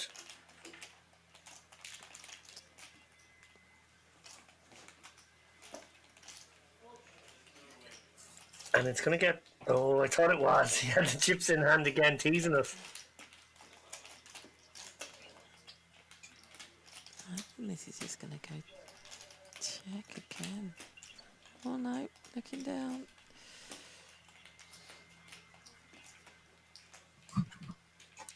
Pot. Over pot. 180.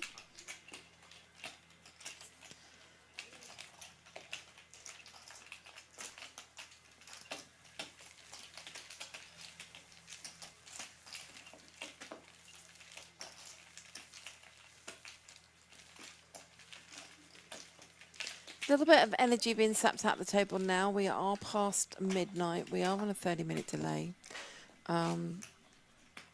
So we're watching it from, you know, quarter to midnight, but start reaching that midnight hour and you do see a little bit of lull. This is standard. They have been playing now for 6 hours. Takes a lot of You mentioned, Kerry, concentration. that... Yeah, you mentioned, Kerry, that these guys, or at least a few of them, would often step aside around the midnight mark, maybe make room Yeah. for a few others on the list or other guys Yeah. to move from other games. Yeah. I'm going to have a little look and jump into the future. A couple of our players here on this table do like to keep a regular bedtime. They are poker players, but they've adjusted their game to be within certain hours and tend to head home to get, you know, sleep at night. That would be lovely, wouldn't it? I don't really know what sleep is. Are you a night owl all the time, Kerry Jane, or just on the working days? Yeah, until I am dropping with exhaustion. I don't have good sleep at all. Give me some hours there. Unfortunately. Like, what are you going to bed at 4 or 5, getting up at midday? So on average, I'll go to bed probably about 2, drop off any time between 3 and 4, and tend to wake up.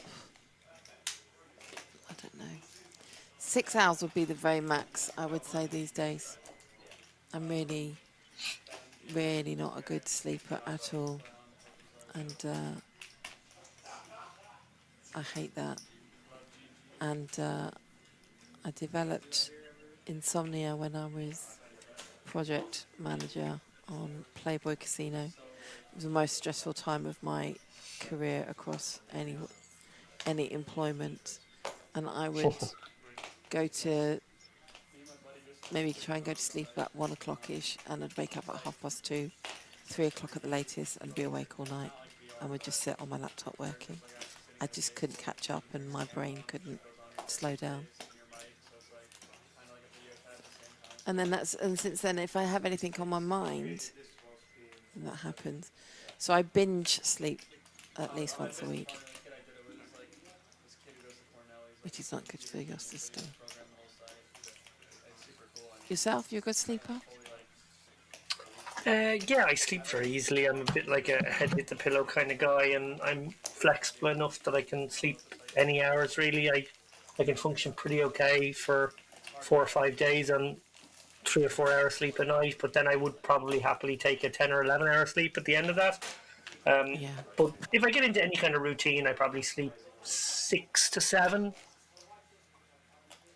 Yeah, I something used like to that. be. I used to sleep for England. I used to be able to just sleep and sleep. You know, when you're, you know, late teens, early 20s, you go out nightclubbing, you get home. Back then, you'd be home no later than 2 a.m. because it all shut.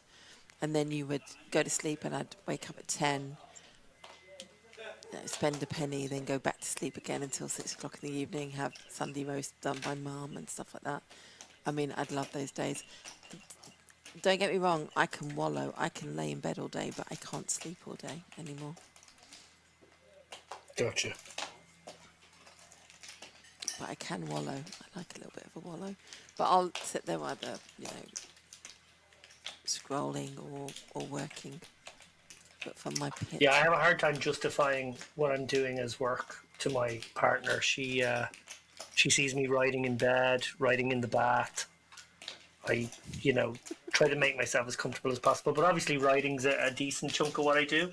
So, I, from the outside, I just look like I'm like tapping on my phone because I write on my phone.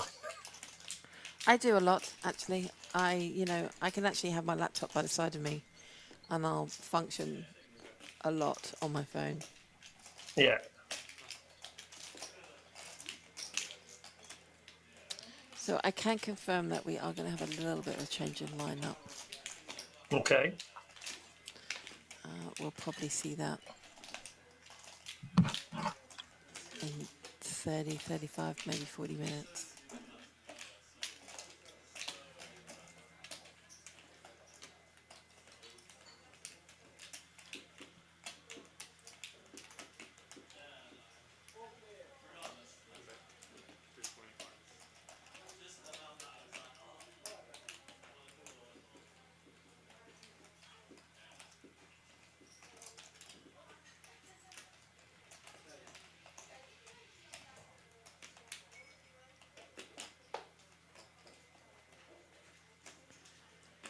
Kenny's going to call that one with ace high, thinking that it's good.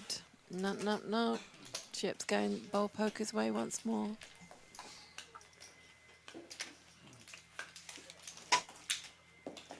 Yeah, he's just a master of this sort of slow accumulation. Not to say that big pots mightn't be coming his way, but this hasn't been a night for big pots, really. This has actually been a night for sort of small and medium-sized pots, and he's just managed to drag in quite a few of them.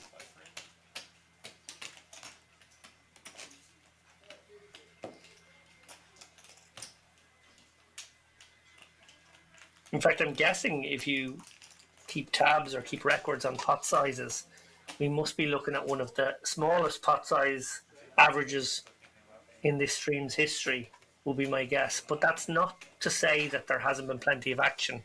It just means that we haven't really seen those cooler type hands, those ace king against queens, those, guy flops a flush draw and the other guy has an overpair kind of setups where you often see a lot of chips get in. Yeah, we did see a couple of coolers very early on in the stream, but nothing that has grabbed, grab your seat kind of hand since. So Cabra just coming with call here, very deft. Under the gun is open, remember, and Cabra just coming with call with queens, hoping someone squeezes behind.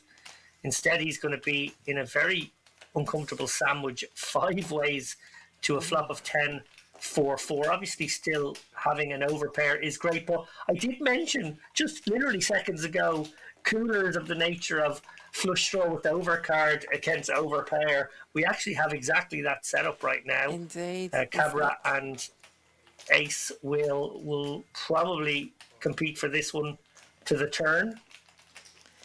Cabra again, check calling, and oh my goodness What a card! What so we a have card! we've seen Cabra play like this all night. Check, slow check calling.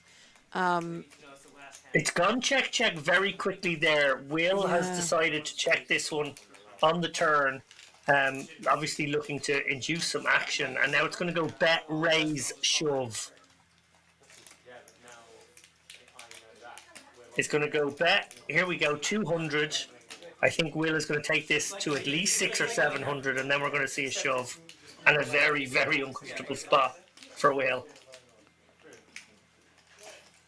Remember, that check on the turn designed to get more chips into the pot in exactly this kind of situation. Yeah, 800 there for the raise. Cabra has 3,300, or started with 3,300, has 3,043. You've called it, does move all in. And he's kind of under-repped in a successful enough way because remember, he just called in the +1 spot after the under the gun open. So now any ace will's got to have to replay this hand and sort of think about that. Okay, what hand can he have here? The most sensible one is maybe like ace-4 suited or Yeah. pocket tens.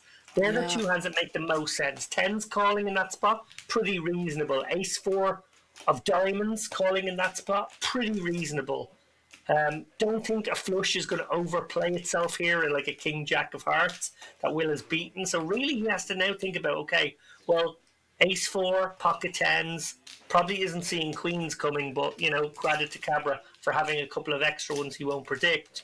And now you got to ask yourself, well, what are the hands that would bluff? And I think really when you want to think about bluffs in this spot, you want to think about blockers. And now you've got the ace of hearts in your hand, so you've actually got the main card someone would use to maybe go for this bluff. Obviously, when we're into a 3-bet situation on the river, we're maybe more concentrating on cards that block boats. Maybe if he has a hand like, I don't know, does he ever turn 4 or 5 of diamonds into a bluff here?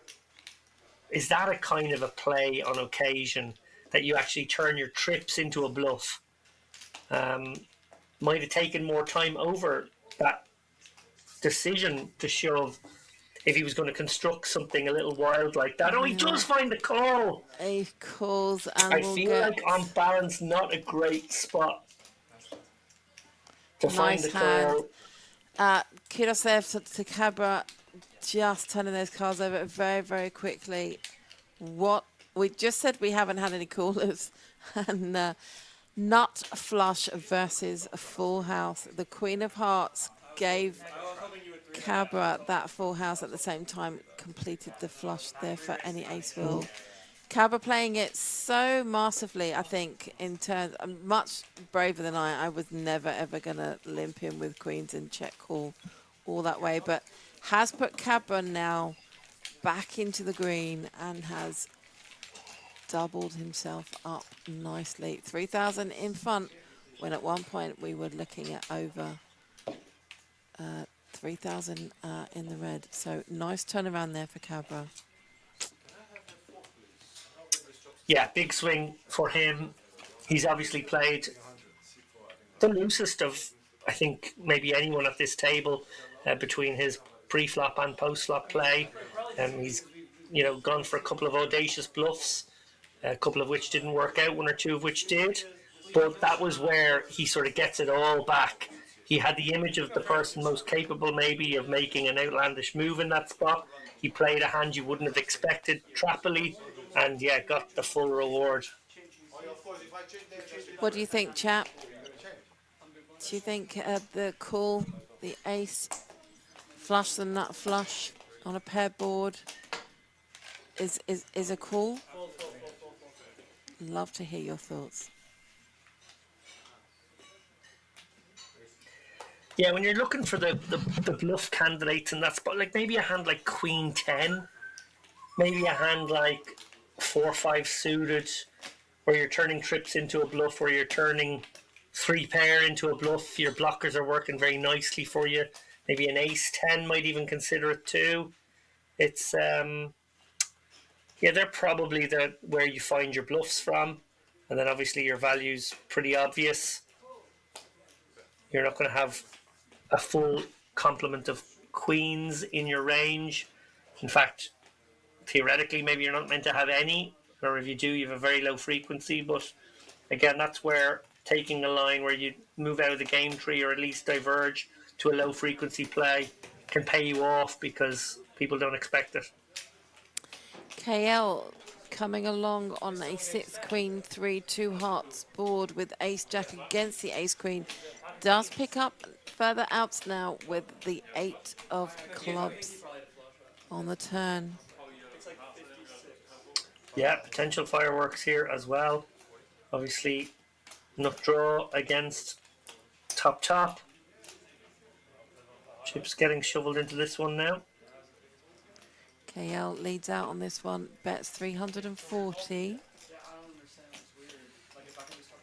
It's tricky for Ken here because at one level he sees all those draws and doesn't want to you know, let them in, but at the same time, you don't want to blow the pot either.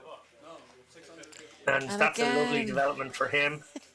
isn't it? But like if somebody maybe was on the oh, and KL just leads out and goes all in for his remaining 701. Ken now has to have a real good think about this one in terms of the flush draw getting there with the hearts. He does, but you don't have many better call candidates. You've got the Ace of No. Hearts in hand. You've got top, you know, you've got trips with the top Yeah. kicker. You're beating Just value. as a- Your opponent could have Queen Jack here, Queen King. You know, it's actually a pretty easy one. You know, there are situations where you're behind, you're losing to flushes. You know, you're losing to some boats maybe, but you're always going to have to pay the piper in those spots. And it looks like with that we lose KL. Yeah, I think GGKL had a, like football, a game of two halves there. We saw some unusual play. We saw him be absolutely knitted up. And then a couple of times we saw him, you know, put it in attempts to take the pot. But hope to see you again in the future, KL. Hope you enjoyed your time with us there.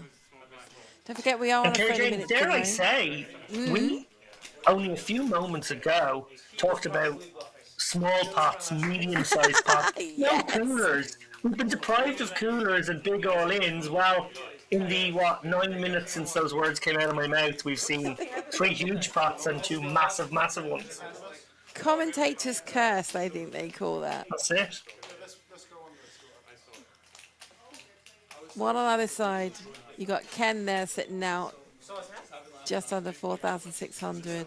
Bo Poker sitting on 5,000. Cabra up over 6,000. And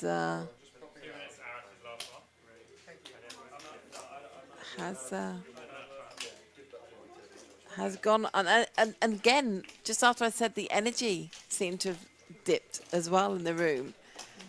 I think you'll feel a little bit more energy now as people had the adrenaline running through, surging through. This is when you need to. I've got adrenal gland failure, so if I get involved in a big pot and win it, I literally can't sit for like 2-3 minutes. My back kills me.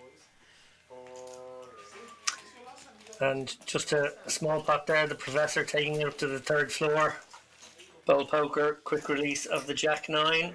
And with that, I believe we're going to take a little break. It is time to do session charge. I think you're probably going to see Mr. Arash, the professor, disappear. Midnight is the bewitching hour. He tends to head to the last, or, you know, head to the midnight tubes. Game does continue. The game is still running right now. And we're going to take a little 90-second break. I'm going for a walk around the floor, and I will be back very, very shortly. David, feel free to take as long as you want. See you soon.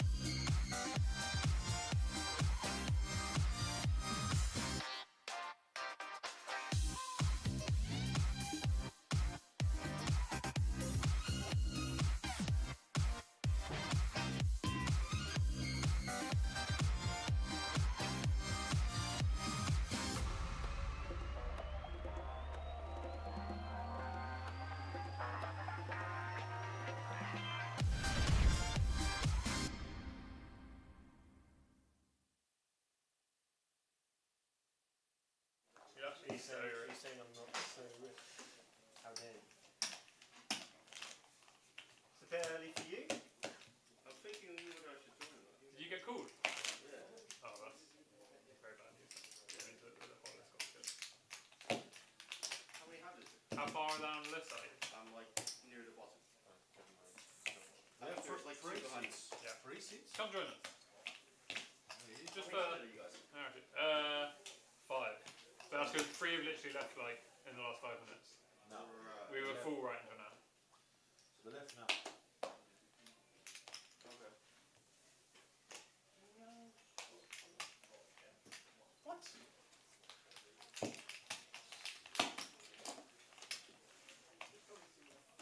When I have King Ten of Hearts in the big blind, you find a free that hates this guy who's open for once in his life. When I have King Queen in the big blind, you're totally no boy, aren't you, Joe?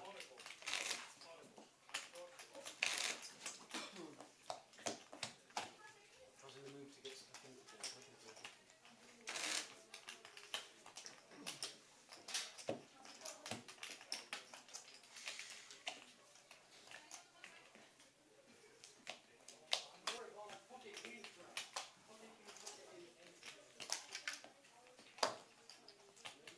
Are there anyone? You think there's anyone on the list, or it's too late for people? No, there is people on the list. Oh, 25.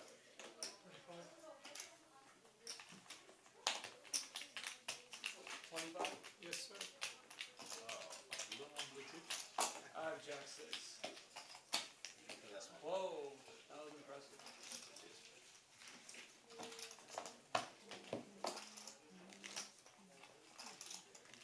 But seriously, right, we gave you so many Bluetooth, but can they change it? Yeah, of course. Can you with someone else other too? I'm not going to eat this one. Just tip them. Small value.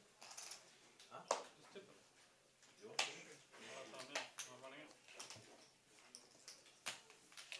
Yeah. I like that card. Hello? Cheers.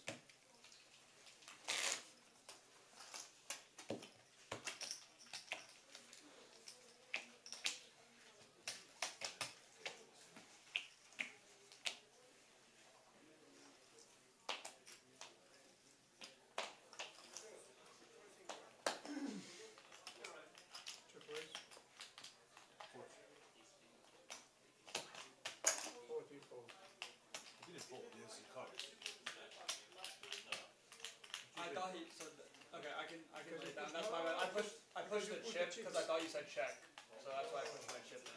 His cards are still there, so his hand is live. And 40. Heads up.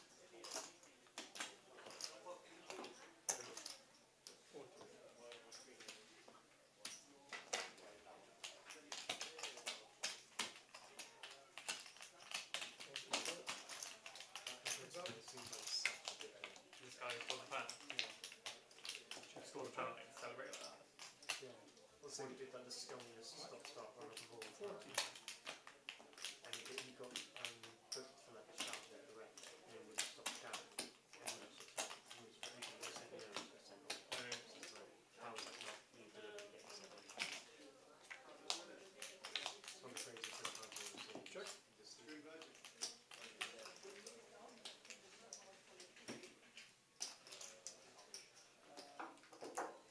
Just-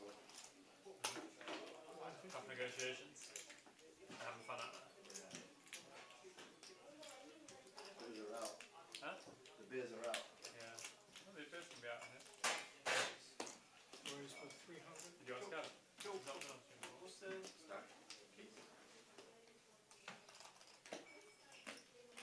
I think you can play a 2.8. 5-6 over there. 2.8.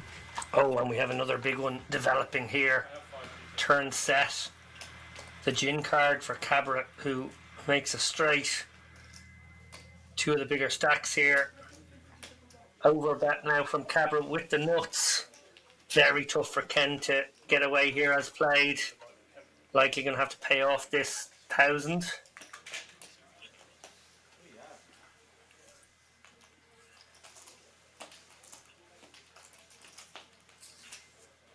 Wow. Is he considering a fold? Would be a huge fold.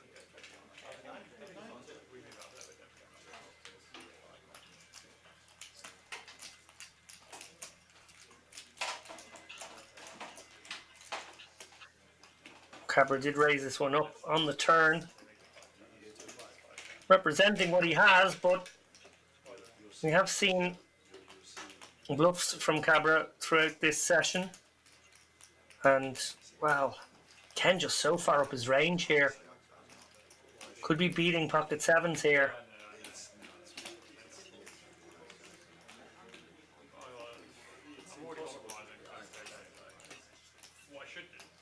Gonna do disrespectful fold for 4 cents. Wow, is this going to be a huge fold? That's a monster fold. Bravo, sir. Bravo, sir. What a fold to find. Cabra feeling cheated out of that £1,000. My gosh. Just wondering, how did you do that? How did you find a fold with that hand?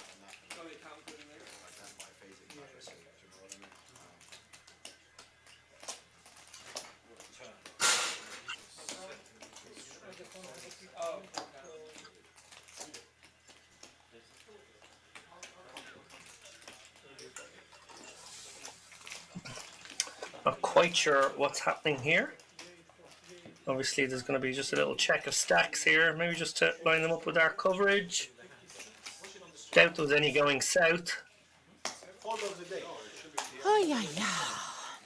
So we are 5-handed. It's so we had a very big list for the stream, but I think post midnight you've got to sit there and think, right, okay, if I'm going on now, the average I'm going to play for like what 90 minutes, 2 hours. You know, do I want to put myself through that? But,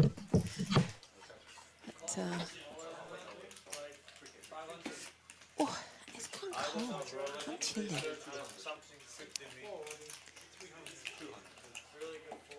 New player, seat number 1. Let's see what name he is going under. We still have Ken, Steph Frankie Four Fingers, Bold Poker has stayed around. Henry is still in the seat, and Cabra, all the way from Tennessee.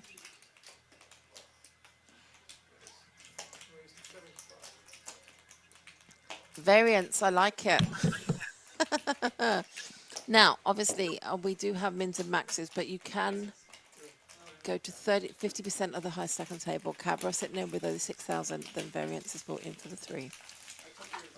Explain that policy, Kerry Jane. Why do you have that rule? Pretty much standard. I inherited it, actually, when I took over the room, and admittedly, I did take over the room nearly 14 years ago now. And it had only been open for 4 months.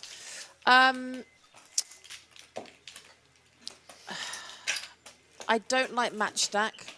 I think match stack is detrimental. I don't like the idea that somebody sat there for hours and played their hearts out, and then somebody can come in and match the stack, and you know, and then stack you within 2 hands. I think that's not good for the game or for responsible gambling and gaming.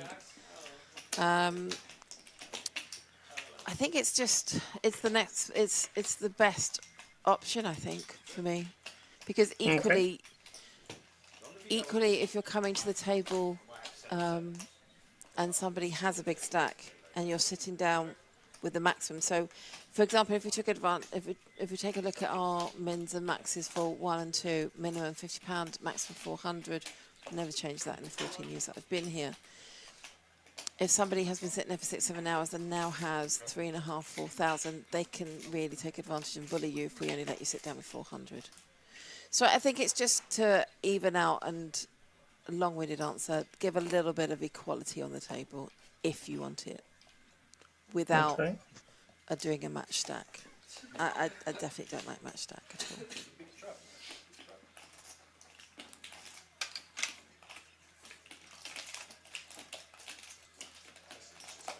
Oh, sorry, somebody in the chat says that low back pain is a symptom of adrenal gland failure. I get that in big pots too. It's something to worry about. No, don't worry about it. So it's not as awful as it sounds, but when you get that adrenal rush, it's got to go somewhere, and your kidneys, etc., and your has to process. So it's nothing to be worried about. It's not a life-threatening condition as far as I'm aware. But if you are concerned about it, you should go and seek medical advice.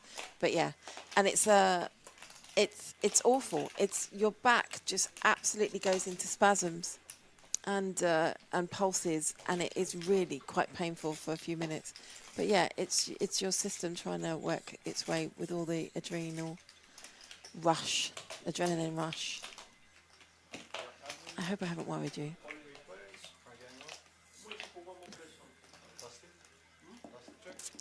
4, 5, 7, 2 diamonds. Henry with 3s. Ken with 9s. Now 2 hearts. Everyone's got a little Everyone with reason to maybe take a stab at this one. Yeah, absolutely. 6 won't be any good Ball though for poker. Henry. Ball poker Yeah, is the one ball that poker wants to hoping lead that out. everyone's got bigger cards. Yeah. I'd like to see a raise here from Ken. Yeah, tough for Ken here what to do. Obviously, you want to protect your hand a little bit. All those draws, that very wet texture. Raising feels good to do that, but at the same time, raising could be bloating a pot where your opponents have more of the 2-pair combos, the straight combos. He is going to try and clarify things. He takes it upstairs to 200, and that will, or at least should, get rid of bowl poker. Henry will at least give it some thought, because obviously Ken has checked back this flop. Some ace-x hands might take this line, particularly like maybe an ace-x of hearts, ace-king of hearts, ace-queen of hearts, ace-jack of hearts. That all feels kind of interesting to take a line such as this one. Ball poker not giving it up. Note here. Maybe wondering if he could make a play at this with another raise. Thinking his opponent could be capped. Henry now with the decision. Does have 10 outs. Has 10 outs, but also is thinking, is my hand good, and does my opponent have 10 outs? Yeah. Does decide to fold. As I said, I wanted to see a raise there from Ken. It's just too much that can beat him on the river. What if on that hand that you guys talked about, And I play that way. I play a little scared. small in the river, do you raise? It's dangerous to play that way when you are at least perceived to have kind of a capped range in that spot, and you're up against 2 players who don't. But it is what your hand wants to do. So it's kind of an interesting one where your range probably doesn't, but your hand does.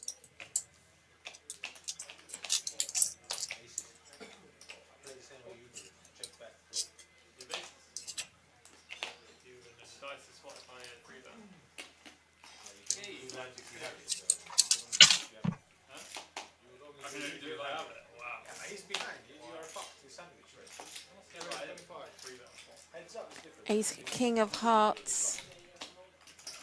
Pretty hand. King deuce. And again, now we are 6-handed. We have reduced the field from 8 to 6. Doesn't seem like it's that many, but it will change the dynamic of the game. Play will change. Ranges will be wider. Ball poker made the 3-bet. Frankie came back and said, "Not on my watch."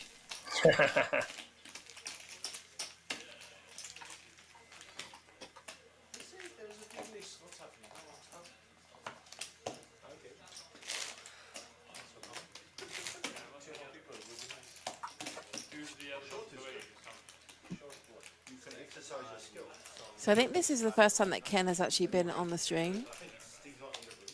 It's been quite a nice ride for him. Has been involved in some pots, has made some great calls.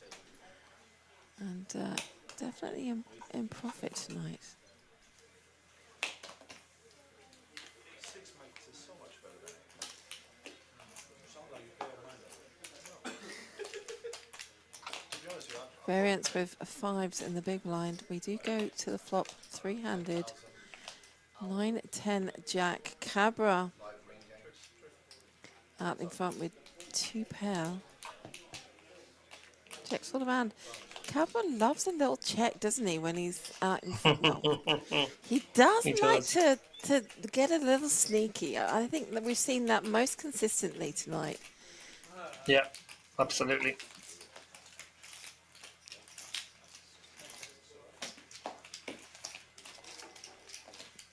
I mean, Ken got shot for a straight draw, but only on what I call the sloppy end.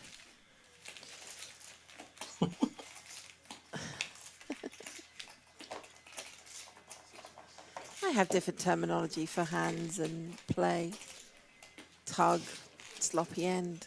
I mean, terminology in poker's, you know, tongue-in-cheek and rude anyway, isn't it? Most people, when I talk Yeah. about poker, they go, "It's your terminology is so rude. Like you should hit me at the table." Tugs often result in sloppy ends as well.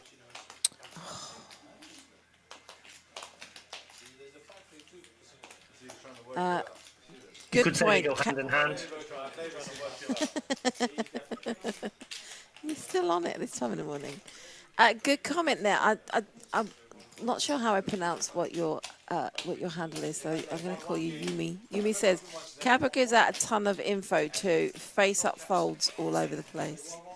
Yeah, I think you can. I think he has quite a few tells.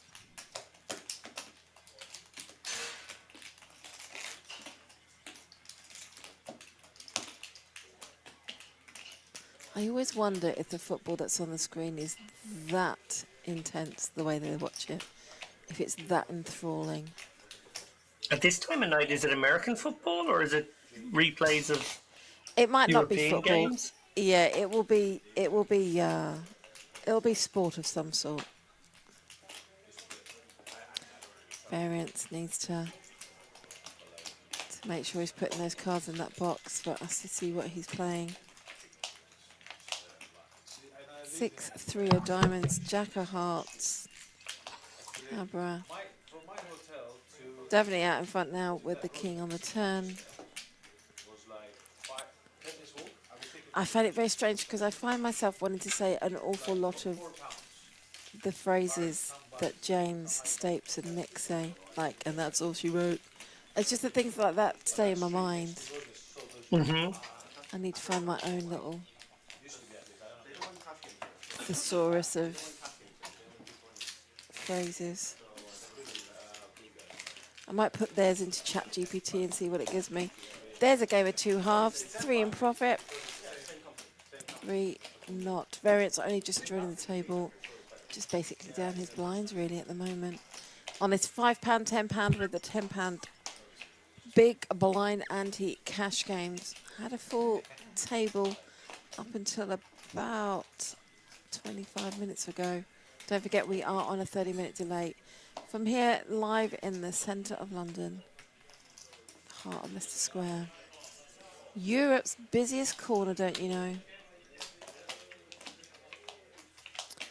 250,000 people walk through past our front door every single day. Frankie 4 fingers in front. Just check. Checks again. Induces a little bit of action from bowl poker. With absolutely subtle. Patience. Fucking patience. Oh, Frankie puts manners on.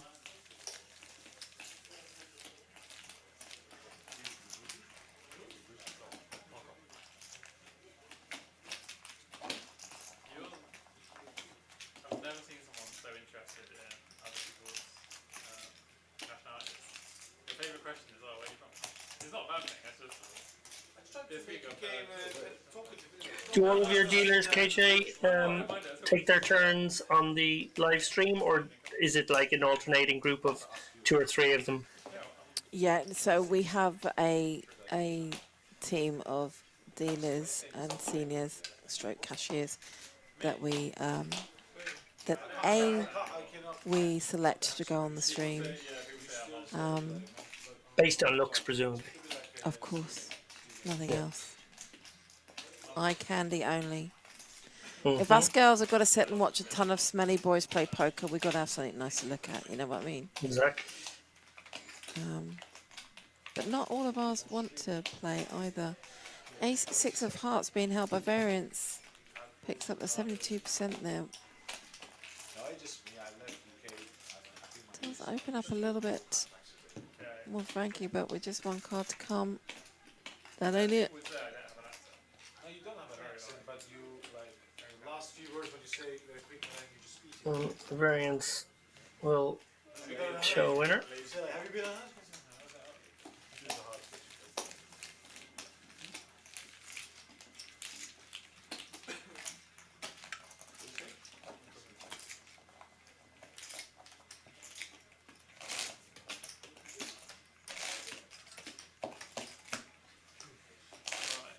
We can play a big one. What would you? Huh? We can play a massive pot. We can play a 10k pot. For some reason you want to play a big pot when you're on the button. Of course, it's way easier. This is an apple something.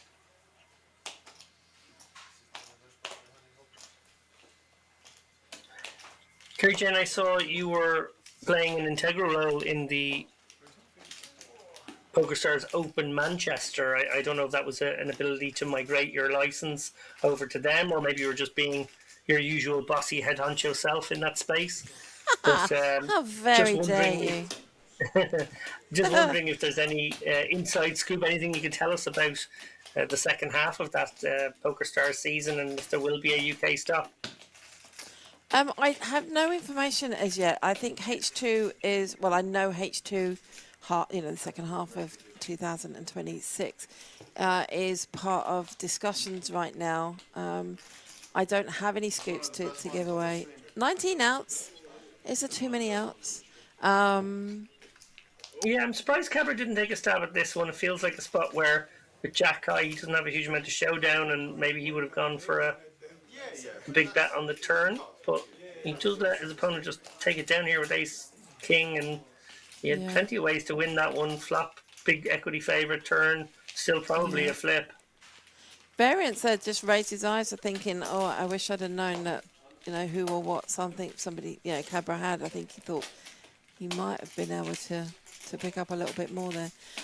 So second half of 2026, all in planning stages right now. And the original partnership between us, the Hippodrome, and PokerStars was always to be that when they wanted to run anything in the UK, that we would be the license holders for them, because you need a license, a casino license to hold it in an external location. So it's just part of our agreement to do so. And yeah, I just go out there to boss around and sit there at 4 o'clock in the morning counting pennies. Question from Yumi. I'm sure it's been asked before, but is there a reason all of the dealers do one at a time rather than the traditional way of laying out flop? Actually, the traditional way of laying out a flop is one at a time. The 3-card flop came considerably later. We continue. Hang on, let's just stay with this hand one moment. Ace, Ace 10, 2 hearts. Just a second. Little bet there is enough. We are very traditional here at the Hippodrome. We slide in our deal, always have done, and a lot of the world is coming around to our way of thinking. Reduces, same as with dealing a 1-card flop, 1 card each flop, and the slide, you get considerably less misdeals. Cards don't go off the table on the deal with slide. Particularly now, it gives almost 0% chance of cheating, because the cards are not in the air, so that technology in tiny cameras in phones and other pieces that go on the table cannot detect what the cards are and relay it to the player. With 1 card at a time on the flop, it also means that we get less misdeals because a premature turn card or a sticky card or something like that. It's easier for us to manage and we get considerably less misdeals.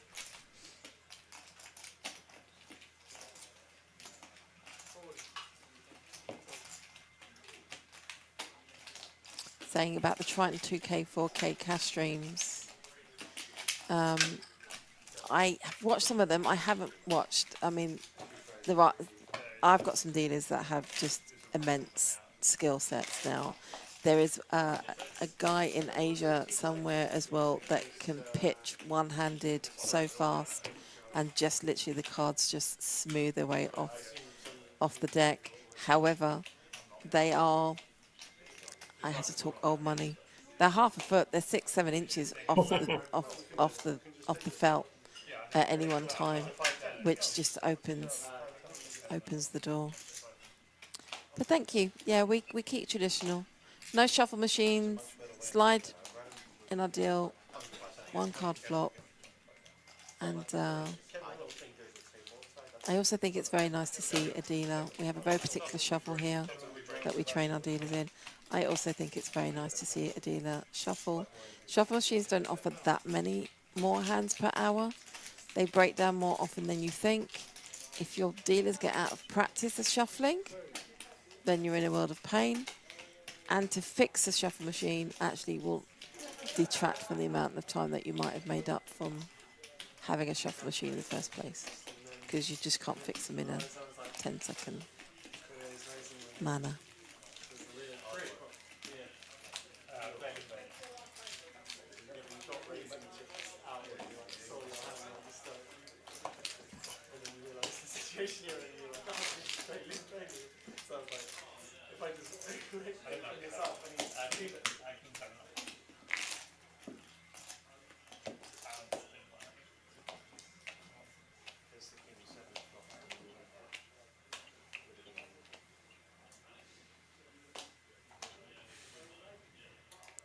Eight and 9 for variance from the tug. Like that open, especially six-handed. Ace 3 of spades from the button with bowl poker. Will call Cabra priced in now with a jack 9. Very reasonable defend with a suited one gapper in the big blind and especially six-handed. And look at that. Oh, hello. You've got top pair for Cabra, but 2 pair for variance. Cabra now back with a little bit more equity with a flush draw. And variance definitely taking this one to the second floor here. 9-8 suited, 9-8 4 deuce. Not much to be worried about here. Plenty of draws to protect against. Wouldn't have minded a bigger raise than that, but up we go. 100 more. Cabra happy to oblige here with a hand that could be good and can improve. Both will be a little wary of the 10 jack possibilities, but I don't think variant should be deterred because equally his opponent could have a hand like Queen 10 or Queen Jack here, something to target for value.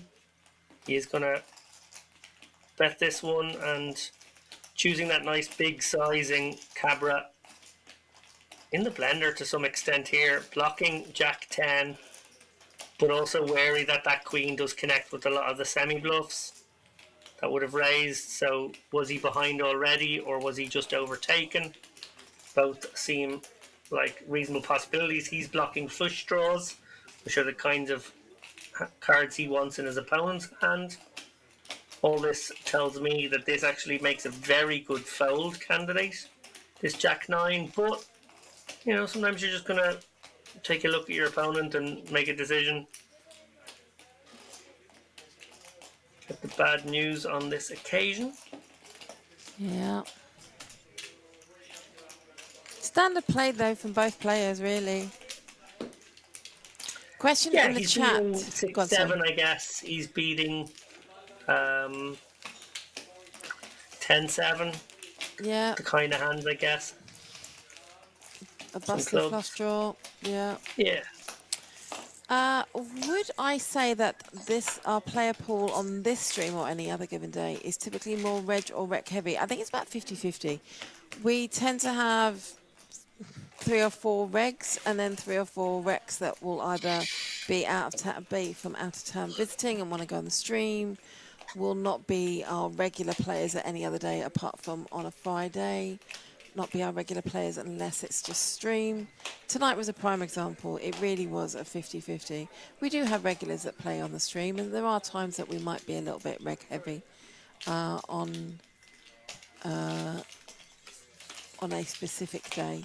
But that kind of evens out with, you know, the transfer of players coming in and out. Another 6, 9, 8 board, 2 clubs, variance for the queen of clubs, backdoor opportunities for that, and the straight. Ace 5 still out in front now with bowl poker.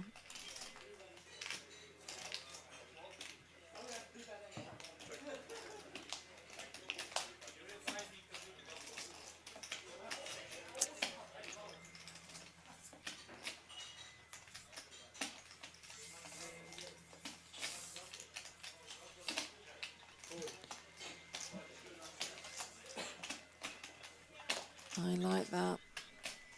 Oi, loy cat. A win's a win.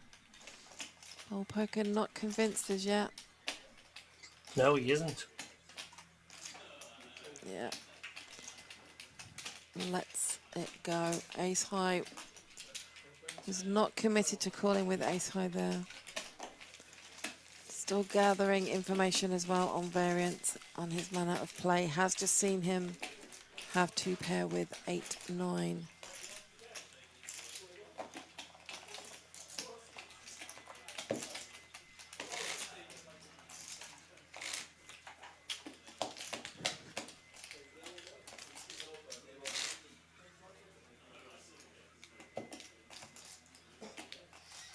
These guys just playing 5-handed now.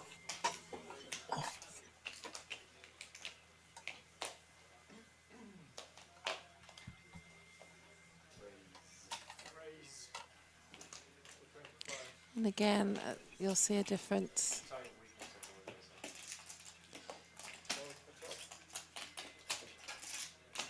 Ranges are wider, defends a little looser.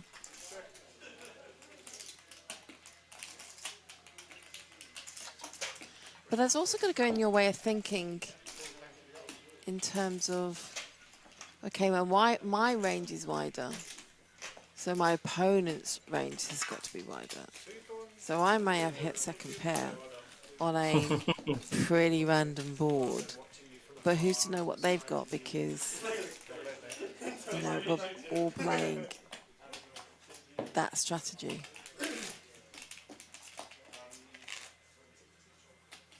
I heard something the other day about 3 players tournament-wise and somebody having a major chip lead and then discussing a deal, because one of them turned around and said, well, I know I can't beat you heads up. I don't have that much experience. Like, I would be like, I would never tell somebody that. I would never give anybody that information. And more importantly, I'd want to, how am I ever going to get the experience if I don't go and do it? And if I've got the opportunity to do it, because you don't get the opportunity very often to play heads up in a tournament. Sure. You know, grab that opportunity. We've now gone down to 4 hands. 4-handed, Cabra has left the table. Yeah, it feels like unless we get a little resurgence of other players here, this game may be breaking shortly. But in the meantime, we do get to watch short-handed play, which is obviously a lot more exciting. Everyone playing late position seats, people in the blinds every couple of hands. So this is an entertaining form of poker that we will enjoy for as long as it lasts. Absolutely. And the thing is here, again, you don't very often get to see such poker. But yeah, we will be drawing to a close very shortly. My production team we'll call it in terms of the, let's see how many of you are watching, see what the players are doing. Do we have anyone ready to take these empty seats? And if they find a juicy hand, then they'll give me the nod. But until then, you got myself and David Lappin continuing with this £5, £10 with a £10 big blind ante cash game. And obviously the £10 big blind ante now, four-handed, almost seems like a bit more of a straddle. It's money in the pot. Queens versus sixes. Yeah, these guys playing deep here. This one has potential. Don't think the sixes should be giving up just yet. No, one Henry. overcard. Yeah, Henry likely goes something like 60% here. Feels kind of nice.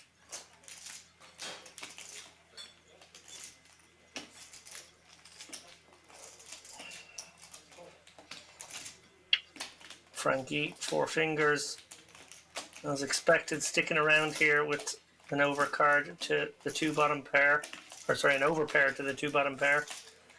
Another And the 8 doesn't really middly change much for card. Frankie. Yeah.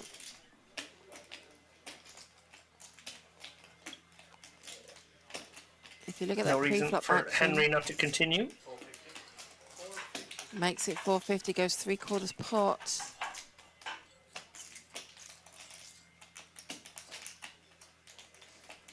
This is a very important decision here for Frankie. Obviously, not unreasonable to stick around, to hang tough one more time here with pocket sixes. Also not completely unreasonable to abandon ship either. As often is the case in poker, the turn is a turning point.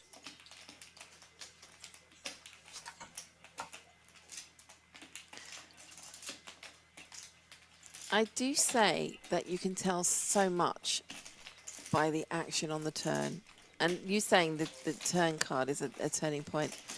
It is so critical to the outcome of a hand. And no, that's so ambiguous and a little bit woolly. But you can tell a lot by what somebody does on the turn. You can tell a lot by the action and, you know, and a player's demeanour and attack or defend, etc. And what they do on the turn, I think, is almost a tell in itself.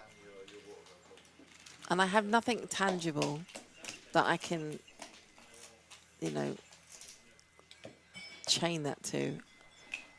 I try to observe players at every point I can, but the turn for me is really important. Something crucial now with this setup here. We've got four players, obviously four of the most aggressive players, four of the loosest players. These hands coming around pretty thick and fast right now. But also, take a look top of your screen. They're all deep. Basically playing 300 bigs, effective every hand. Yeah. I was literally going to lead to that, like the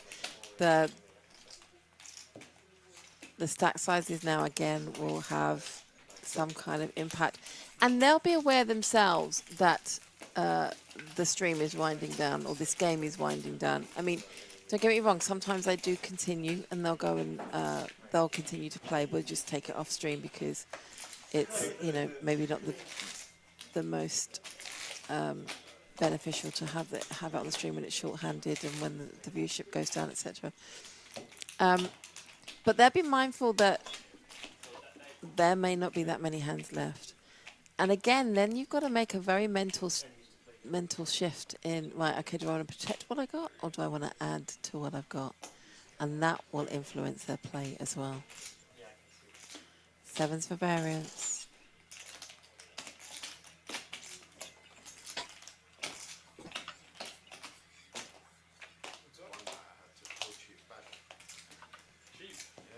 Comment in the chat. I think a lot of players that aren't studied but know a bit about theory, almost pure check turns because they've seen good players do it without really knowing why.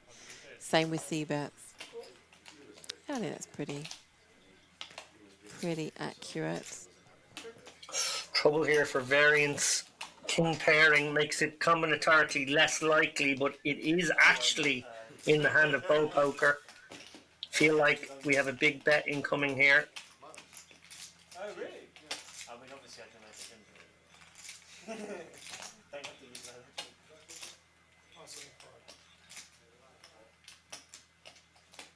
Very hard not to make this overbet call with sevens here.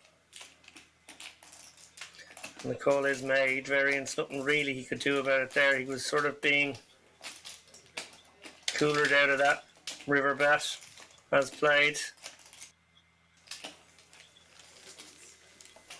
Bull Poker back up above the 5k mark. Steady progress all night from him.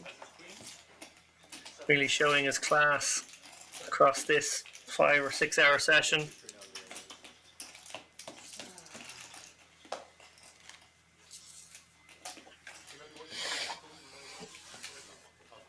Maybe not too many hands that are real or vlog worthy, but the night's not over yet. Perhaps some fireworks before the end that could make its way onto celluloid. I have a question for the chat, just based on that last comment. Do you think that there are a lot of players these days that aren't studied? And when I mean study, I mean literally putting in any particular hours each week, each month, or each period of time, regardless of what that period of time is, that haven't sat and looked at online streams, play, read a book, run it through the solvers, you know, looked at something. Be very, very interested if you think that there are many players now that don't study. About yourself, David, do you still study? Yep. Big fan of DTO, Dominic Nietzsche's trainer. I know a lot of the people these days have lent towards DTO Wizards. It's obviously a very nice piece of kit, but I've always liked Dominic's solves. I think they're a bit more thorough. I think it's a bit more of a boutique product, so I've always been a big fan. And the drills on that keep me hopefully somewhat sharp. And then obviously I run hands by a circle of friends, most notably Darrow Carney. And then I create strategy segments for the chip race, strategy videos for the chip race. So that sort of puts me through my paces a little bit as well. And then there are people who bounce hands off me, so their hands become our blackboard, so to speak. Lots of different ways. To quote the D-Negs, the day that you stop studying is the day that you get left behind. Or I think he said more like the day that you think that you've learnt it all is the day that you get left behind. Do you think Helmuth studies? I don't know. I'm not sure. Not sure I take much notice of anything the Granu says, but if it's to be believed, not sure he's a person who would. Well, if he thinks that's the day you get left behind, maybe he got left behind quite a while ago. Yuri says, yeah, the majority of the player pool below 100 no limit or thereabouts seem like they don't study at all. Or maybe they watch creators who are well studied. Yeah. But if they're watching creators who are well studied, is that not in itself study? If you're watching... Yeah, I think it is. I think anything can really qualify. I think so too. It depends on just your level of engagement with it, and if you treat these kind of situations like puzzles to be solved, any kind of engagement with them definitely counts as study.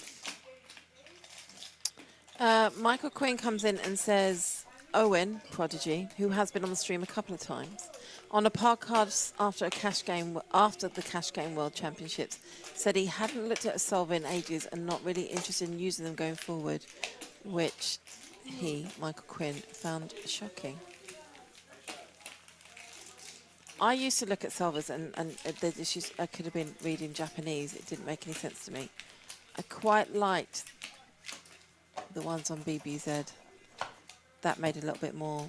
It made like I couldn't remember anything, but the ones on BBZ, not necessarily the solvers, the drills, absolutely, but there was a couple of free lessons on there, and Jordan went on and gave like a breakdown, and for like it was like a light bulb moment for me. Yumi says blockers are a massive thing that low stakes players don't understand well, and it seems to me. Well, ask Mr. Stapes, who believes that blockers aren't real. I agree with this statement, though.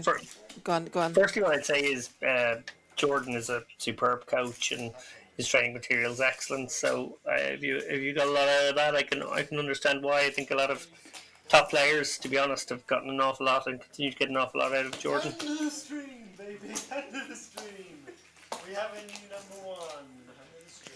It was something along the lines of he just broke it down a little bit easier that, you know, like a suited ace, you should be raising from this position, a suited, you know, king, suited connectors. It was so simple, but it was just relayed in such the simplest way that I just went, I can remember that. I agree with this, though, that players sometimes don't understand how their own hand interacts with their opponent ranges and potential bluffs. I think a lot of players in their early days of playing poker get a little caught up in what they've got and not truly thinking about what their opponent might have. And that's a learning curve. Queens for bold poker. Oh, you might have a big one here at the death. King, queen, very squeezable, 3-bettable. Let's have a look at what happens. And the 8-5 does hit the muck, so it will have to be a 3-bet. And I feel like it's incoming. Yeah, there we go, 160. Bold poker, 2 ways to go. Can 4-bet this one, reveal the strength of his hand somewhat, or just go for call, play a little trap, and he looks like he's gone for the ladder. Oh, hello. Oh my goodness, look at that. Oh my giddy aunt. Big flop for both players here. Variance with top pair, gutter ball, overcard, bold poker, top set. It's almost too much hand.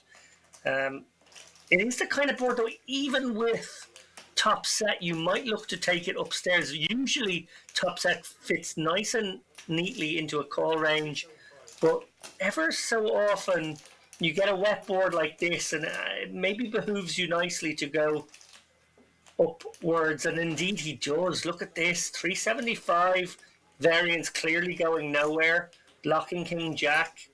Every reason to just go into call mode. Maybe he can bluff catch some. Not too long in the thought process there. Two of hearts doesn't make any change here. Bold poker should look to get greedy here. 2,600 left behind. He's going to look to maybe get stacks in here. Something like 600 or 700 sets up a very easy river jam. Can go bigger again, though. Could take it to maybe 8 or 9. If he feels like maybe there's more turn call river folds, he wants to go for that size. Bold poker with the bigger stack out, the two of them started off with 2k more than variance. Looks like 850, so pretty much on the nose of what we thought. Yeah, there we go. And I don't think variance can go anywhere for this. No. It's still too much hand. His opponent obviously representing an awful lot of strength here with a pre-flop flat to the 3-bet, and now an immediate raise on this queen 10-9 texture. Bold poker quite disguised here. 9s and 10s certainly make more sense. Queens will be under repped. Variance knuckles over, and bold poker are clearly going to ask for all of it here. Very simple decision. We might take a minute or two over this decision, but feel as though 1755, very easy amount to just say all in. Maybe. And do you think if he does so, does variance, you know, is it a fold for variance, or does he have to call it off? It's very tough. You're blocking King Jack, which is the most likely hand that Yeah, takes this all line. in. You could be up against 9s or 10s. You're going to be surprised to be up against queens, but as we can see, it is a thing. Jack 8 suited, certainly a possibility as well. Variants. Just have to work out where the bluffs come from here. And, bear in mind, backdoor flush got there too, and you've got the King of Hearts in hand, so that's pesky as well. Feel like there's not a lot of very obvious bluffs in this spot. Maybe they're all always Jack X. Maybe sometimes they're, Jack X of either hearts, spades, or diamonds because they've got a little extra something going for them. But then you start asking yourself, what are the Jack X's that aren't a pair and a Jack? That would certainly take a more passive line. So you have to go down to like Jack 7 maybe. Jack 7 of clubs, something like that. It feels like they're the more natural hands to turn into bluffs here, but there's not very many of those kind of hands. Jack 6 of clubs, Jack 7 of clubs. You have to question whether Jack 6 of clubs would even call pre. Maybe again a Jack 7 of diamonds. Yeah, just not too many obvious bluffs in this spot when facing an opponent who clearly can have a lot of value himself. I think I find the fold on balance, but it's very hard, very hard. He's picked up chips a few times now, put them back on the stack, put them, he's unnerved. You can see that because he's the way that he's I don't want to say fumbling, but that his chips have, gone astray a couple of times. Does make the call. Yeah. Oh, yeah. And that's the cheeks puffed out there to say, well, that's a winner. Joe Bold gets the lot there. What a hand. Absolute monster of a hand there. And, big hand to finish the night with. Obviously, nothing that the backdoor hearts got there. The Jack X of hearts, would be one of the combos that would maybe bluff on the flop and then are emboldened to continue their story. I think on balance, I really don't like that call from Variance on the river, but a tough spot nonetheless. You have to, yeah. I mean, think about all there's two factors sides to in it. that one. People say it's very hard to make a pair, but also are you getting it all in with just a pair? And look at Bold Poker now, out way in front with £8,360. That is a profitable night with over 6,000 in profit for Bold Poker. And I think, there you go, there's the sign. Magic Pockets there for Variance. He's coming back for more, but we'll be back for more next week. This is where we're going to leave you tonight, ladies and gentlemen. That's a great hand to finish upon. I'd like to thank my co-host for putting up with me and staying with me until this ungodly hour. So, David Lappin, thank you so much. You were a delight as always, Kerry Jane. I hope you've enjoyed it, and I hope everyone at home has enjoyed listening to us, or should I say David, because I'm just here to provide the colour. We'll be back with you next Friday with our cash game again. It is the last Friday of January, which means it's payday, which means we probably will run a little bit deeper next week as people get over those Christmas expenses. So again, thank you for joining us. Stay with us throughout the next few months by hitting that subscribe button and being the first to know when we're going live. But until next Friday, from David and from myself, it's night night. May the poker gods shine on you. We'll see you soon. Stay well.